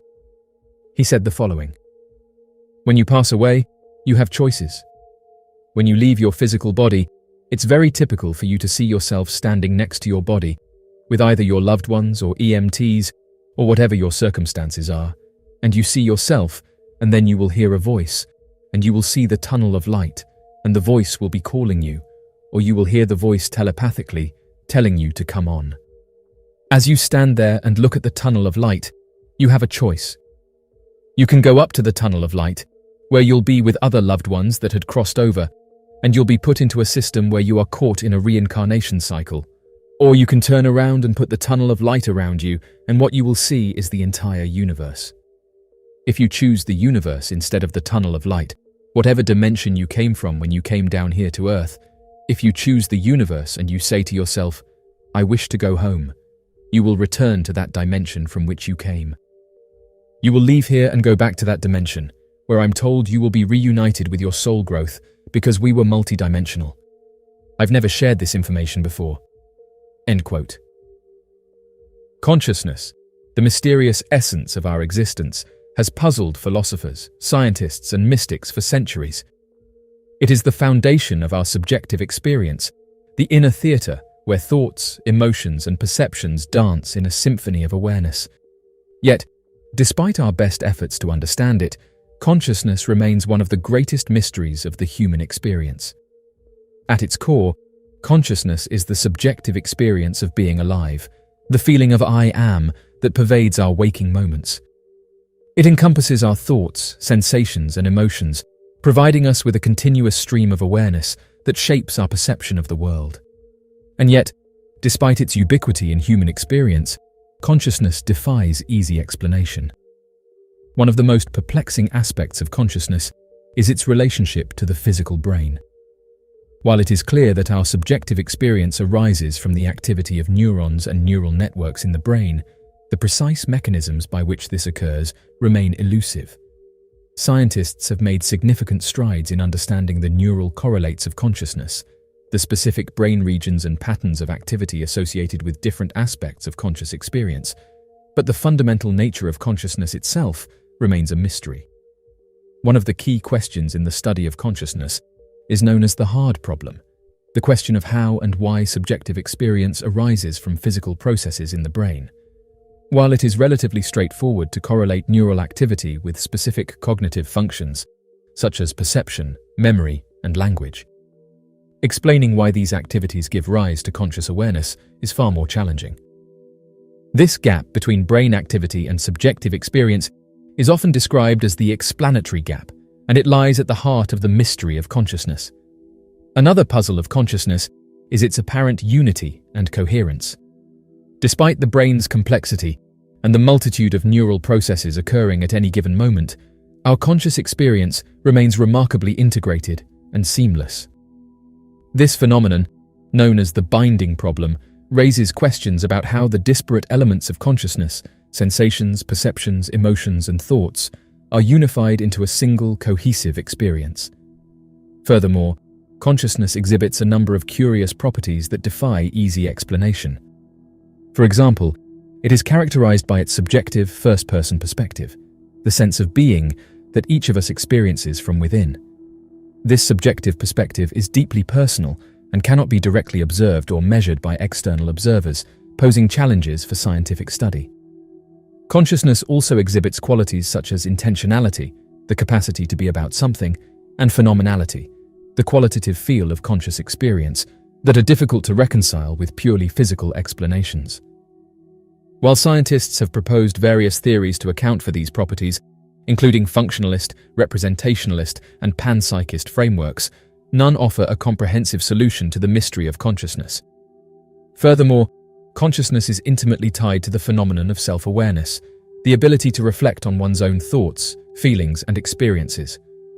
This self-reflective aspect of consciousness gives rise to questions about the nature of the self and its relationship to the external world. Are we merely passive observers of our own consciousness, or do we play an active role in shaping our subjective experience? The mystery of consciousness extends beyond the realm of scientific inquiry and into the realms of philosophy, spirituality, and metaphysics. Throughout history, philosophers and mystics have grappled with questions about the nature of consciousness, its origins, and its ultimate significance. From ancient Eastern traditions that explore the nature of the self through meditation and introspection to Western philosophical debates about the mind-body problem, consciousness has been a perennial subject of fascination and speculation. In recent years, advances in neuroscience, psychology, and artificial intelligence have shed new light on the mysteries of consciousness, offering tantalizing glimpses into its underlying mechanisms. Yet, for all our progress, the essence of consciousness remains elusive, its depths unfathomable by human minds. As we continue to explore the mysteries of consciousness, we are faced with profound questions about the nature of reality, the limits of human knowledge, and the very meaning of existence itself. And while we may never fully unravel the mystery of consciousness, the quest to understand it will continue to inspire curiosity, wonder, and awe for generations to come. Harvard scientists think they've found the physical source of consciousness. Human consciousness has been one of life's greatest enduring mysteries, puzzling theorists, scientists, and philosophers alike for thousands of years. But now scientists have published a study that suggests that we might be one step closer to solving this mystery once and for all. The past few decades have brought multiple leaps and bounds in the field of neuroscience, as technology has allowed researchers to dive deeper into the human brain than ever before. This has allowed us to be able to track brain activity throughout multiple stages of consciousness and alertness, as scientists attempted to piece together how all of these electrical signals come together to create a brain that is unique from most other organisms in its awareness of its own existence. This study highlights research that pinpoints a network of 3 specific brain regions that appear to be related to consciousness in some way. For many years, consciousness has been considered to consist of 2 parts, an arousal portion and an awareness portion. And, while the arousal portion has been linked to the brainstem, the awareness portion of consciousness has been much harder to pin down, although many researchers had suspicions that it lay somewhere on the outer layer of the brain. The Harvard study not only pinpointed the exact brainstem region that generates arousal, but it also found 2 regions of the cortex that seem to work in conjunction to form awareness and, thus, consciousness. Lead researcher Michael Fox from the Medical Center at Harvard Medical School spoke on the impressive significance of these findings by saying that for the first time, we have found a connection between the brainstem region involved in arousal and regions involved in awareness, 2 prerequisites for consciousness. A lot of pieces of evidence all came together to point to this network playing a role in human consciousness. To arrive at this discovery, the team deeply analyzed the brain activity of patients who were unconscious or in a comatose state due to brain lesions and compared them to the brain activity of patients who had also experienced brain lesions but had maintained consciousness in order to try to pinpoint the differences between the 2 groups. Once the regions in question were identified, the researchers verified their conclusions with fMRI scans of 45 patients in vegetative states to ensure that they all experienced disruptions in the network between these 3 regions. Their findings were further verified by these scans, and it seems that science might have at last taken us one step closer to discovering the underlying factors of humanity. Understanding the basis of consciousness can lead to innovations in all fields of science, as consciousness is the foundation of all aspects of humanity. One of the greatest challenges in understanding the human brain is its sheer complexity. With billions of neurons and trillions of connections, the brain is like a vast and intricate network, with each neuron acting as a node in a complex web of information processing. Deciphering the codes and algorithms that govern this network is akin to unraveling the secrets of the universe itself, requiring the collaboration of researchers from diverse fields such as neuroscience, computer science, and artificial intelligence. Yet, for all our progress, the mysteries of the human brain are far from being solved. From the origins of consciousness to the nature of creativity and intuition, there is still much we do not know about how the brain works and why it works the way it does.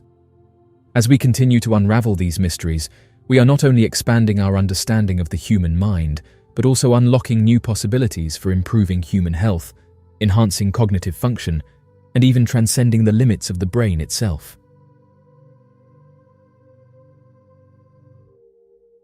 The story of the U-28 creature is one that has fascinated and perplexed individuals for decades. It is a tale shrouded in mystery, with reports and accounts that stretch back to the early 20th century, yet the truth behind this mysterious creature remains elusive. The U-28 creature, also known as the U-28 sea monster, is said to be a massive serpentine creature that inhabits the depths of the ocean. Descriptions of the creature vary, but it is often described as having a long, slender body covered in scales, with large, protruding eyes and a gaping maw filled with razor-sharp teeth. According to the accounts, the creature was spotted swimming in the Atlantic Ocean, approximately 10 miles off the coast of Ireland.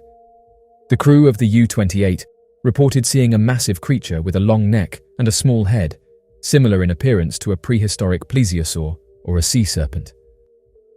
The creature reportedly measured around 60 feet in length, and its head was estimated to be about 6 feet long. As the U-28 approached the creature, the crew noticed that it had a dark, scaly skin and was covered in barnacles. The creature reportedly moved quickly through the water, swimming away from the submarine and disappearing from view. While there have been many theories put forward to explain the U-28 creature, including the possibility of a misidentified whale or other known sea creature, its true identity remains a mystery. The encounter has been the subject of much speculation and fascination among researchers and cryptozoologists, and it continues to be a popular topic of discussion among those interested in the unknown and the unexplained. According to the reports surrounding the creature, the encounter occurred on the 30th of July back in 1915 when a German U-boat commander, known as Commander Freiherr George G. von Forstner, wrote a detailed report following his attack against the British steamer, the Iberian, claiming that after the steamer sank, there appeared to be a large aquatic animal described as being approximately 80 feet in length and similar to that as a large crocodile. The report is quoted as stating the following: "At that moment, I had with me in the conning tower 6 of my officers of the watch, including the chief engineer, the navigator, and the helmsman. Simultaneously, we all drew one another's attention to this wonder of the seas, which was writhing and struggling among the debris. We were unable to identify the creature, but all of us agreed that it resembled an aquatic crocodile, which was about 60 feet long, with 4 limbs resembling large webbed feet, a long pointed tail, and a head which also tapered to a point. Unfortunately, we were not able to take a photograph, for the animal sank out of sight after 10 or 15 seconds." End quote. Researchers believe reports of the U-28 monster directly matches the whale-eater creatures of centuries-old encounters. Over the past 8 centuries, consistent sightings of a creature known as the whale-eater have been made all across the world, with notable sightings being made well into the modern day. The creature has been described as being an estimated 43 feet in length, having an elongated head, a short neck, a crocodile-like body, 4 flippers for locomotion, and a short tail.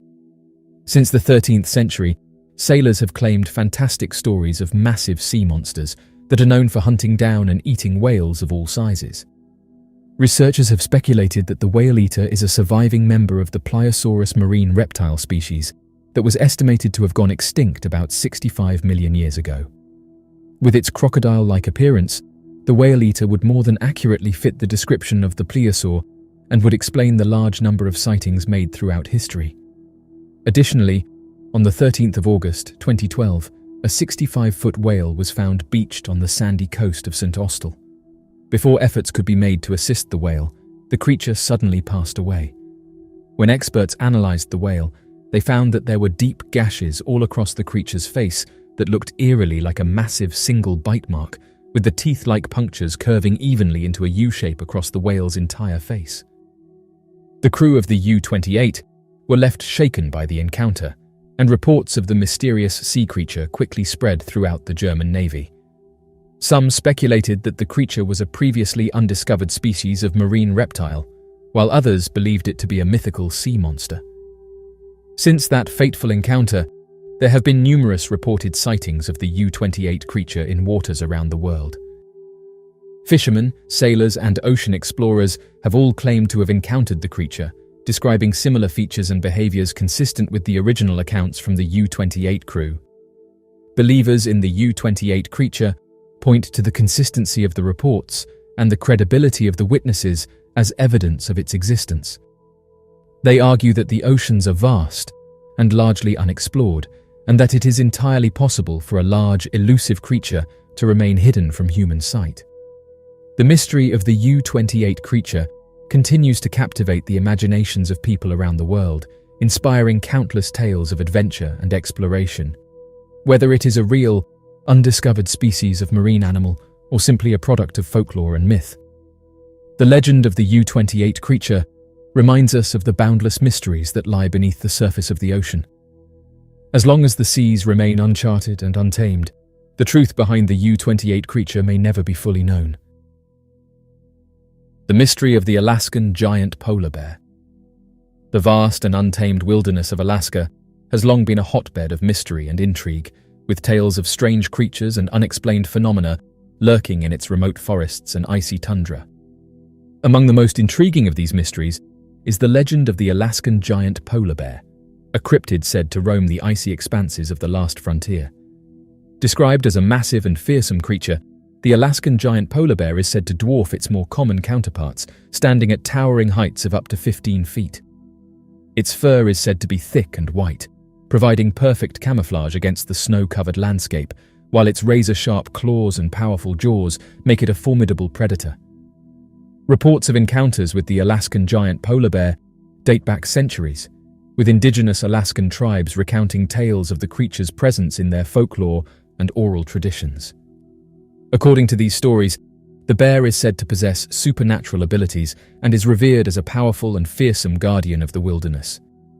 In more recent times, sightings of the Alaskan giant polar bear have been reported by hunters, trappers, and wilderness explorers who claim to have encountered the creature in remote and isolated regions of Alaska. These eyewitness accounts describe the bear as an imposing and awe-inspiring sight, with some witnesses reporting feelings of both fear and wonder in its presence.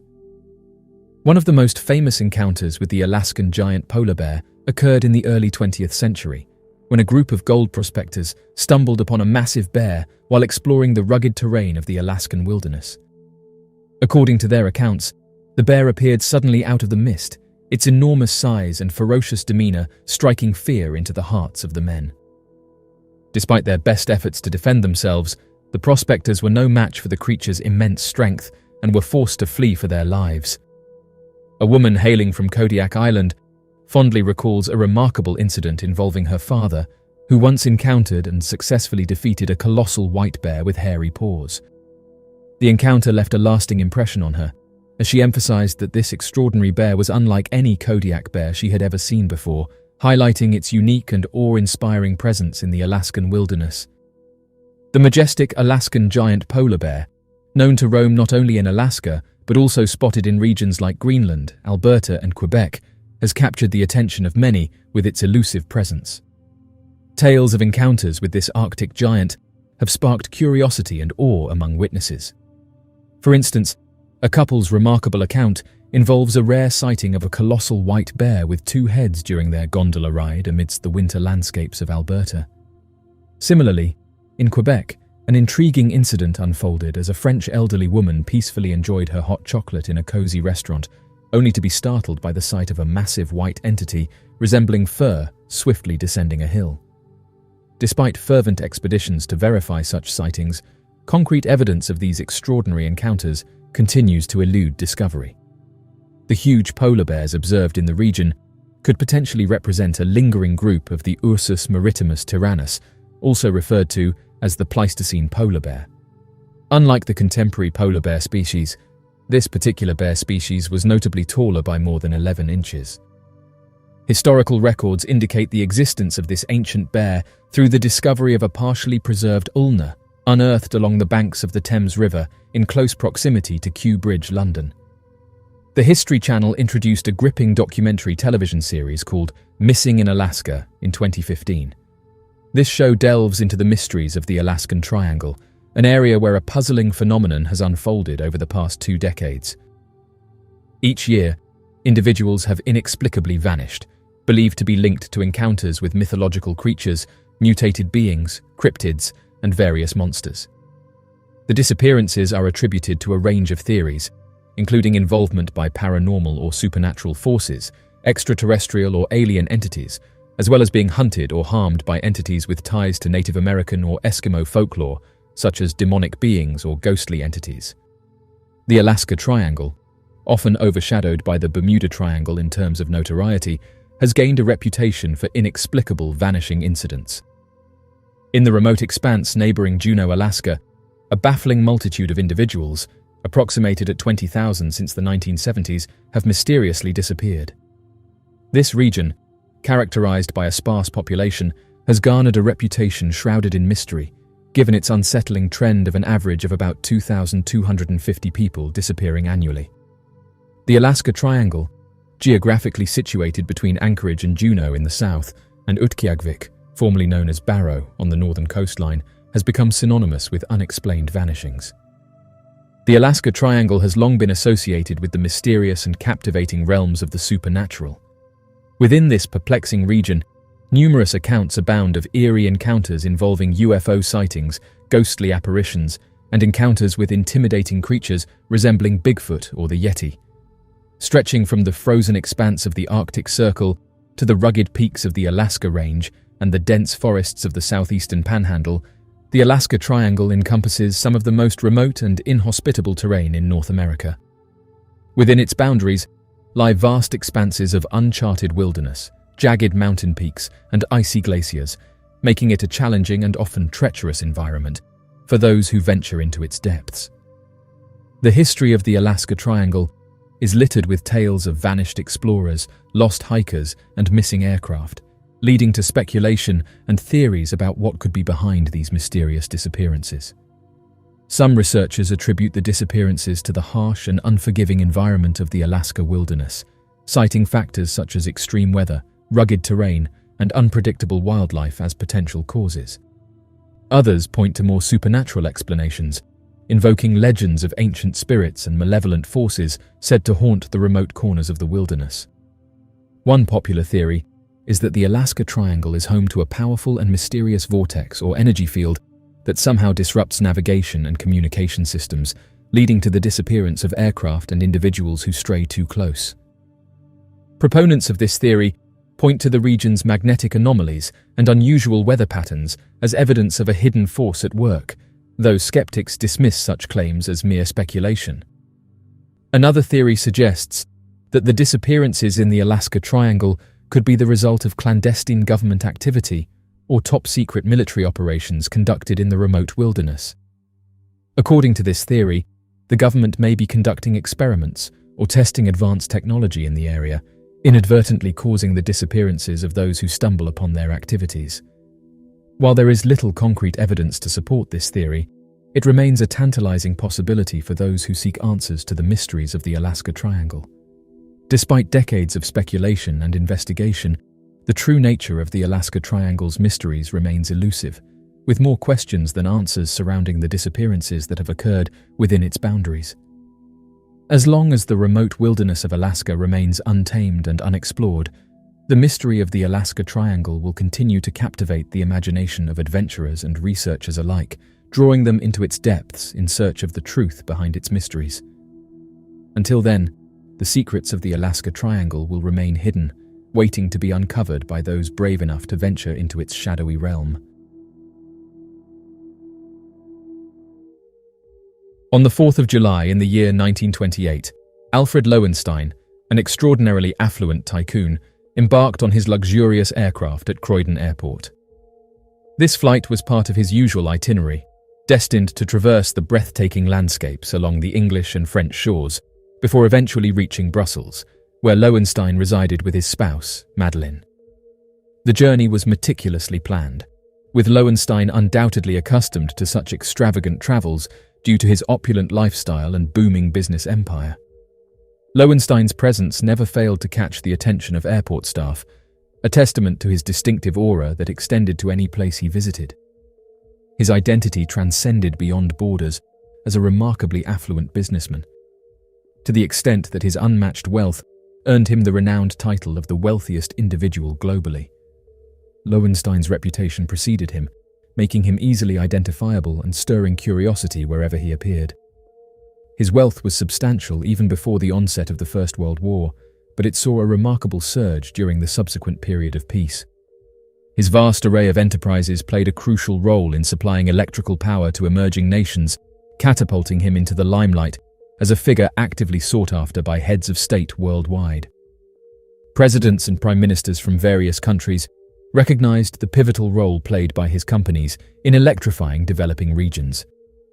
In addition to his supporters, he encountered numerous adversaries as well. In the year 1926, he founded International Holdings and Investments, a venture that attracted substantial funds from affluent financiers. As the year 1928 rolled around, these investors began to expect a profitable outcome on their investments promptly, preferring not to wait any longer than necessary. The establishment of International Holdings and Investments marked a strategic move for him in entrenching his financial endeavors. On a pleasant July day in 1928, Lowenstein embarked on his journey homeward, filled with contentment. The skies were clear, as hardly a cloud dotted the horizon, setting the stage for a serene evening for air travel. In the aircraft, the pilot, Donald Drew, instilled confidence in Lowenstein by assuring him of a smooth and uneventful flight towards his destination. On the aircraft, apart from Alfred Lowenstein, a total of 6 individuals were present. Pilot Drew was stationed at the entrance of the plane, overseeing the boarding process for both passengers and crew members. Within the cabin, alongside Lowenstein, were Fred Baxter, his devoted valet, and Arthur Hodgson, the male secretary entrusted with important tasks. Additionally, 2 women, namely Eileen Clark and Paula Bidelon, served as stenographers in Lowenstein's entourage. This setting captures the essence of a diverse group coming together for a shared journey. In the cockpit were Drew, along with Robert Little, who served as the aircraft mechanic for the flight. The cockpit, being a self-contained unit, was isolated from the rest of the aircraft, with only a small porthole providing a connection to the main cabin. Following the takeoff of the Fokker aircraft, Drew and Little found themselves in a situation where they were unable to directly access or communicate with the passengers in the cabin area. Shortly past 6 in the evening, the Fokker FV-2, a diminutive single-wing aircraft, commenced its journey along the grassy airstrip. In a matter of minutes, the aircraft ascended into the skies, steadily making its way up to its designated cruising altitude of 4,000 feet. Gradually, the passengers aboard the plane were treated to a captivating view of the scenic Kent coastline unfolding beneath them. Within a minute or so, the aircraft had crossed over to hover above the vast expanse of the English Channel, offering a panoramic vista of the sparkling waters below. In the rear section of the aircraft's cabin, there was a door devoid of windows that provided access to a compact restroom area. This specific space additionally featured an external door, prominently labelled as Exit, which was outfitted with a spring-loaded latch that could be operated from within. An interesting characteristic of this exit door was its formidable resistance to being opened during flight, requiring the combined strength of 2 sturdy individuals due to the force exerted by the slipstream against it. This aerodynamic pressure posed a considerable challenge, making it a task that demanded significant physical effort and coordination to overcome while in mid-air. During the initial phase of the flight, Lowenstein dedicated his time to jotting down notes, focusing on specific details and observations. This activity occupied him for the first part of the journey until the aircraft proceeded towards the channel. 10 minutes had elapsed since Baxter excused himself, leaving his seat unattended. His prolonged absence caused him to feel anxious, prompting him to approach the restroom door and knock, hoping for a response. However, The silence continued, with no one answering his call. Baxter's growing concern was evident as the seconds ticked by without any sign of his companion returning. Concerned about the well-being of Lowenstein, he anxiously pushed the door ajar, fearing the worst. To his surprise, the restroom lay deserted, giving no indication of Lowenstein's whereabouts. It was as though Alfred Lowenstein had inexplicably vanished. In a situation where a clear choice of action was apparent, the pilot could have opted to redirect the plane towards the airstrip situated at St. Ingelvert, strategically positioned between Calais and Dunkirk. At this location, an opportunity would have existed for the pilot to promptly inform the Coast Guard about Lowenstein's mysterious disappearance. Contrary to this logical decision, Donald Drew, the pilot, decided to land the aircraft on a beach near Dunkirk that he believed to be uninhabited. Upon closer examination, it was revealed that the beach was serving as a training ground for a nearby army unit. Upon noticing the aircraft preparing to land, the soldiers swiftly sprinted along the beach towards the aircraft. It took approximately 6 minutes for the soldiers to reach the motionless plane, during which period the passengers and crew had already exited the aircraft. This incident sheds light on the dual role of the beach, highlighting its utilization for both military training activities and unexpected aviation encounters, exemplifying a unique intersection of military and civilian realms. After the incident, Lieutenant Marquet attempted to gather information from the individuals involved. Despite his efforts, the situation remained confusing and unclear. Pilot Drew's behavior was notably odd during the interrogation, as he skillfully avoided providing coherent answers to the questions posed by Lieutenant Marquet, prolonging the process for half an hour. Eventually, Pilot Drew reluctantly confessed that they had somehow lost track of Alfred Lowenstein's whereabouts somewhere above the English Channel. Drew found himself in the hot seat, facing an intense interrogation conducted by Inspector Bono, an experienced detective. The inspector openly expressed his deep bewilderment at the details he had gathered. He remarked that this is indeed an extraordinary and mysterious case. At this point, we are still exploring various possibilities without committing to a specific theory. The range of potential scenarios is wide open for consideration. The individual refrained from making any arrests, and notably, permitted the aircraft to proceed to its destination in St. Ingelvert before returning to Croydon without any interruptions. In a comprehensive examination of the events, it became evident that the investigation into the matter was mishandled right from the start. Lowenstein was eventually located close to Bologna on the 19th of July, a period exceeding 2 weeks following his initial disappearance. Subsequently, his remains were transported to Calais aboard a fishing vessel, and his identity was officially affirmed through the identification of his wristwatch. Following the post-mortem examination, it was determined that the individual suffered a partial fracture of the skull along with multiple broken bones. Forensic experts analyzing the case came to the conclusion that the person was still alive at the time of impact with the water. In the perplexing case of his fatal plunge, the mystery surrounding his descent to the ground without a definitive explanation persisted, leaving room for a plethora of conjectures. Among the various speculative narratives, one prevailing notion implicated the absent-minded Lowenstein in his own demise, suggesting that he might have inadvertently unlatched an incorrect portal, leading to his fatal fall.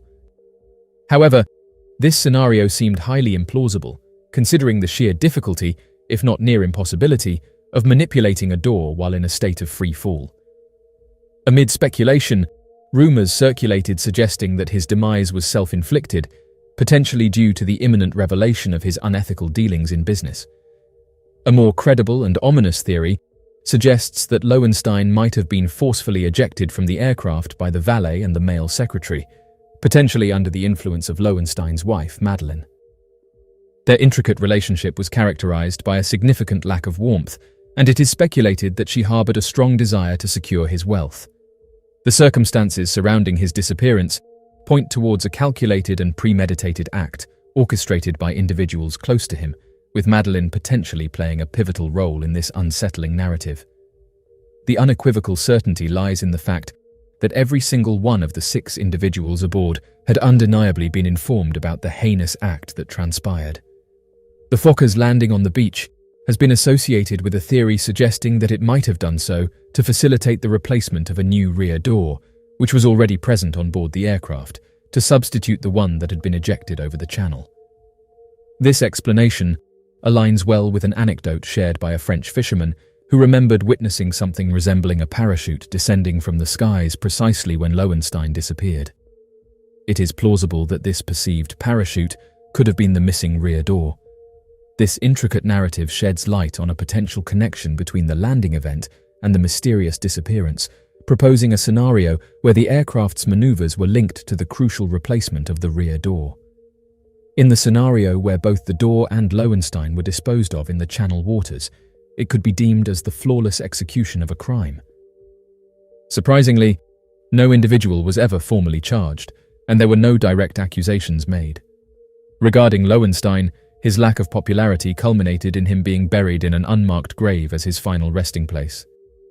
This unfortunate outcome reflected the absence of closure or justice for the mysterious events that transpired around his demise.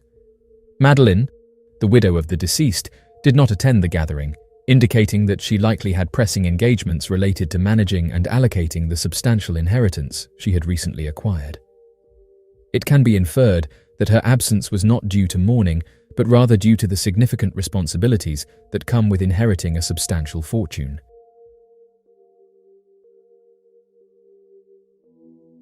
In a remarkable find within the depths of the Baltic Sea, researchers have unveiled a colossal underwater structure believed to have originated more than 10,000 years ago.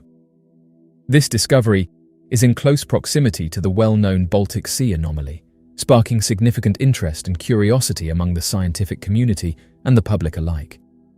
The uncovered structure, shrouded in mystery and antiquity, offers a glimpse into a bygone era of human history, inviting exploration and analysis to decipher its strange origins and purpose. In Europe, this immense structure, thought to be among the most ancient hunting devices created by humans, was built by Stone Age hunter-gatherers. The construction of this megastructure signifies a significant milestone in human history. Researchers have uncovered a prehistoric wall beneath the waves along Germany's Baltic coast, suggesting it could potentially be the earliest megastructure constructed by humans in Europe. This archaeological finding holds significant implications for understanding ancient civilizations in the region. In the Bay of Mecklenburg, researchers unexpectedly discovered a massive underwater wall measuring almost a kilometer in length. The revelation occurred as scientists were utilizing a multi-beam sonar system aboard a research vessel during a student excursion around 10 kilometers, or 6 miles off the coast. This serendipitous finding has unveiled a remarkable geological formation that had eluded prior exploration. Upon detailed examination of the arrangement known as the Blinker Wall, it became evident that approximately 1,400 smaller stones were strategically placed to link close to 300 significant boulders, some of which were deemed too massive to have been shifted by human groups. This intricate structure showcases a deliberate effort to interconnect these stones and boulders, suggesting a high level of planning and coordination in its creation. The recently uncovered sunken wall, hailed as a remarkable find, lies beneath a depth of 21 meters of water. Despite its submerged state, researchers posit that this ancient structure was likely built by early hunter-gatherer communities over 10,000 years ago, possibly on the shores of a lake or near a marsh. The precise function of the wall remains elusive, yet researchers speculate that it functioned as a thoroughfare for hunters chasing after groups of reindeer. This structure, believed to be a driving lane, was likely utilized to maneuver and direct the movements of herds during hunting expeditions. In his statement at the Leibniz Institute for Baltic Sea Research in Warnemünde, a coastal town in Germany, Jacob Geerson mentioned that when animals are being pursued, they tend to adhere to certain structures and usually avoid attempting to leap over them. Geerson's observation sheds light on the behavior of animals when they are in flight mode, showcasing a tendency to follow established paths rather than engaging in risky behaviors. The concept involves the strategic implementation of an artificial bottleneck, using either a secondary barrier or the shoreline of the lake. This approach aims to control the flow or movement by restricting or diverting the path through engineered obstacles. In a report published in the Proceedings of the National Academy of Sciences, Researchers suggest the existence of another wall lying adjacent to the blinker wall that could potentially be submerged within the seafloor sediments. The wall could have potentially herded the animals towards the adjacent lake, hindering their speed and rendering them vulnerable targets for human predators strategically positioned in canoes equipped with spears or bows and arrows. This strategic bottleneck might have facilitated hunters in ambushing the animals as they tried to cross the water body, capitalizing on their reduced mobility due to the water obstacle. Gearson and his team have evaluated the 971-meter-long wall's dimensions and structure, leading them to doubt that natural occurrences were responsible for its formation. They dismiss the possibility of a massive tsunami relocating the stones or a glacier leaving them behind. This in-depth analysis suggests that the wall's characteristics and vast size are inconsistent with usual geological processes. The researchers question the likelihood of such extraordinary events shaping the wall, hinting at the presence of potentially unknown factors contributing to its creation. The orientation of the perimeter, typically below 1 meter in height, alters its course upon encountering the substantial rocks, indicating a deliberate arrangement of smaller stones to interconnect them. Overall, the stones comprising the structure are estimated to exceed a weight of 142 tons, underscoring the meticulous planning and effort invested in its construction. The strategic repositioning of the wall, along with the deliberate placement of smaller stones to facilitate cohesion with the larger boulders, unveils a sophisticated design that aims to merge elements seamlessly. The construction of the wall, assuming it served as an ancient hunting path, likely dates back to over 10,000 years ago, eventually being engulfed by the encroaching seawaters approximately 8,500 years back. In accordance with researchers, the blinker wall's positioning places it among the earliest instances of hunting architecture globally, potentially dubbing it as the most ancient human-crafted megastructure on the European continent. This discovery not only asserts its historical significance, but also indicates its potential relevance in the context of ancient human practices and societal structures. Gearson is currently enthusiastic about returning to the site with the intention of reconstructing the ancient landscape in a meticulous manner. He is eager to delve into the depths of the area to unearth not only animal bones, but also valuable human artifacts like hunting projectiles that could potentially be hidden within the sediments surrounding the wall. Interestingly enough, this discovery caught people's attention due to it being found in the same region as the mysterious Baltic Sea anomaly. In the depths of the Baltic Sea lies a mysterious anomaly that has puzzled scientists and captured the imagination of the public since its discovery in 2011. Dubbed the Baltic Sea anomaly, this mysterious structure has been the subject of intense speculation and debate, with theories ranging from natural formations to extraterrestrial origins. Located in the northern Baltic Sea, off the coast of Sweden, the Baltic Sea anomaly was first discovered by a team of Swedish treasure hunters using sonar imaging technology. What they found was a large, disc-shaped object resting on the seafloor at a depth of approximately 90 meters or 300 feet. The object measures roughly 60 meters or 200 feet in diameter and exhibits unusual features, including a distinct circular outline and what appears to be a raised center. Initial reports of the discovery sparked widespread interest and speculation, with some observers suggesting that the anomaly could be evidence of an ancient shipwreck, while others proposed more exotic explanations, such as a crashed UFO or submerged ancient city. As news of the discovery spread, researchers and scientists from around the world became intrigued by the anomaly and sought to unravel its mysteries. In the years since its discovery, the Baltic Sea anomaly has been the subject of several expeditions and investigations aimed at determining its nature and origin. Researchers have utilized advanced sonar imaging, underwater robots, and diving expeditions to study the anomaly up close and gather more data about its composition and structure. One of the most intriguing aspects of the Baltic Sea anomaly is its unusual appearance and composition. While some researchers have proposed that it could be a natural geological formation, others have pointed to its distinct shape and features as evidence of artificial construction. The anomaly's circular shape and apparent symmetry have led some to speculate that it could be a man-made object of unknown origin, possibly dating back thousands of years. The expeditionary team made an astonishing discovery during their mission to locate an ancient shipwreck. While passing over the unknown object, they detected a captivating reading that immediately caught their attention. According to the findings of Ocean X, this strange anomaly exhibits an intriguing thickness, measuring approximately 3 to 4 meters, with a surprisingly extensive diameter of around 60 meters. Remarkably, the object rests upon a robust, pillar-like structure, soaring to an impressive height of about 8 meters. It lies submerged between depths of 85 to 90 meters, beneath an area characterized by extremely poor visibility, which poses a significant challenge for the team as they attempt to observe their surroundings. Interestingly, the team encountered a series of equipment malfunctions during their initial encounter with the anomaly.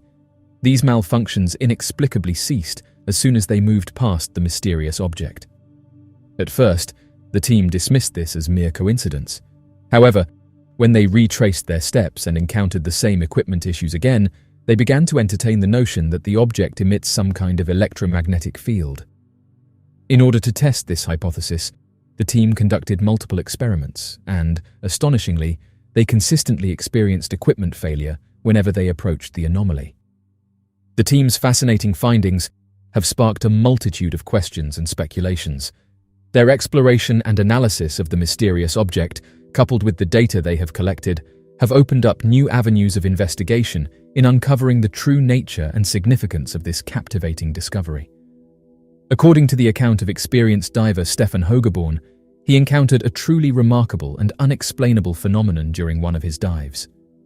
He noted that when he and his team came into close proximity to a certain object underwater, all their electronic devices, including a satellite phone, inexplicably ceased to function.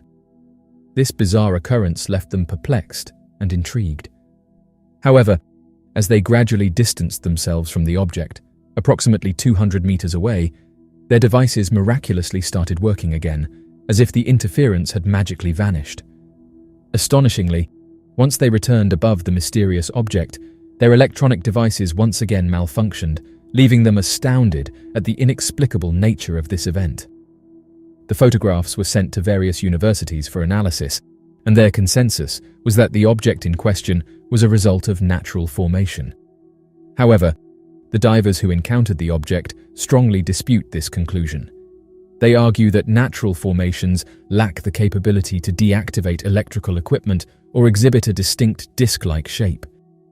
These divers question the notion that the object could be simply attributed to the forces of nature alone. Perhaps the most tantalizing possibility is that the Baltic Sea anomaly could be of extraterrestrial origin, leading to speculation that it could be a crashed UFO or some other type of alien artifact. Proponents of this theory point to the anomaly's resemblance to other purported UFO crash sites, as well as its location in a remote and relatively unexplored area of the sea, as evidence of its potential extraterrestrial connection. Despite years of research and investigation, the true nature and origin of the Baltic Sea anomaly remain elusive. While some researchers continue to study the anomaly in the hopes of unraveling its mysteries, others remain skeptical of its significance and question whether it is anything more than a natural geological formation. For now, the Baltic Sea anomaly remains one of the most enduring mysteries of the deep sea, continuing to captivate the imagination of scientists, researchers, and enthusiasts alike. Whether it is a remnant of an ancient civilization, a natural geological formation, or something more otherworldly, the anomaly serves as a reminder of the vast and still largely unexplored depths of our planet's oceans, where countless mysteries await discovery.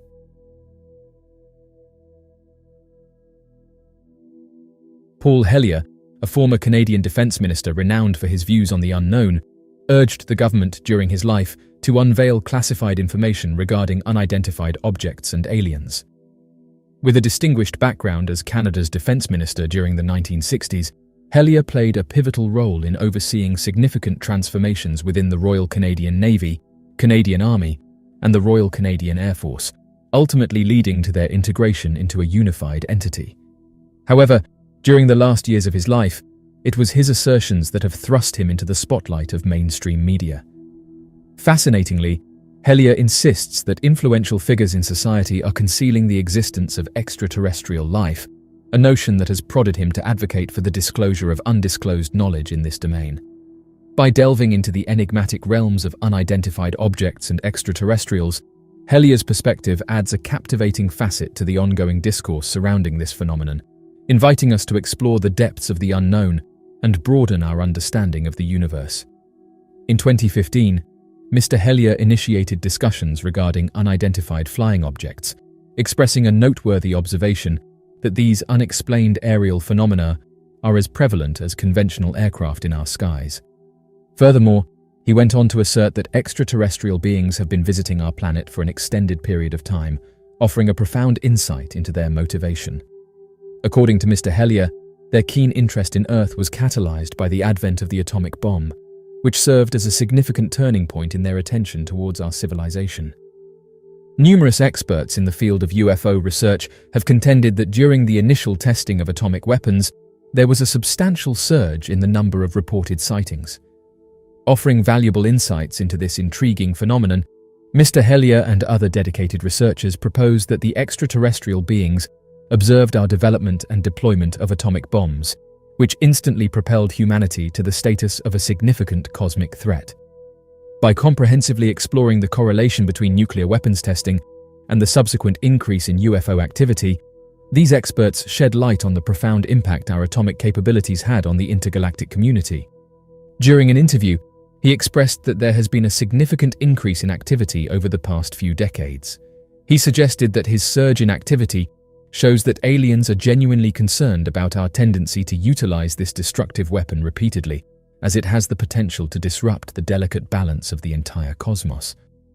This apprehension stems from their fear of the consequences that such actions may have on the overall equilibrium of celestial entities. Mr. Hellier put forward the notion that there are multiple individuals within the United States government who possess knowledge regarding the ongoing events. He further asserted that establishing contact with the appropriate individuals would swiftly provide the necessary evidence, thus insinuating that the truth is readily accessible. He elaborated on the information he has received from various sources, including documents and personal interviews. According to these sources, there is believed to be a range of 2 to 12 distinct species of extraterrestrial beings. Avi Loeb calls out Neil deGrasse Tyson for not practicing science on the UAP issue. Avi Loeb said the following about the recent UAP developments and Neil deGrasse Tyson's comments. The problem is that people like Neil are pretending they care about the data, but they are not seeking the data, and he is talking about it, but he is not practicing science. And what I'm trying to do is go to the Pacific Ocean, where we know there is an object that came from outside the solar system, and study it. Now it's possible that the government may have some materials or some evidence that we have no access to, but the sky is not classified. The oceans are not classified. And if Neil deGrasse Tyson was really curious about this question, he would have been seeking the evidence rather than saying we don't have evidence and that it's an extraordinary claim. But he's not doing anything about it, and practicing science is very different from talking about science. He's talking about science. I am practicing science. I write scientific papers, I publish, and I actually follow the evidence, and that's what we try to do. What I find strange is that many scientists resist this approach of trying to collect the evidence. Not only that they are not engaged in it, they are trying to push back and say it's a waste of time. But I say, let the science be done the way it should be done. And I'm really curious if the government has materials or information that is currently hidden from view, because as a scientist, I agree with Neil that we need access to the data. So the fundamental question for me is whether we will learn about what lies beyond the solar system by studying what's at the bottom of the Pacific Ocean before we learn it from politicians in Washington, or maybe some miracle will happen and we will learn from the government as well. Renowned astrophysicist Neil deGrasse Tyson recently featured on an episode of Who's Talking with Chris Wallace, where he was questioned about his perspective on the current frenzy surrounding mysterious visits to Earth. Tyson emphasized that, as a scientist, he remains steadfast in his position on the nature of the universe, requiring solid and substantiated evidence before adjusting his viewpoints. Tyson, when questioned about his belief in the existence of alien life in the universe, expressed that it would be surprising if life did not exist. He based this assertion on the prevalence of the same building blocks that support life on Earth, the rapid emergence of life on our planet, and the large number of planets discovered orbiting other stars. The absence of life under such circumstances would indeed be unexpected. During a discussion about the definition of the term alien as any form of life, there was a follow-up question regarding whether advanced beings have visited Earth. At this point, Tyson emphasized that although he maintains an open mind, he is not convinced by the blurry and ambiguous footage of unidentified objects in the sky that is often touted as evidence of alien presence. Neil said the following: "Is it possible for something to arrive here via a spacecraft? It could very well be out there. Currently, there is insufficient evidence to persuade a genuine skeptic that we have been visited. Allow me to mention that these indistinct, single-color tic-tacs that regularly appear within restricted airspace of the Navy, right here in our own atmosphere, are not enough to convince an astrophysicist, particularly when we have access to high-resolution images from the James Webb Space Telescope, which is positioned 1 million miles away from Earth, providing a glimpse at the farthest reaches of the universe. If you truly want to convince an astrophysicist about the existence of advanced visitors within our atmosphere, you'll need stronger evidence." While some theorists may find fault with Neil deGrasse Tyson's reasoning in this matter, contending that alien spacecraft could potentially possess the capability to conceal or disguise their appearance from the naked eye, or even from advanced technologies such as radar, Tyson is indeed correct in asserting that without solid evidence, everything remains speculative. As of right now, those who have been investigating this story have said that a smear campaign is happening right now against David Grusch. Air Force and intelligence community veteran David Grusch has ignited an intense debate surrounding the existence of unidentified objects. These claims, both historic and highly controversial, have encountered resistance from skeptics due to their extraordinary nature. Amongst Grusch's most astonishing assertions is the revelation of a non-human intelligence presence on our planet. Additionally, he alleges that the United States government has initiated a crash retrieval program specifically aimed at reverse engineering advanced spacecrafts. However, despite the publication of an exclusive interview with Grusch by Australian journalist Ross Coulthart, these extraordinary claims continue to be the subject of dispute. Intriguingly, the story took a serious turn when the veteran decided to testify under oath, adding a new layer of importance and significance to his account. After testifying under oath, both Grusch and Coulthart issued a cautionary statement, highlighting that the intelligence community would respond to their claims from various perspectives. One publication, in an attempt to undermine David Grusch's credibility, published a critical article targeting his health issues, particularly his struggle with post-traumatic stress disorder following his services. This hit piece is just one in a series of attempts made by several critics to discredit Grusch's assertions. David Grusch, a former intelligence officer in the Air Force, delivered a profoundly startling testimony where he revealed that he had been informed about a highly classified program focused on retrieving and reverse engineering unidentified aerial phenomena for several decades. Grusch went on to accuse the military of intentionally diverting funds in order to maintain secrecy surrounding these operations. This revelation uncovers a covert initiative that has spanned multiple generations, involving the examination and investigation of UAP incidents. The testimony presented is causing committee members to raise doubts regarding the appropriate approach for Congress to initiate an investigation into the witnesses' claims. They are also urging the executive branch to provide further clarification and explanations regarding its denial of the existence of certain programs. This comprehensive and detailed exploration delves into the deep-rooted questions surrounding the need for extensive inquiry and the demand for transparency. In an effort to gather more insights and evidence, legislators are aiming to initiate the process by acquiring supplementary details and records that Grusch claims to have submitted to the Pentagon's Inspector General subsequent to his involvement in 2 Defense Department task forces focusing on unidentified aerial phenomena. In order to extract more insights from him, they intend to conduct a meeting with the former official in a specialized facility known as a Sensitive Compartmented Information Facility.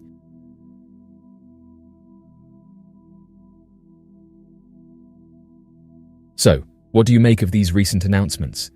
Be sure to leave your questions and answers in the comment section below and help us to grow this community while working to solve these unexplained mysteries.